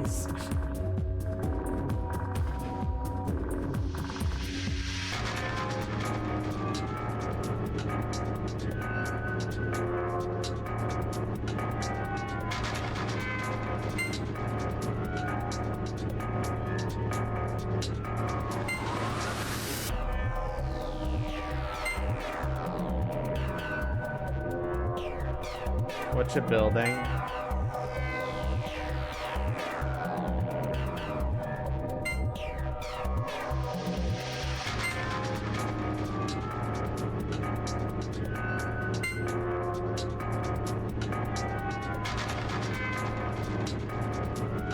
No, that's wrong.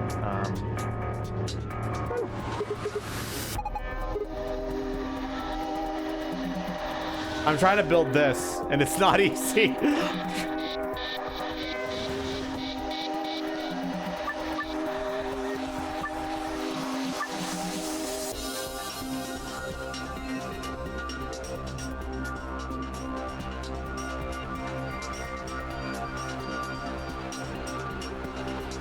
That looks right.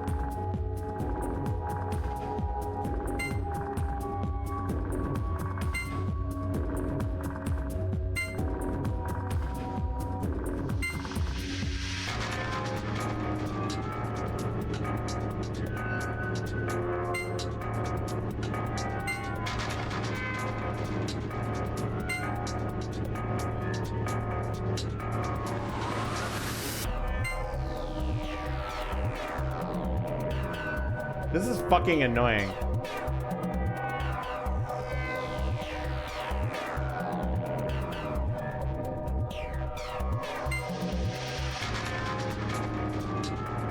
That's not right. God damn it.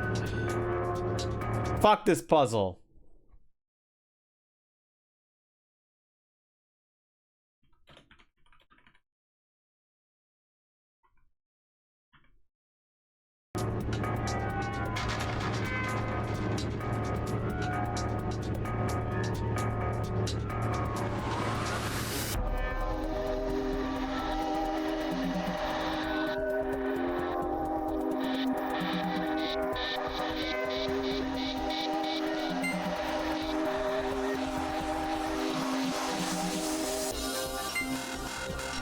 Yeah, obviously that's wrong, but like, we try. One sec. I wish these controls didn't suck. This game's kind of janky. It absolutely is kind of janky.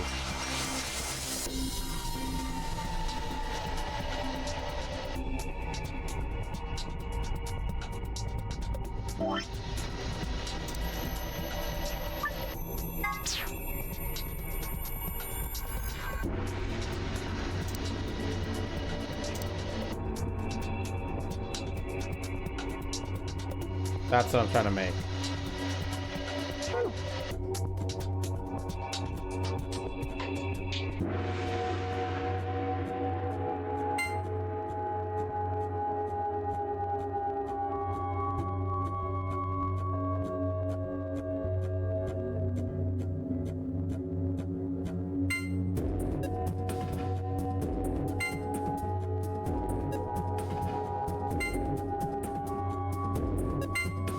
Okay, but that's like not using all the shapes.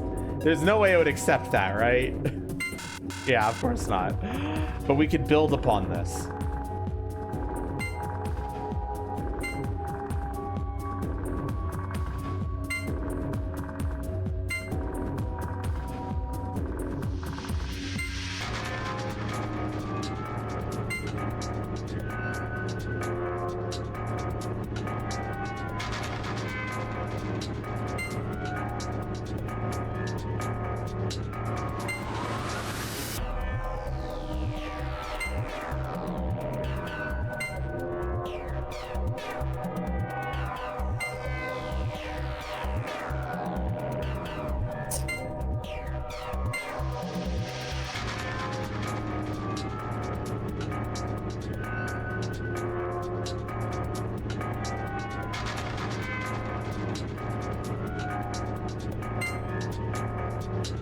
Oh my gosh, this is so annoying, dude.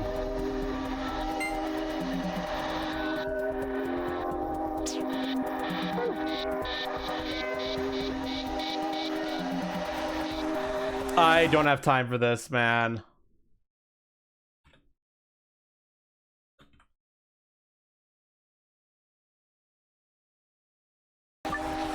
God.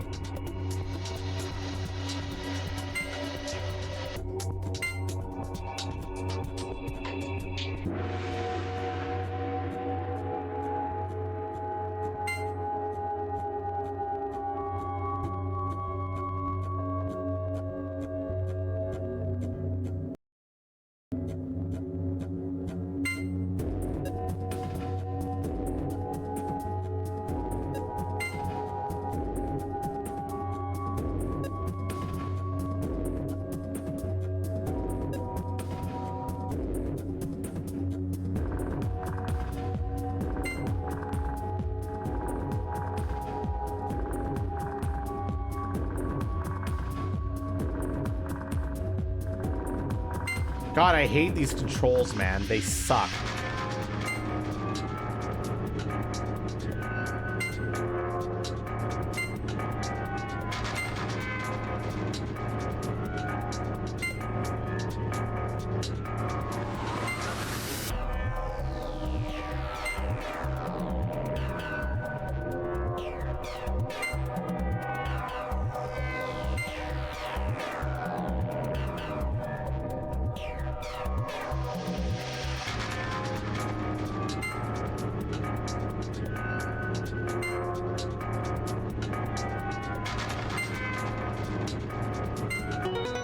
Fuck you. That was amazing. How'd you do it? That puzzle was really hard. Well done, Sigma. That was pretty impressive. So what do we get? Look, there's something on the screen. IILP. What does that mean?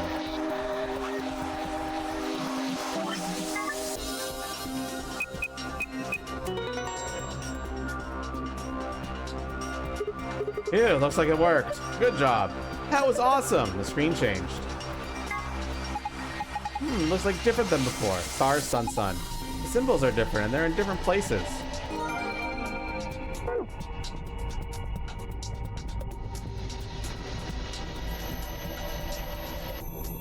We never actually ended up popping that balloon because I didn't find any ammo for the slingshot. But it's fine. We didn't need it.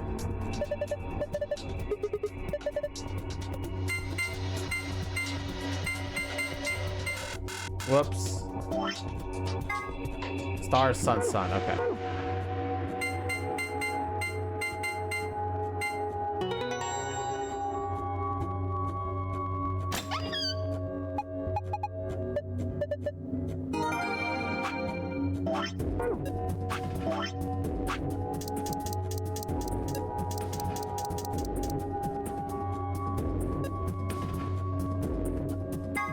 The 3 different types of card keys generally found in the safes used to open the AB gate. Without them, you can't open the AB gate to play the AB game, because you can't gain BP. In other words, getting one of these cards is the first step in your escape. The sun key is used during the first round, moon for the second, and star for the third. Non-energy device uses to launch projectiles frequently used by adolescent ne'er-do-wells. Can be used as a necklace, but this is not recommended. The site in question was for a simulated manned mission to Mars held in the Nevada desert. On New Year's Eve, 2028, the audio logs from the simulation contain a woman's voice, assumed to be one of the test subjects, saying the following: 6 of us are dead. Counting myself, there are only 3 left. I guess you could say I killed them. No, that's not quite right. Not just them. Not just these 6. All of them. All 6 billion. Most evidence seems to suggest that this was the beginning of the Rattlesnake outbreak and that the Nevada facility was the epicenter of the pandemic. Termite, a general term used to refer to the insects in the epifamily of Termagidite, of the cockroach order, Latodia. That's right. Even though they're sometimes called white ants, termites aren't even in the same family as ants. They're in the cockroach family instead. Also, king crabs are in the hermit crab order, and the remora is in the Persiformis order. Word 03 says before he leaves. These are a few variations. Have a nice trouble, have a nice tragedy, have a nice trust. Conjunction, a term used in positional astronomy. It means when 2 celestial bodies appear near one another in the sky. When used in the context of our solar systems, it often refers to a position where given a celestial body is aligned with the sun. When Mars is on the opposite side of the sun from the Earth, it is considered to be in conjunction with the Earth, Mercury, and Venus, which orbit closer to the sun than the Earth does and have 2 types of conjunction. They are hidden on the other side of the sun. This is referred to as superior conjunction. When they are lined up on the near side of the sun, this is called inferior conjunction. This is the photograph that Temioji was holding. The subject is a girl named Akane Kurashiki. Akane was one of the people who appeared in this game's sister title, 9 Hours, 9 Persons, 9 Doors, as the childhood friend of Junpei, that title's main character. In 999, she was 21 years old. This picture was taken 9 years before then, when she was 12. Look at the left side of the picture. If you look closely, it almost looks like there's a man grinning in the background. Do you see him? Don't worry, it seems a little strange. Spirit Medium has told us that the person in the picture is a guardian spirit who is looking after her. He must have shown up here because he'd seen what sort of destiny she had in store, and decided to see how she was doing. What the fuck are you talking about? What the fuck are you... Whatever.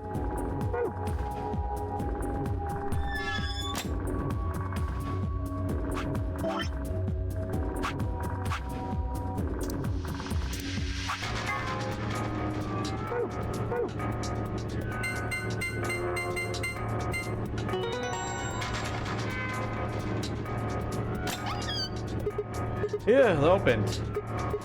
Looks empty this time. There's only 2 things in here. First, we got the AV room key cards. Oh, this must be the star cards they were talking about. There are 2 of them. You guys take one and I'll take the other.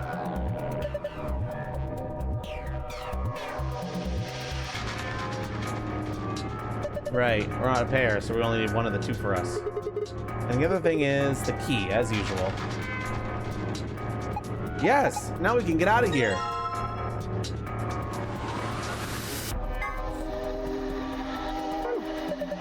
Great, no point in sitting around. Let's go.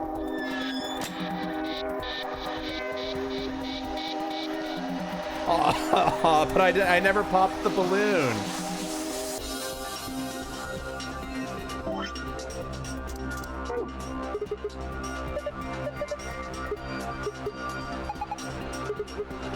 With mind bullets.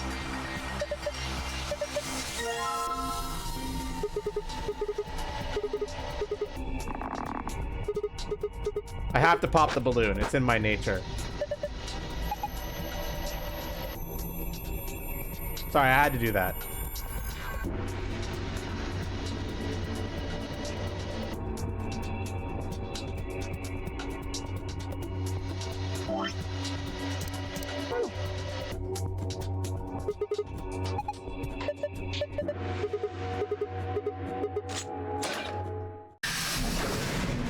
Door open. You found it.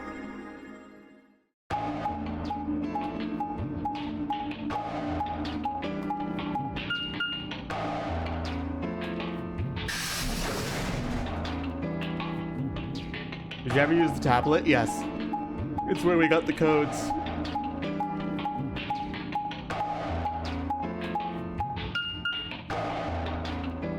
No! Damn it! What's wrong? I left something in the director's office. What was it? The picture. Ugh, how could I forget it? Oh yeah, you must have set it down after using the face recognition thing. Yeah, I'm going back. You 2 go on ahead to the warehouse. I want to come with you. Me too. That's fine. Why don't you head back to the warehouse, Sigma? The others are probably already waiting. All right, I'll see you 2 later then. Right. Bye, Mr. Sigma. I watched them jog off towards the blue door. And then they were gone. Guess I should be getting back then.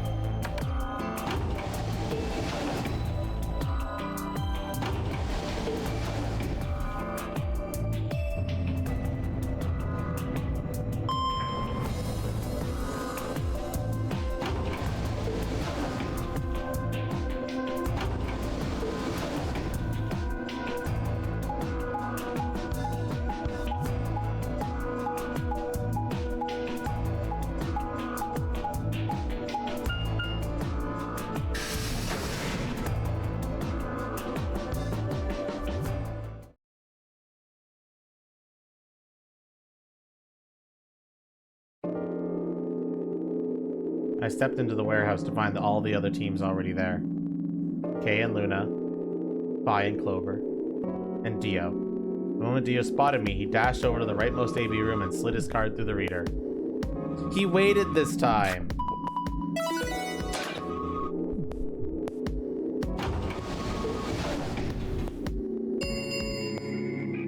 An ambidex gate has been opened. 45 minutes remain until ambidex game polling closes. As he turned to look at me, I swore I saw a flash of a smug grin. There. Happy? This time I waited for you to get back before I opened it. You see? I can be considerate. But Temioji and Quark aren't here. Yeah, where are they? I guess they forgot something back in the room we found. They ran back to grab it real quick. They'll be here in a few minutes. No big deal. While we waited, we exchanged information about the rooms we investigated. Unfortunately, none of it seemed very useful. None of us had found anything, and we were no closer to unraveling any of the increasing number of mysteries we were faced with. With that discussion exhausted, we sat down to wait. Before long, 20 minutes had passed since Dio opened the door, and Temioji and Quark were nowhere in sight. Don't you think they're taking a little long? Yes, I'm getting worried. What if something happened to them? I'll go have a look. Then I shall accompany you. Nah, I'll be fine by myself. It's not that far Just away. don't look into the abyss too long, or you might become a monster. That's... I don't think... Okay. Look, I'm just gonna go to the director's office. I'll be right back. No big deal. Right, see you guys later. Gave a quick goodbye wave and stepped out the warehouse.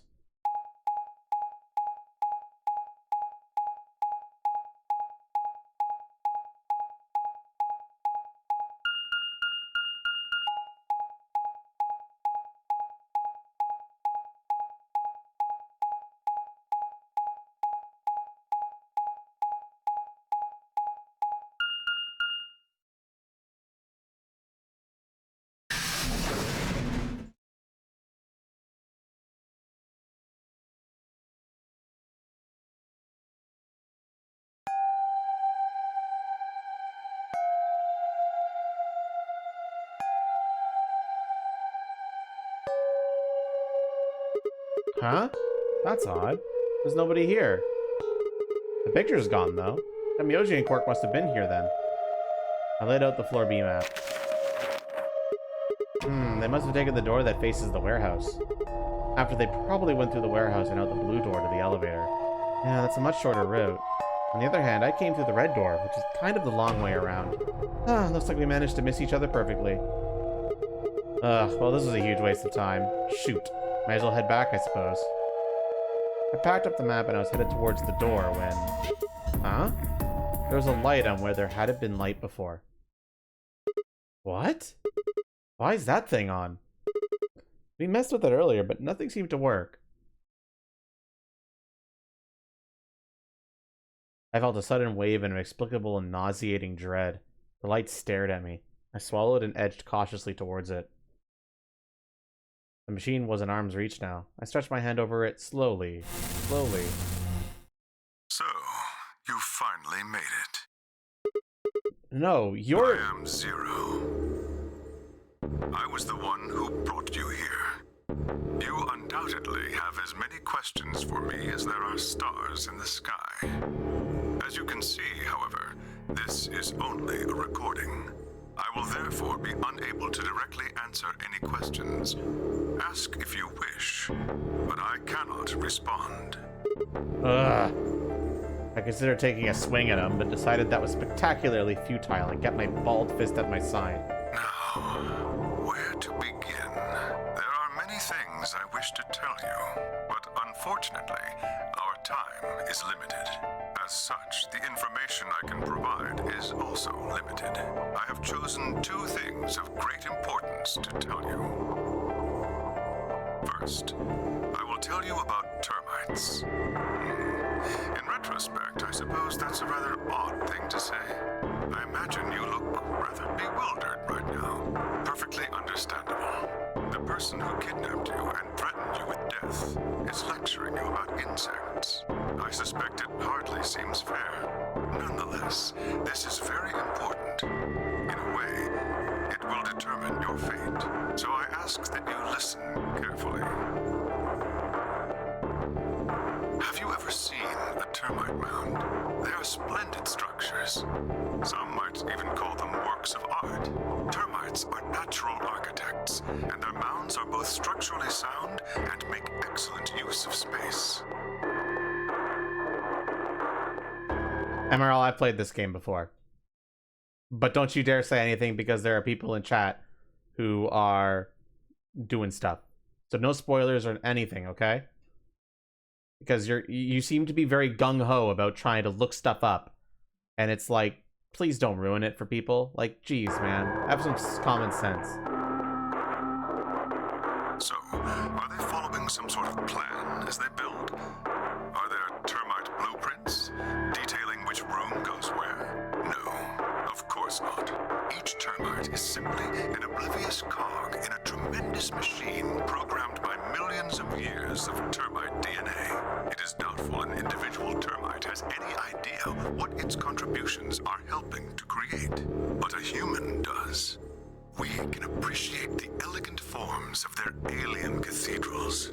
We can see the simple beauty of their perfect functionality. Yes, MRL. Fuck, dude. We can understand the splendid planning of their structure. In other words, only an intelligence of a higher order can understand the beauty of what the termite builds. Now, consider humans. Why are we alive? Why do we love and give birth? Why do we create? From where do our cultures spring? There are many theories, but no one knows the truth. We are oblivious cogs in a tremendous machine programmed by millions of years of human DNA. No doubt you see now what this analogy is supposed to illustrate. Yes, I mean to say humans are not different from termites. We trudge through our lives with no greater understanding of our ultimate goal. You might say we don't understand what we're building. Only an intelligence of a higher order than ours can understand what we're doing. Imagine how we might look to such an intelligence. We may be building some structure so perfect and elegant, we can't even perceive it. Whatever it is, we've likely been building it on a dimension just above the ones we know since time immemorial. If we are like the termites, then what we've created is almost certainly something of tremendous beauty. And you are about to catch a glimpse of it, or have you already? Well, that's enough on that subject, I think. Consider what I've said.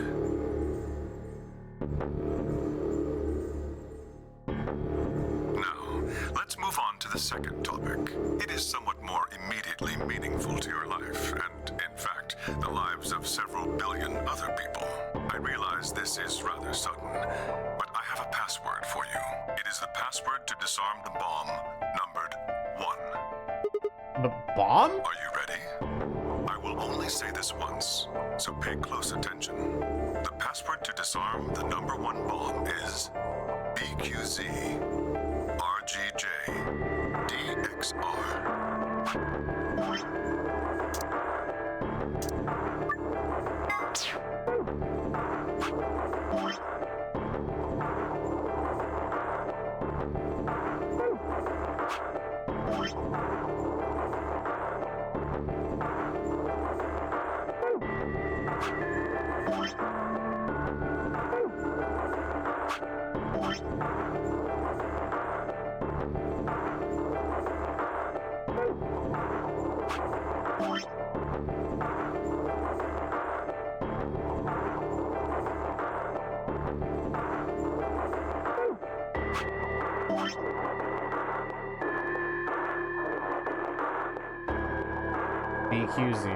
BQZ,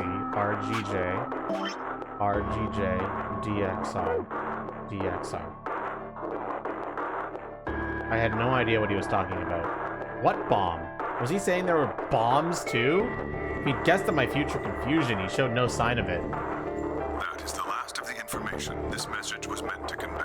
Before I go, however, I have a warning. You cannot tell any of your companions what you heard or saw here. If you do, you will be penalized immediately. I hope we will meet again someday. We would have much to discuss. Wait, god damn it, you can't just spout all that crap and disappear. I found myself yelling at empty air. The hologram had disappeared. What kind of idiot does he take me for? Termites? Other dimensions? How could that have anything to do with kidnapping us? Shit! I kicked out a nearby shelf. 10 minutes remain until Ambidex game polling closes. All players, please enter your votes. If no vote is recorded before the deadline has passed, any non-voting parties will automatically ally. Ah, crap. I need to get back. Not like there's any point staying here. I spun around and ran out of the room towards the warehouse.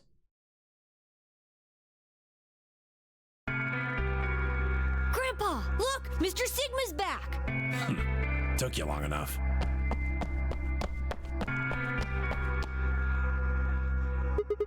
Where are the others? AB rooms. They went in already? Why didn't you two? Have you been waiting for me? Yeah. Grandpa said there was something he had to tell you before we voted, no matter what. Nothing that significant. Just wanted to tell you we're going to choose Ally this round. That's it. And you had to tell me that no matter what? Seems kind of pointless. I mean, words are cheap. You can promise whatever you want. True, but we've got something to back it up. Just hear me out. Okay, go ahead. Quark and I both have 8 BP.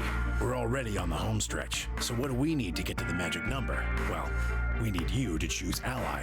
If you do that, it doesn't really matter to us what we pick. You'd get to 9 whether you got 2 or 3 points. Exactly. That being the case, we don't have any reason to betray you. And if we both choose Ally, we both gain points. True, but you must have considered that I'll choose Betray. That would mean you choose Betray to protect But yourself. that's why we're telling you we won't choose Betray. Mm-hmm. Can I trust you? Of course. Alright, tell me one thing. Let's say we do this both Ally. Everyone gets 2 points. That means you and Quark will have enough to leave, which is great for you, but I'll be stuck with a measly 5. How do I know you aren't going to just open the number 9 door and leave us in the lurch? I can guarantee it. I can give you my word. I will not open the number 9 door, even if I have enough points to do so. I swear it. We aren't going to abandon everybody else just so we can escape. I swear too. I promise. Man, so all you got is a promise, I huh? make a promise. I keep it. Trust me. Please! You've got to trust us! Alright, fine. I'll trust you. 2 minutes remain until Ambidex game polling closes. We're counting on you, Sigma. You gotta choose Ally! You promised! With that, they turned and ran into the AB room second from the right.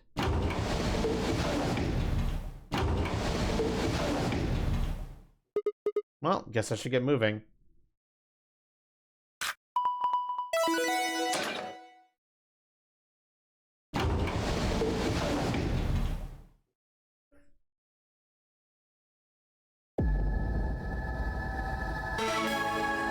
Here we go again.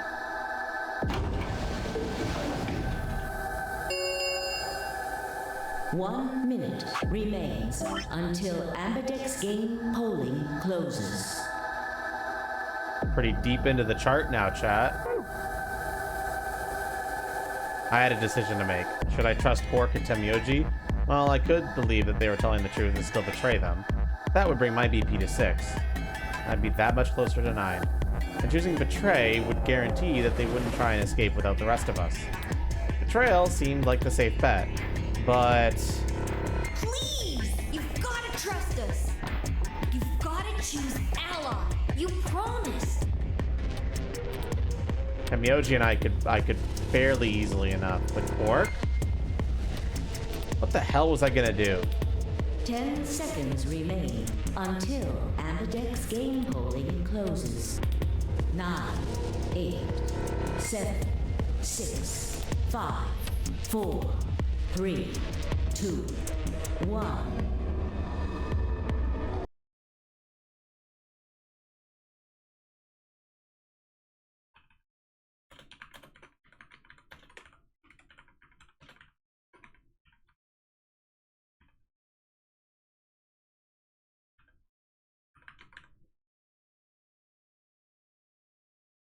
Go, go, go! Vote, vote, vote!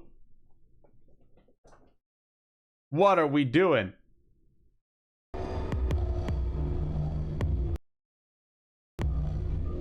Are we allying or are we betraying?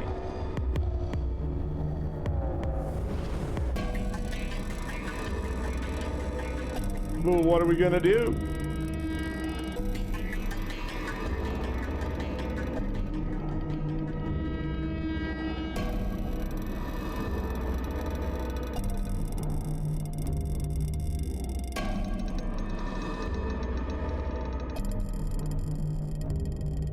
Seems like everyone's saying we should ally.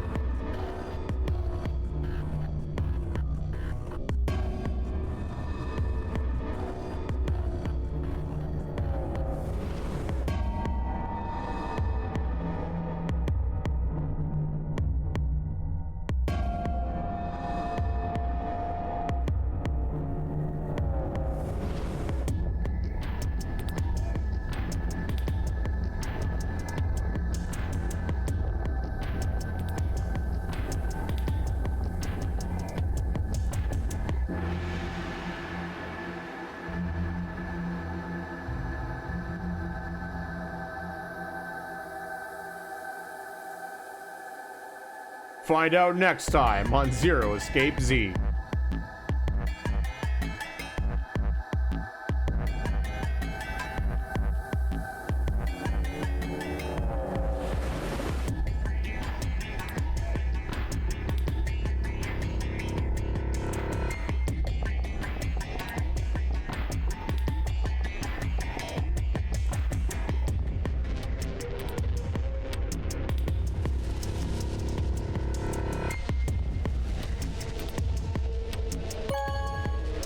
Y'all a bunch of goody two-shoes.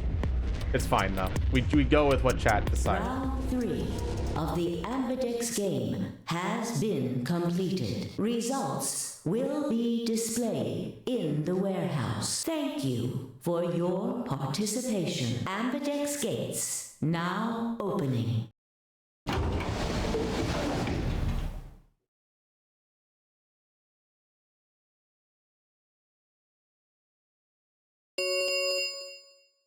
Results from round 3. Please direct your attention to the results screen.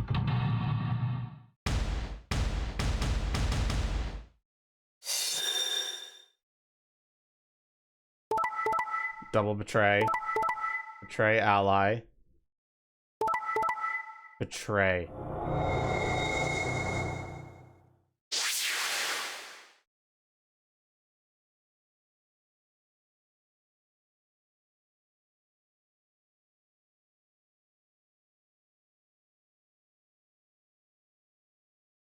Points have been assigned or subtracted accordingly. Please check your bracelet to see your updated bracelet points.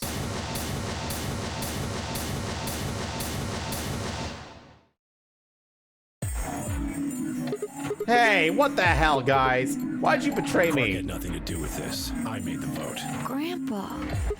All right, fine. Why'd you break your promise, Temyoji? I only promised you one thing. We wouldn't open the number 9 door, even if we got 9 points. What? So you're not going to leave? Not what I said. Of course we're going to leave. What? Look, see Clover over there? What? Don't tell me.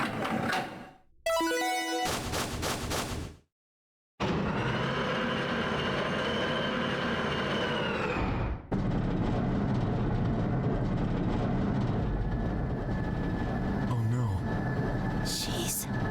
That bitch! Wait. Quark and Tenmyoji have... The words were barely out of her mouth when Temyoji and Quark ran past. No! God damn it!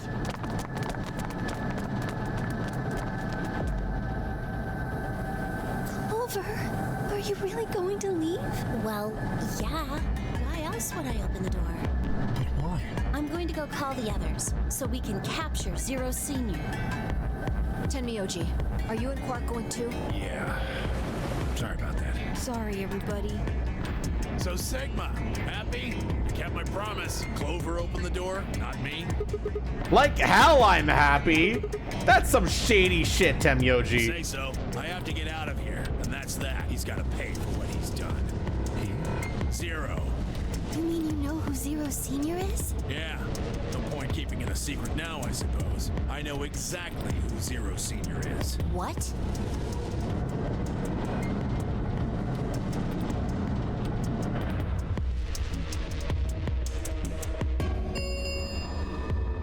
The number 9 door has been opened. It will remain open for 9 seconds. Let's go. Come on, guys. Time to move. Right. Oh, wait! This is for you, Mr. Sigma. Quark held something out. I looked down to see 2 pieces of folded paper. What is this? It's a letter. I wrote it in the director's office before the AB game. I wanted to tell you what kind of guy Grandpa is, so read it, okay? Pressed it into my hand. See you later, Mr. Sigma. Then he turned and ran towards the door, Temyoji and Clover following in his footsteps. I was so surprised by the letter that I didn't even try to stop them, or I could think of anything to say. See you. Goodbye.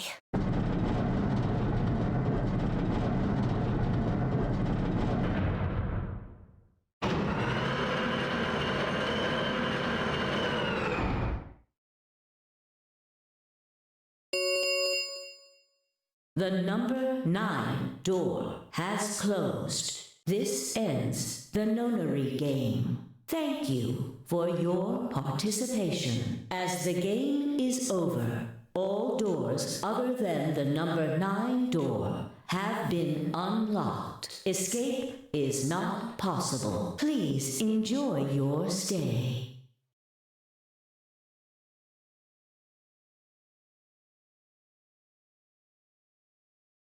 Shit!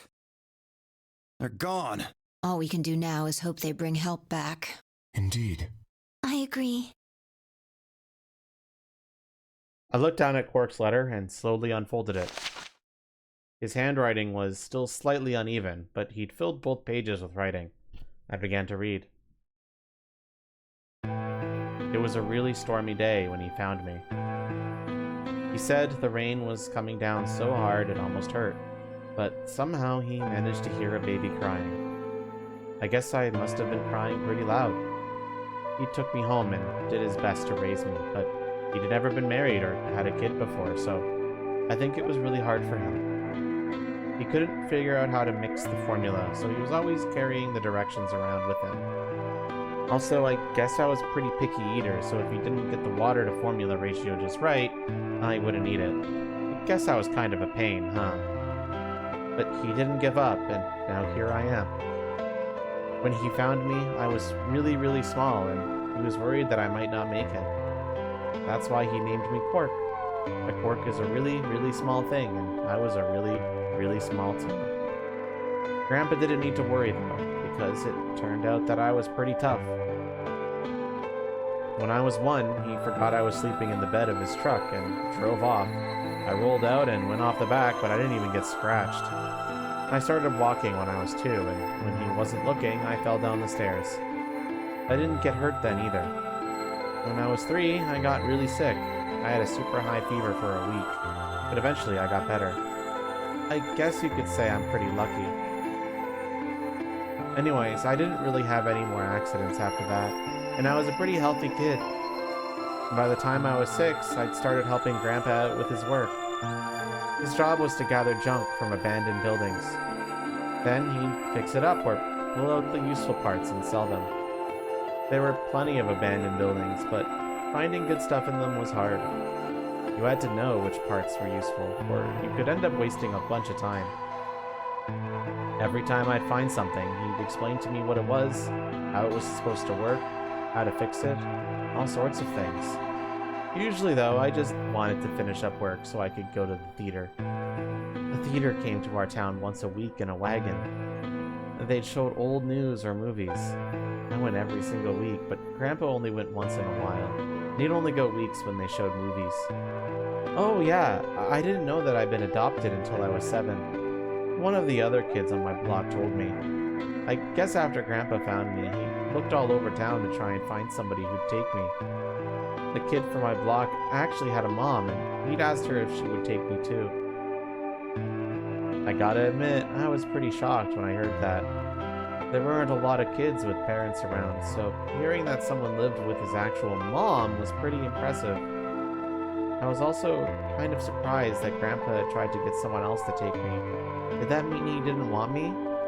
The kid who told me about Grandpa trying to get rid of me was a real jerk. He was totally spoiled, and he bragged to everybody about he had a mom. He liked to come up to me while I was working and say stuff like, "Must be hard not having a mother." It never bothered me before, but after I found out that Grandpa had adopted me, I started to think that maybe he didn't really want me. If I could work on my own, then he could get rid of me. I was scared to know the truth, so I never asked him. Then one day, he took me to a bar in our neighborhood. During the day, of course. He went there sometimes to drink scotch, but I'd never gone before. When we got in, he just walked up to the counter with that grumpy look he has, and I thought, oh no, he's gonna make me work here. But I was wrong. I saw him pass something to the bartender, and then he picked me up and set me down on a stool next to the counter.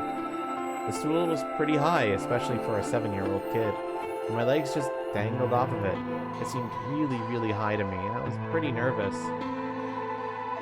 Eventually, the bartender came back over with a glass of scotch and another big glass full of something else.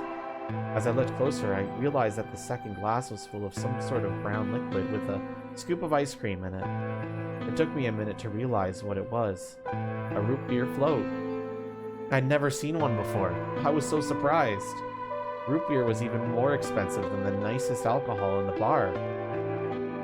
To me and the other kids, it seemed more like an urban legend than a real drink. But there it was, right in front of me.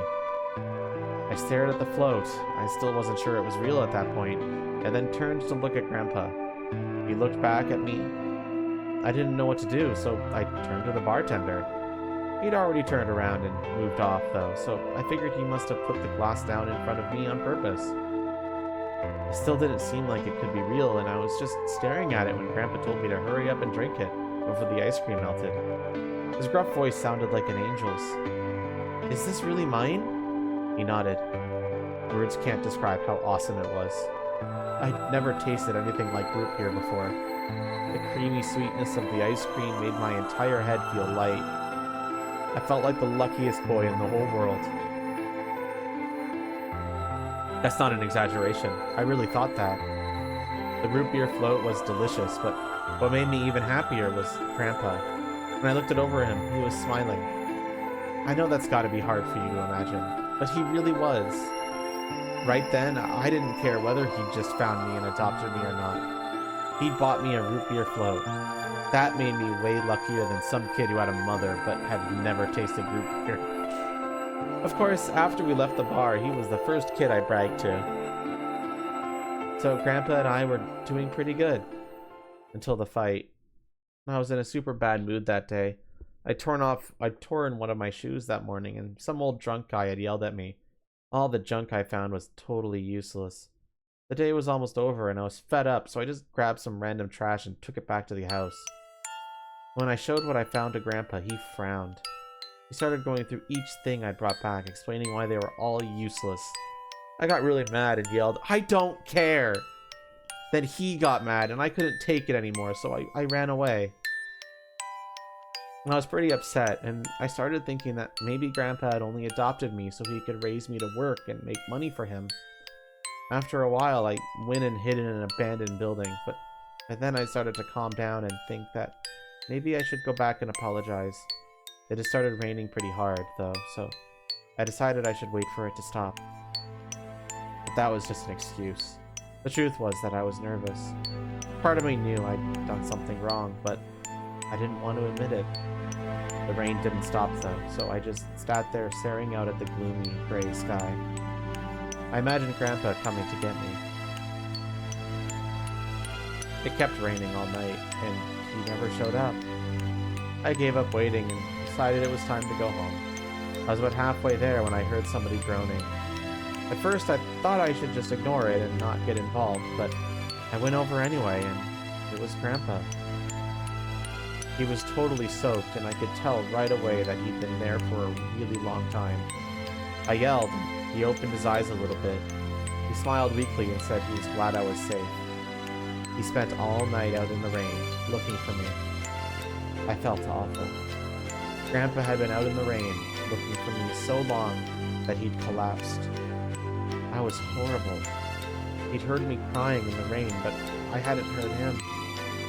As I ran to get the doctor, I promised whatever god might be listening that if they would only save Grandpa, I'd never ask for another root beer float ever again. He got a real bad fever, and his temperature wouldn't go down for days. The doctor said that if it kept up, he'd die. If he died, then I'd be all alone. There wouldn't be anybody left to care about me. The thought of that happening terrified me. Fortunately, I must have passed some of my luck on to Grandpa, because a week later, his fever finally broke. I was glad he wasn't going to die, but I was also a little scared. What if he had decided he didn't want a stupid kid like me around anymore? My plan was to apologize as soon as he woke up, but when the moment came, my brain just stopped. Grandpa started to talk, and it took me a minute to realize he was apologizing. I didn't know what to think. He explained that he was an old man, and that meant he was probably going to die sooner rather than later. He was strict with me because he wanted to make sure I'd be able to make it on my own after he was gone, but Maybe he'd been a little too strict. All of the things I'd worried about had been stupid and selfish. Grandpa cared about me a whole lot. He'd been worried when I ran off, and he'd gone out into the rain to look for me. I tried to apologize, but when I opened my mouth, I just started crying. I don't think I've cried that much since I was a baby. But he just smiled and patted my head. I asked him if he'd ever regretted adopting me. His eyes got all wide and he said, "Of course not." He told me that he was looking for a really important lady, and because of that, he had to give up on pretty much everything else in his life. But when he took me in and started raising me, he felt like he'd gotten some of what he lost back. That was when I decided I'd stay with him forever. Even if he said I couldn't.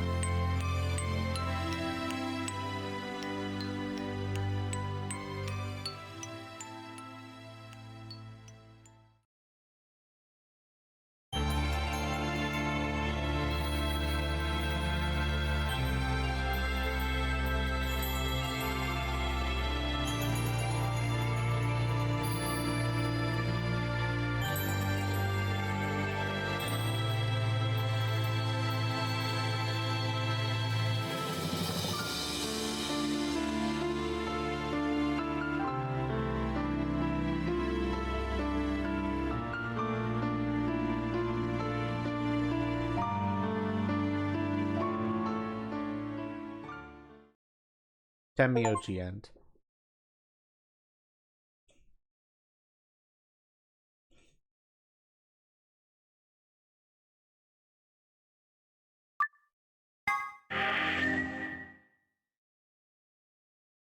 He was a better dad than Goku. God damn. Is that even a high bar? I don't think it is.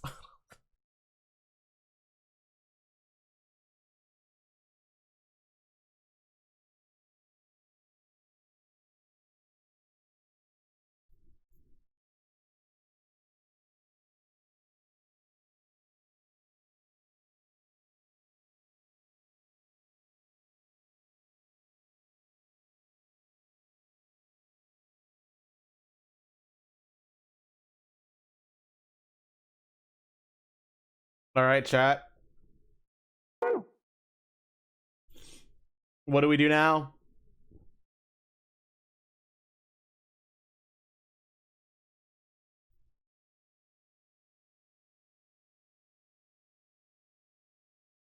We got a couple of alternate paths on the ally and betrays. Or we could go back to the very first door and choose a different path. Your call.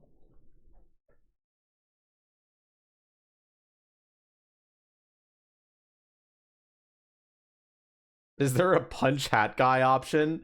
I think so, but you have to find it. What are we all thinking about that ending, though? I'm gonna be real, chat. You've been making good choices. And you know why I say that? Because this game has a lot of locks. And we've somehow still managed to get 2 endings back to back. Good job, guys. Good job. We're making it through a lot of paths. We're making good progress. I mean, we do still have this lock here, which we haven't unlocked yet. 5 minutes of life. How do we save Sigma's life in this here? We'll find out later, won't we?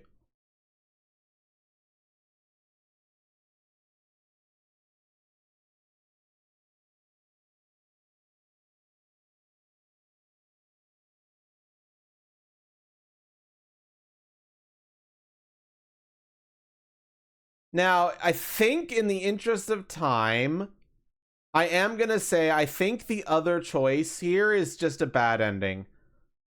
Like, I think all of the other choices here are just bad endings, though I'm not 100% sure about that. So we can still check them if you want to, but I'm pretty damn sure they're bad endings.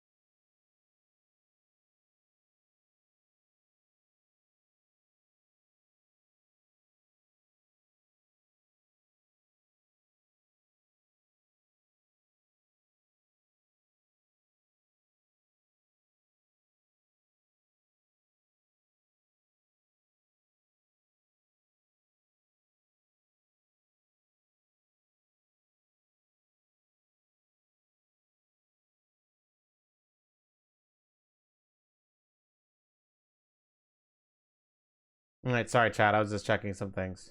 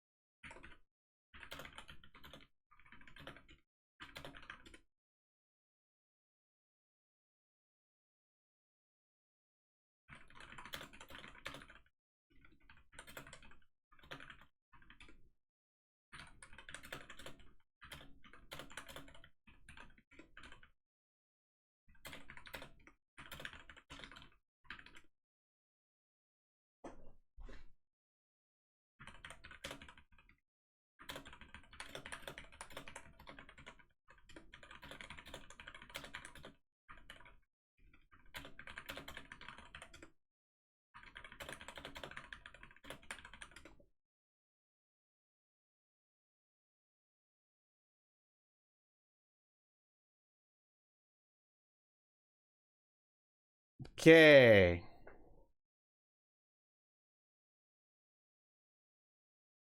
Let's go back to the doors then.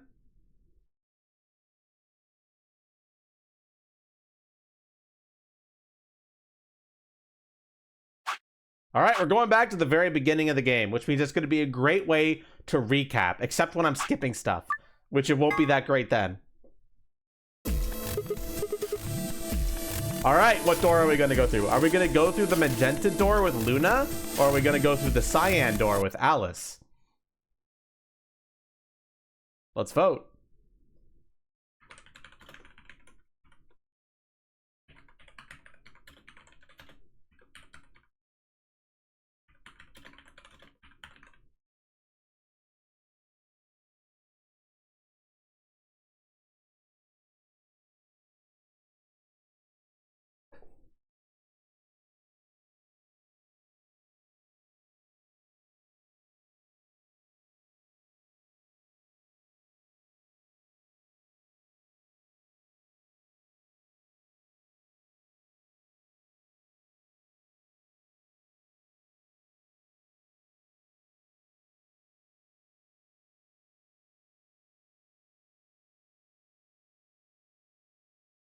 You want to go through the door with the sexy lady.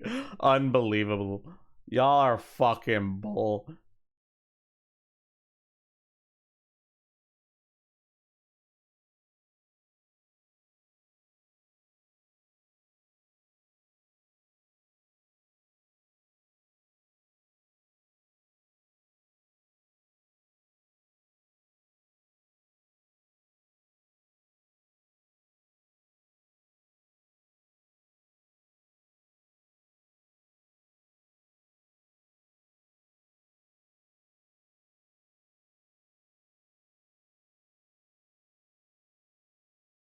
You're actually just voting right side chart. Fair enough.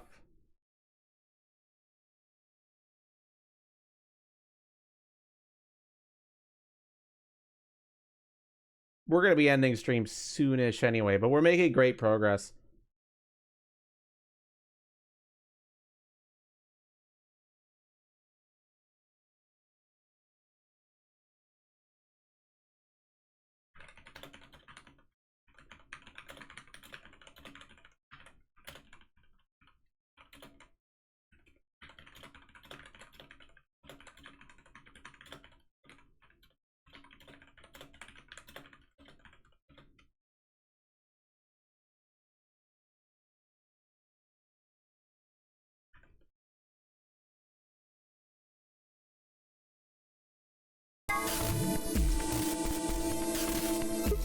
I'm thinking I'd like to go with Alice and take the cyan door.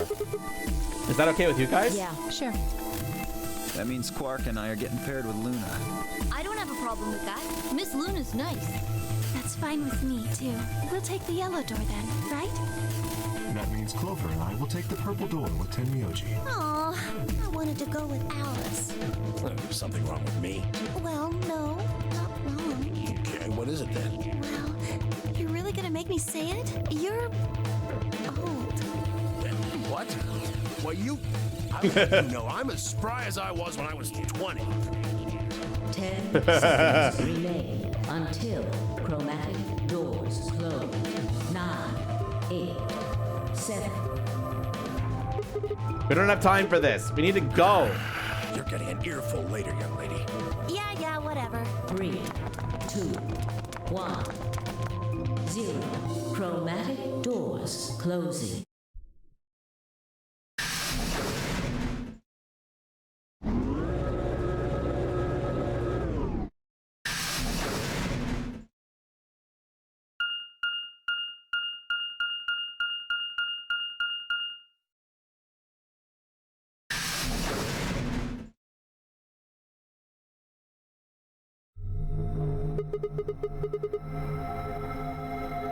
Is this just a hallway? The door said crew quarters. People probably stayed here. There are numbers on each of the doors.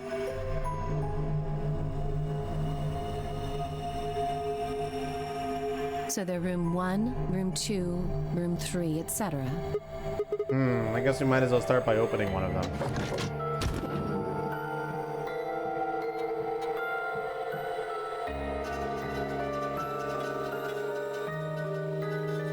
Looks like we were right. This place really says someone lives here. Yeah, there's a bed and everything. But who would be spending the night in a place like this? It looks too plain to be a guest room. This room probably belonged to a laborer or some kind of blue-collar worker. Guess this is where the people who worked here stayed. But what were they working on? Beats me. Why would I know that anyway? I don't know what this place is any more than you do. Your guess is as good as mine. Do you think it might be a coal mine? Or maybe they're drilling for oil or something. I don't know about that. What do you think this hall leads to? You want to go have a look? Yeah.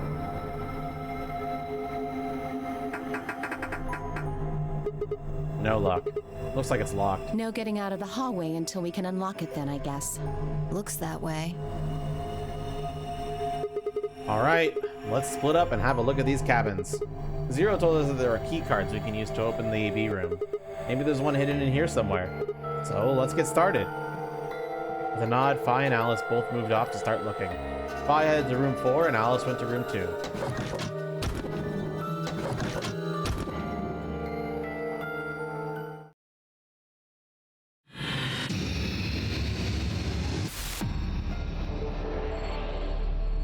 Puzzle time! Fuck!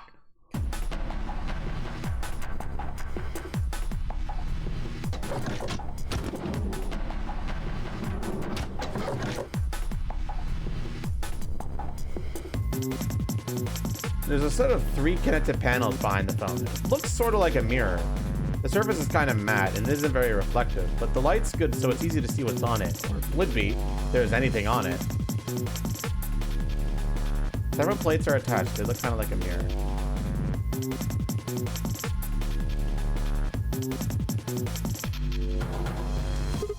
Damn, it's locked.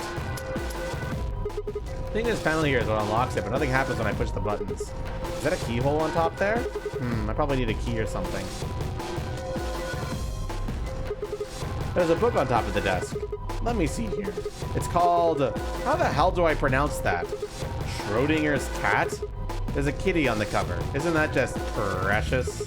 Whoops, there it goes. Still can't help talking like a cat when I talk about a cat. Let's see, what's in here? Looks like all sorts of science-y stuff. I have no idea what any of this means. I don't think that this part of any kind of puzzle, so I'm just gonna leave it here. The desk looks like the top's made of glass. What's the deal with this drawer, though? There are drawers sticking out from the desk, but there's nothing on it. Since the top of the desk is made of glass, I should be able to see anything I put in the drawer. What's this? I don't think it's a stain. A triangle, a leaf thing, and another triangle.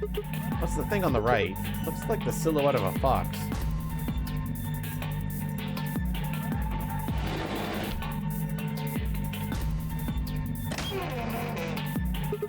Huh? What's this?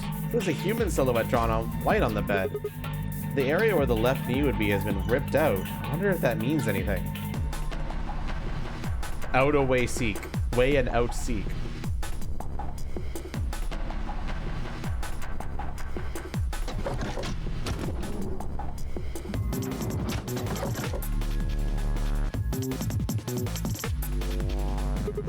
I think Alice is investigating this room. I don't think she'll mind if I go in.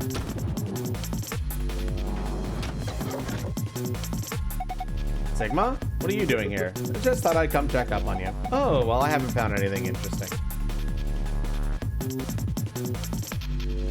What the fuck you mean you haven't found? There's something on top of the desk. It's a little piece of metal.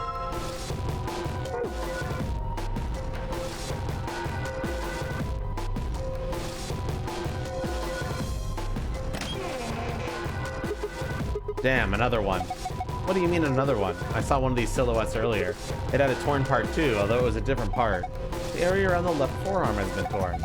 Do you think that's a clue of some sort?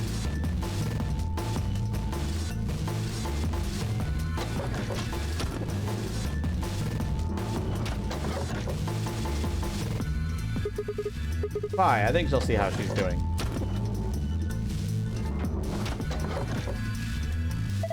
Oh, hello, Sigma.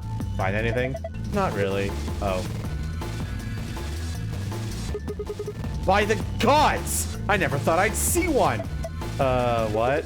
You scratch off the silver part with a coin so you can see the naughty stuff. It's the ultimate interactive poster technology! What teenage boy doesn't dream of something like this? The excitement, the anticipation, and finally, the reveal! You look pretty excited. Of course! This chunk of metal ought to do it. Damn it, it's too slippery. You're gonna need a coin to deal with that silver menace.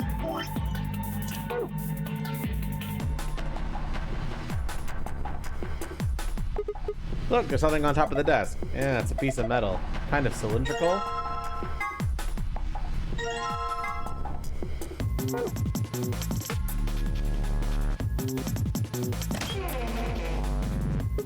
Man, not again. Again, the silhouette. Oh, did you see one in another room?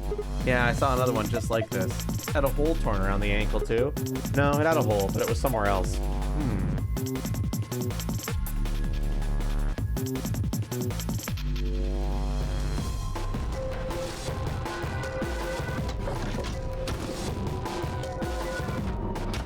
No thank you, MRL. This game is not really one that's great for speedrunning. Especially since I'm kind of trying to enjoy the plot, which is not really what you do when you speedrun.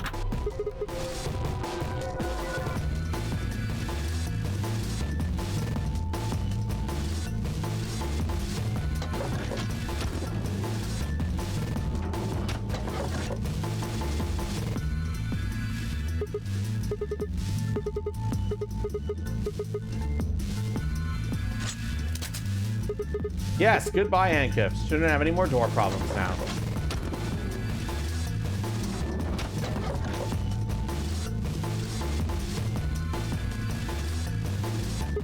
There's something on here. A box cutter?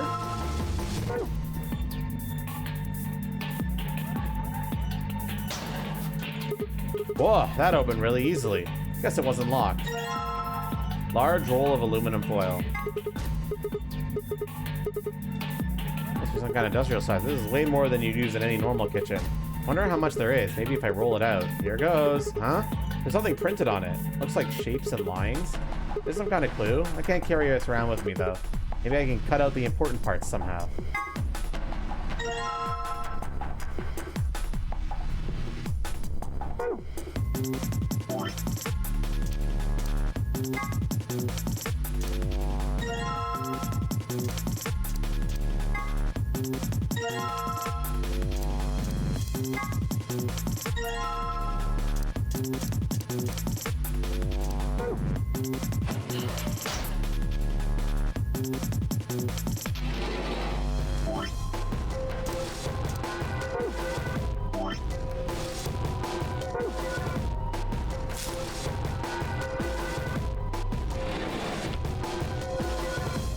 Pattern on the wall reflecting off the aluminum. The two patterns are overlaid on one another.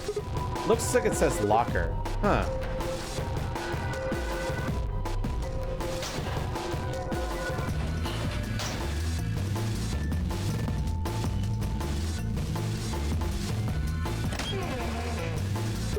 This is just like the other ones. It's ripped too, but in a different place this time.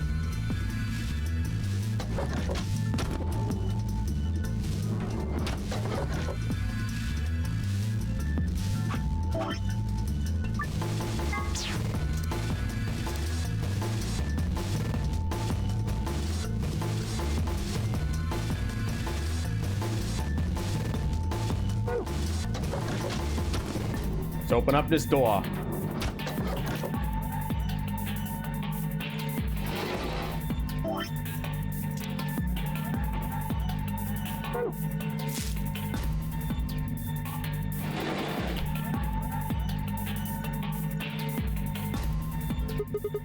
Looks like a circle, star, a diamond, and a triangle. Huh, what does that mean?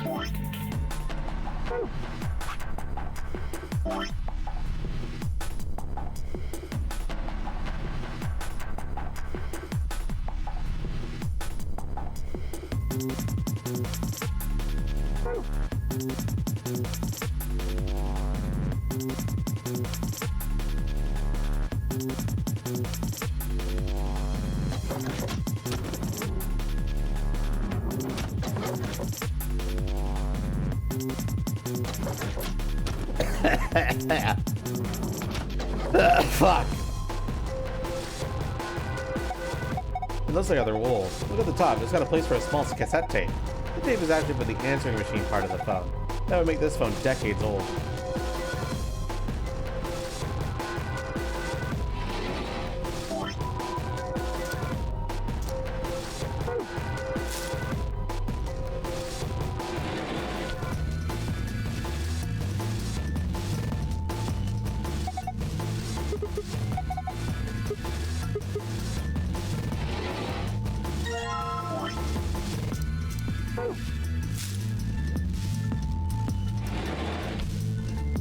There we go.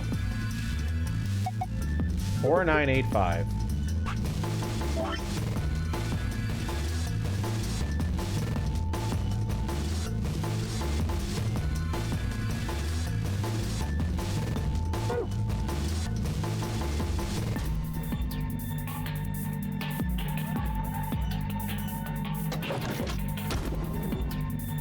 Oh, that was room 2.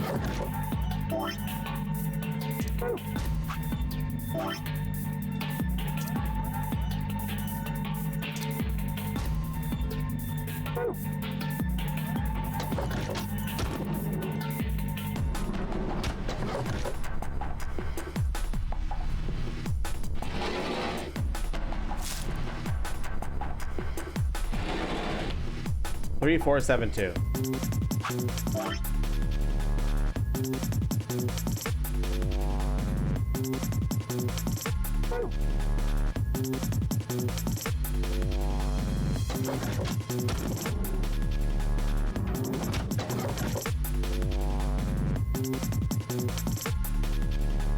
Need to check something in floor 3 again.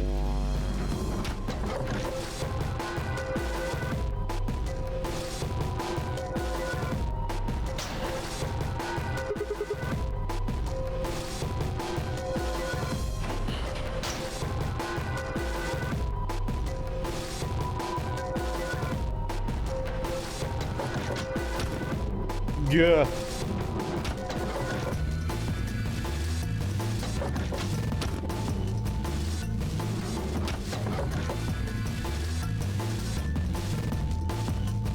A phone, is it connected?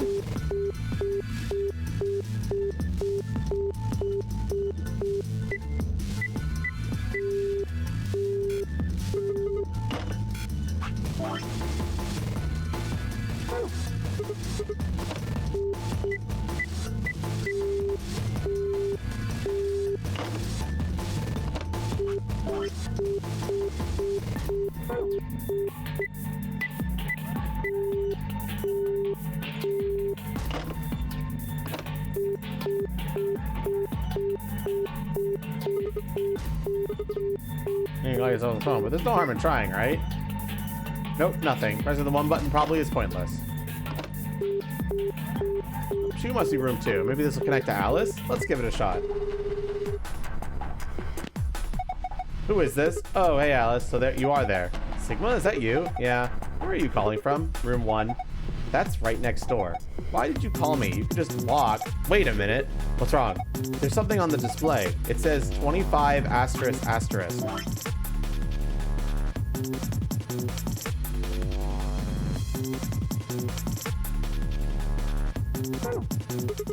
$25 star. Do you think it's a clue? Well, I'm gonna go look around this room a little more. See you later.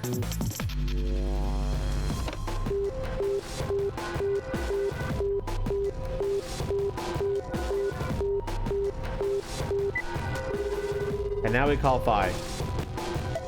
Who's this? Just me. Better than justice, I suppose. Really? You can do better than that. I'm hanging up. Come on, wait. What do you want? And where are you calling from? Room 1. Ah, I guess that they have some kind of internal line? Seems like it.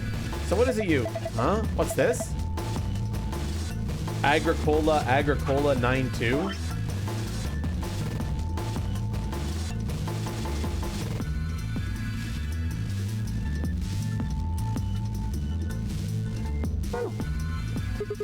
I didn't know you were into German-style board game farming simulations. Whoops, I meant asterisk 92. How on earth could you get those two mixed up? That's what it says on the phone's display. Star 92. Maybe it's a clue. I'm gonna go back to searching room. Call me if you need anything else.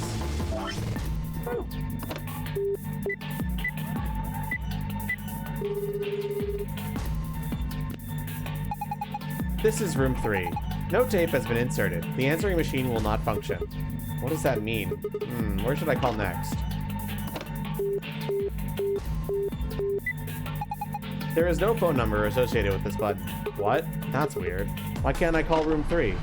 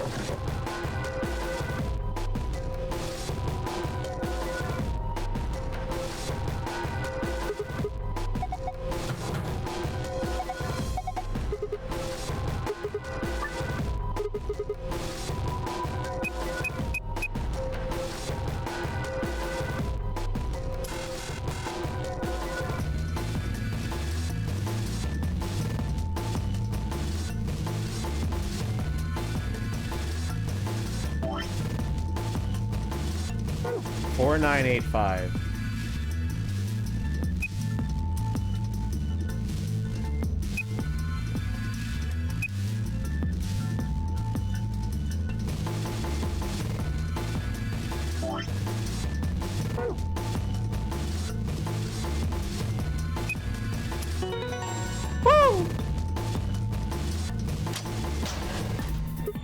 Ah, piece of cake.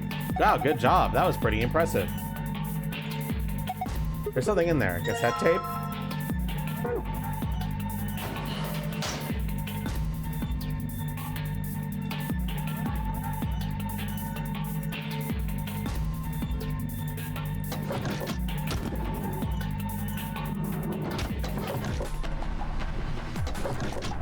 We're solving puzzles, chat.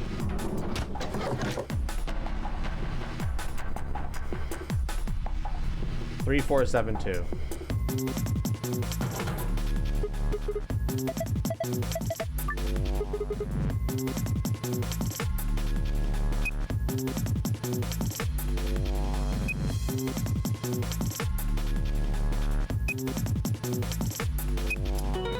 Easy. Quick math, baby. Check it out, my wallet. You probably shouldn't get your hopes up. Why not? Just a feeling. Yeah, fine, whatever. I'm not gonna let you bring me down. Let's see what's in here. What the hell? What is it? There's only one coin in here. And it's not even real money. Just a toy coin. See? Didn't I tell you? Damn.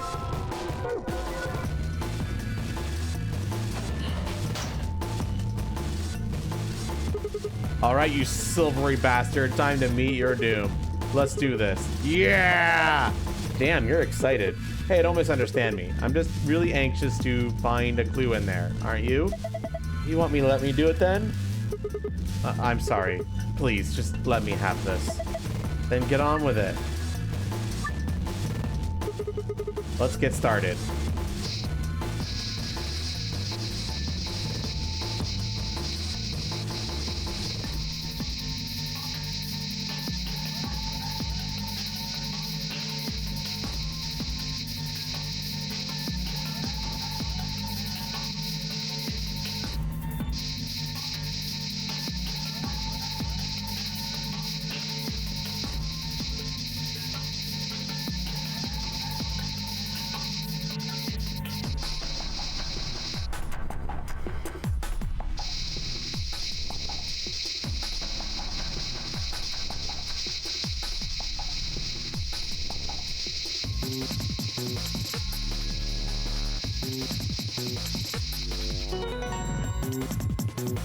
I did it.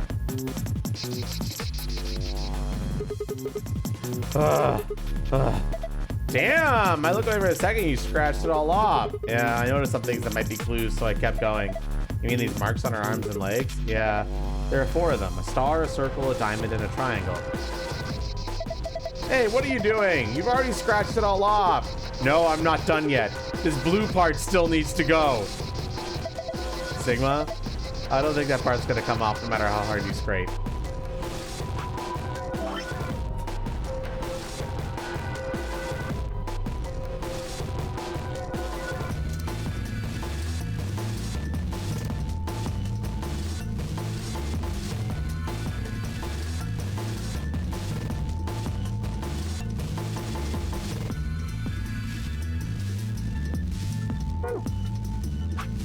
He may be an idiot, but he's our idiot.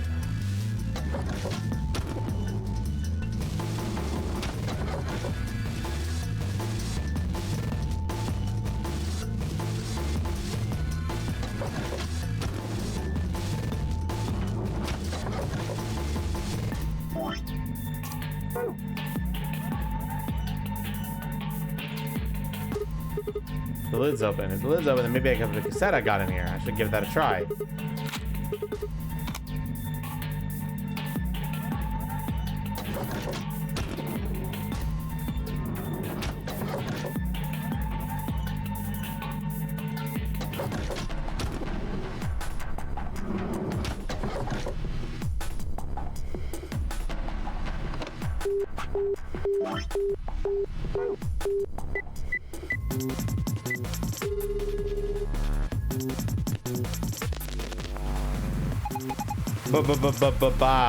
Congratulations! That voice. Looks like you found the answer. The number you just entered is the number for the phone in the 3rd room. The buttons there on top of the phone are just shortcuts. That means all the other phones have actual numbers too. So I guess that's not really important. Anyway, you're calling room 3 right now. Room 3? And that means, since you're so clever, I'm sure you figured it out by now. But you're right, I'm speaking to you from a pre-recorded tape. So you can ask me all the questions you like, but I won't be able to answer them. I'm afraid this little talk is going to be a bit one-sided. Ugh. And again, it's going to be a very little talk because I only have one thing to tell you. Have a look at the left screen above the phone. The answer you're looking for is hidden there. What answer, you ask? Well, I can't hop you with that one. Bye! Have a nice trace! Left? Oh, there we are.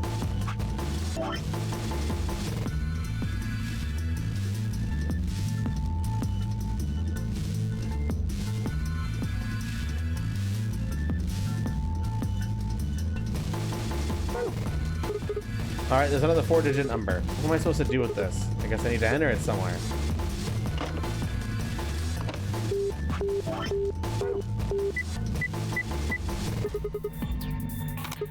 Hey, it opened. There's some kind of pin in there. Let's see.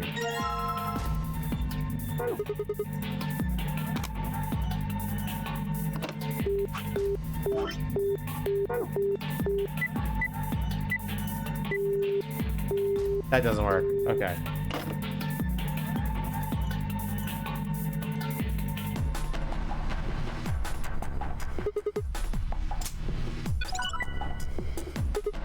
Huh? What was that noise? Maybe I could type stuff in now.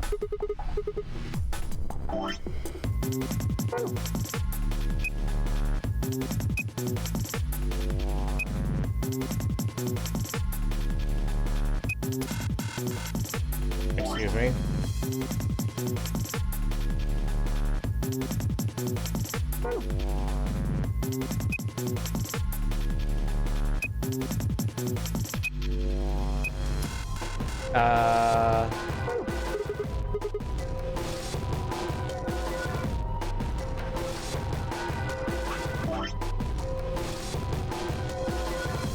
Circle, star, diamond, triangle.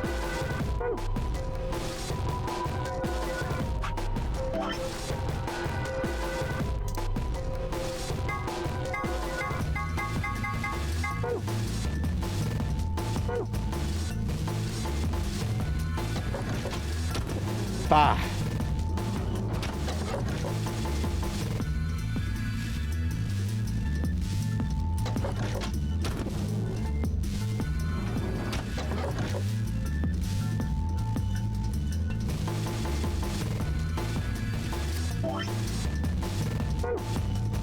cheeky fucking video game. I see what the problem is now. That triangle's upside down. And so is the star. Gotta switch those around.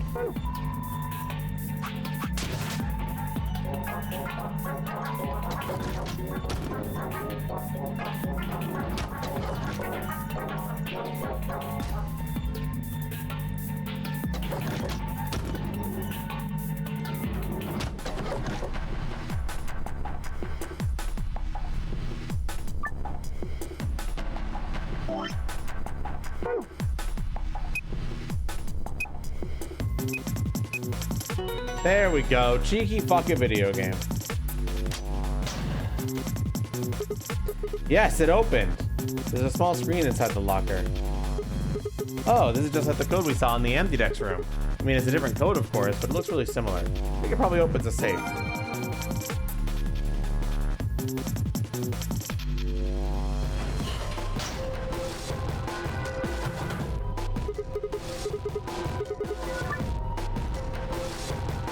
All right. Time to figure out the second code.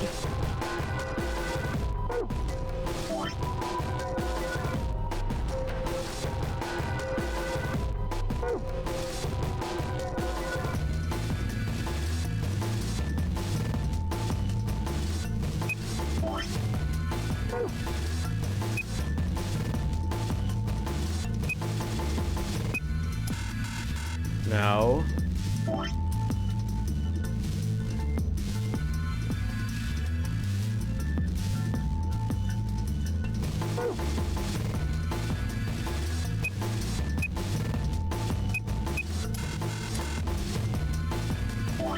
Huh.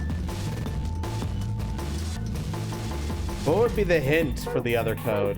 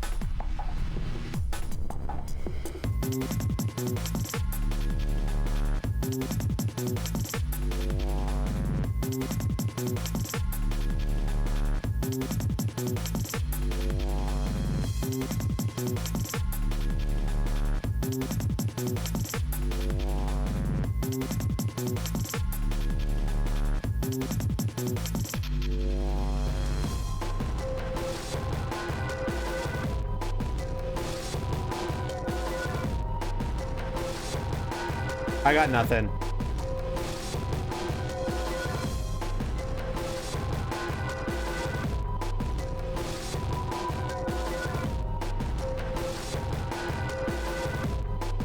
It's an escape the room game, so it is technically a point and click.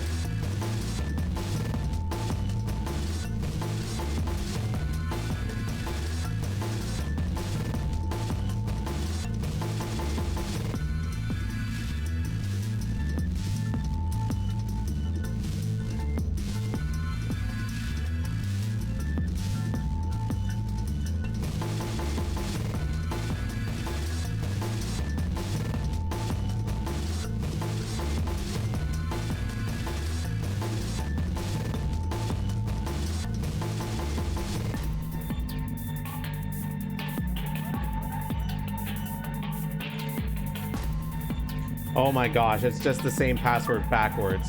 Fucking hate this game.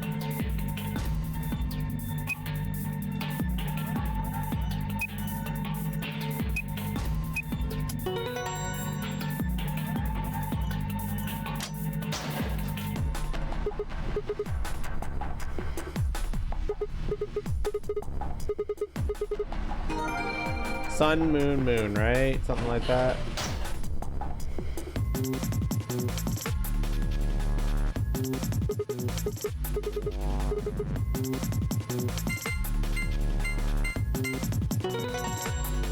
Yeah, boys. I'm lonely. Oh well, I'll just have a look inside.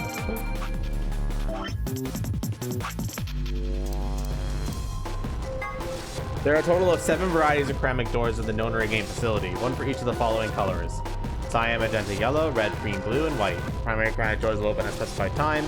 We'll see how much time is left, and the primary door is open by pressing the sides.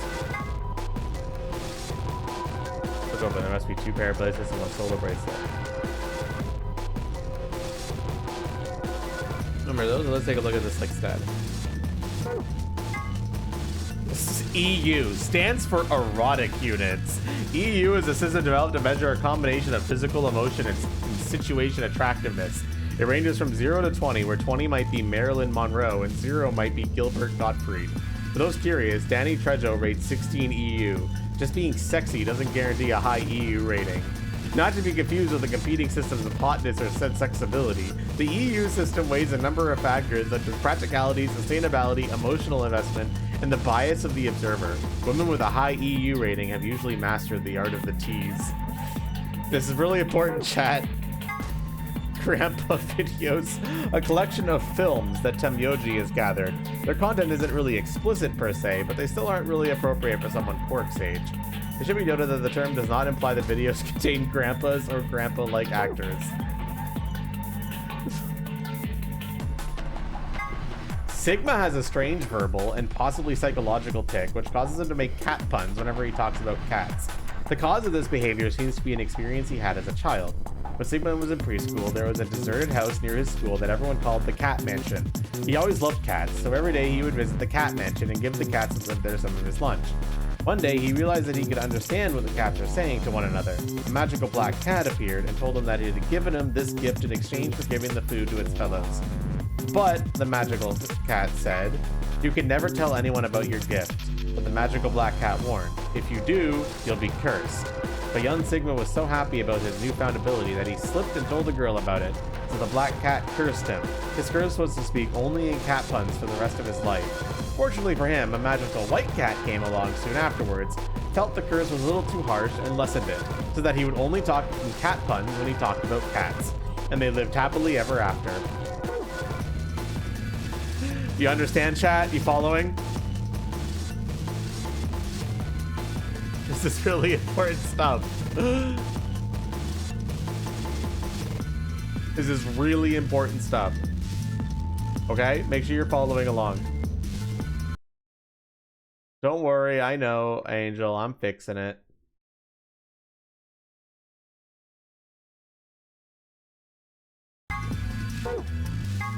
A device that converts sound into electrical signals and transmits them over a wire so they can be decoded and played back on the other end.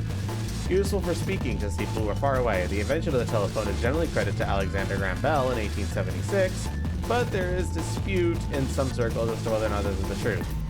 In the game, there's a phone in one of the cabins. It can't call outside the facility, of course, but if you try something like 5309 or 6969, other numbers might do other things, so give it a try.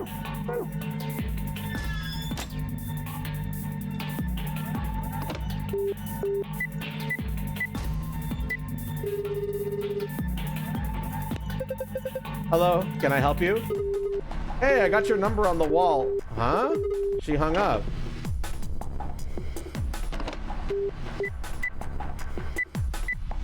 $6969. Ready for the time of your life, sweetheart? Only $24.95 a minute. That's a little too rich for my blood, thanks. I'm gonna have to look this up now.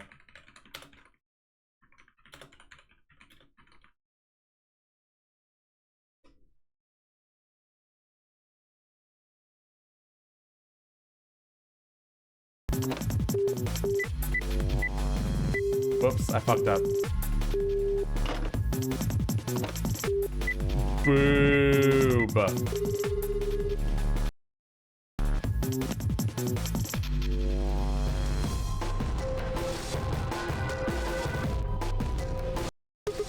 What in the name of what the fuck?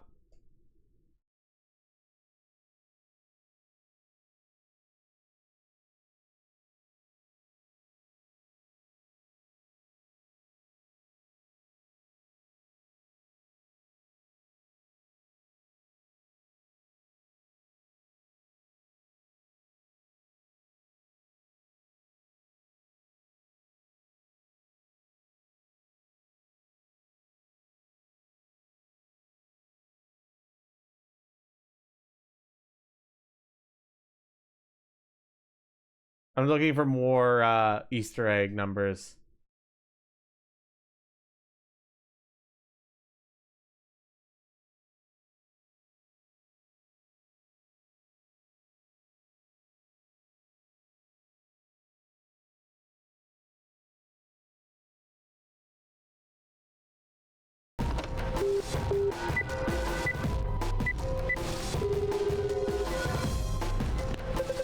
The first, oh, what the fuck? The first examples appeared sometime around 1950 BC, a time known as the Egyptian Neolithic period of the New Stone Age.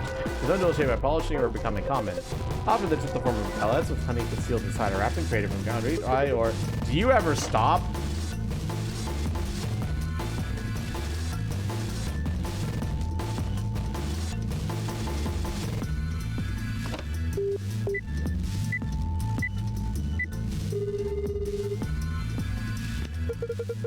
Grotesque sounds of ravenous, gruesome consumption. Vomiting.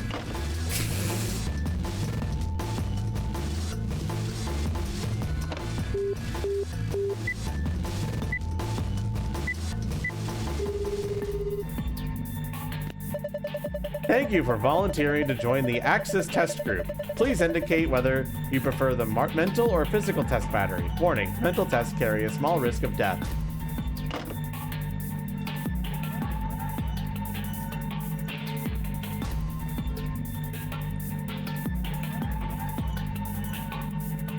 I think that's all of them.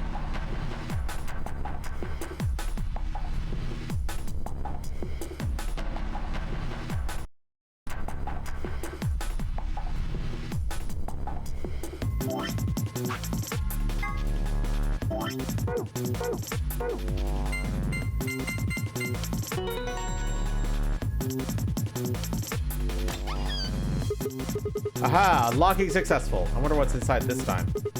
Wait a minute. If I look through the stuff here without telling Fi and Alice, it might be suspicious later. You took something when we weren't looking. Yeah, those two are bad sides I really don't want to be on. I think I'll go get them before I go through it. Oh, that was easy enough. Hey, what's this? Did you open this, Sigma? Yeah, who else could have? Why didn't you tell us sooner? What? Forget about it, Alice. Let's just see what's in there. What is this thing? A map. It says floor A. We can look at it more later. There's more stuff in the safe. Why don't we get all of it before we start going through it? Good idea. Looks like we've got a card. Oh, make that 2 cards. One of the cards for the AB rooms. It says Ambidex room right there. So it does. And we can use these to open the AB rooms. Yes, but how are we supposed to get back there? The door to the warehouse is still locked. I think the answer to that question is in the safe. Check out this note. Here are a few more rules for you. Once you open a door, you can hop through it as much as you'd like. The chromatic doors are like that too. Once you open them, even I care to keep you from going in and out of them. Any color or race that can go through them, and as many people as you like. But, you have to escape before you can take advantage of this free reign rule. Once you've activated a chromatic door and gone through it into the puzzle beyond, it warrants to let you go back until you've solved the puzzle. I see. So once we get out of the crew quarters, we can head back to the warehouse. Right? Yeah, seems like it. And this key is how we're gonna get out of here. Right. So this key will open the door at the end of the hallway. Let's go. Wait, what about this book on top of the safe? Oh, it's a book about cats. But do we have time for that right meow? Meow? Sorry, it's a sort of, I guess you could call it a tick. I've had it since I was young. I wish I was just kitten, but I can't control it. It's not dangerous though. You're perfectly fine. Not dangerous? Anyway, the book is called Schrodinger's Cat. Don't you mean Schrodinger's cat? Oh, you've heard of it? I think it'd be harder to find someone who hasn't heard of it. For real? Do you know what it is too, Alice? Of course I do. I was just wondering why this book was here. So what is Schrodinger's cat? It's a quantum physics thought experiment. The book probably discusses the principles of the experiment talks about in more depth. See, Erwin Rudolf Joseph Alexander Schrödinger was a scholar of theoretical physics in Austria. He was born in 1887 and... Wait, is this going to be a long story? Yes, thought so. How about we talk about it later then? I mean, we just found the key that'll get us out of here. You do have a point there. Yes, he does. We should leave now. All right, let's go.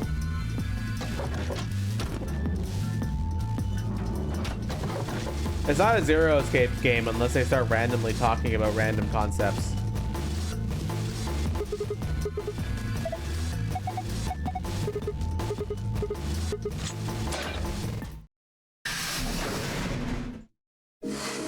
I found it. I did, chat. I fucking found it because I'm so smart. I'm tired. This feels like a good time to stop. I probably should have stopped before we solved that puzzle, so I was doing a puzzle room at the first time when we start stream, but tomorrow, that's fine. Look at the progress we've made, chat. We're really knocking it out of the park here. And these endings are only going to get faster and faster as we get better at skipping through the content of stuff we've seen already.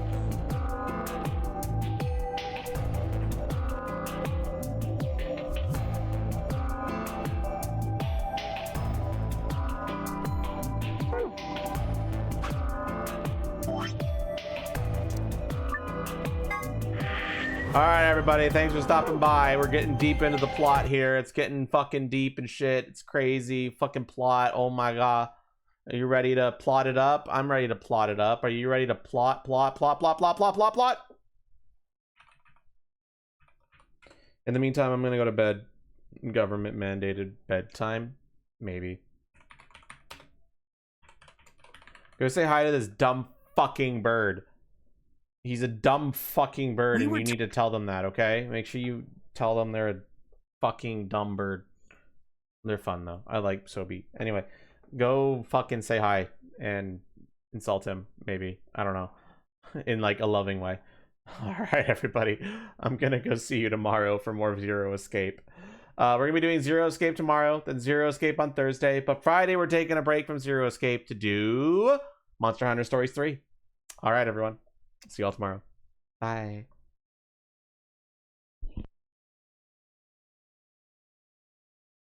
Tell me a bird survives with a cat.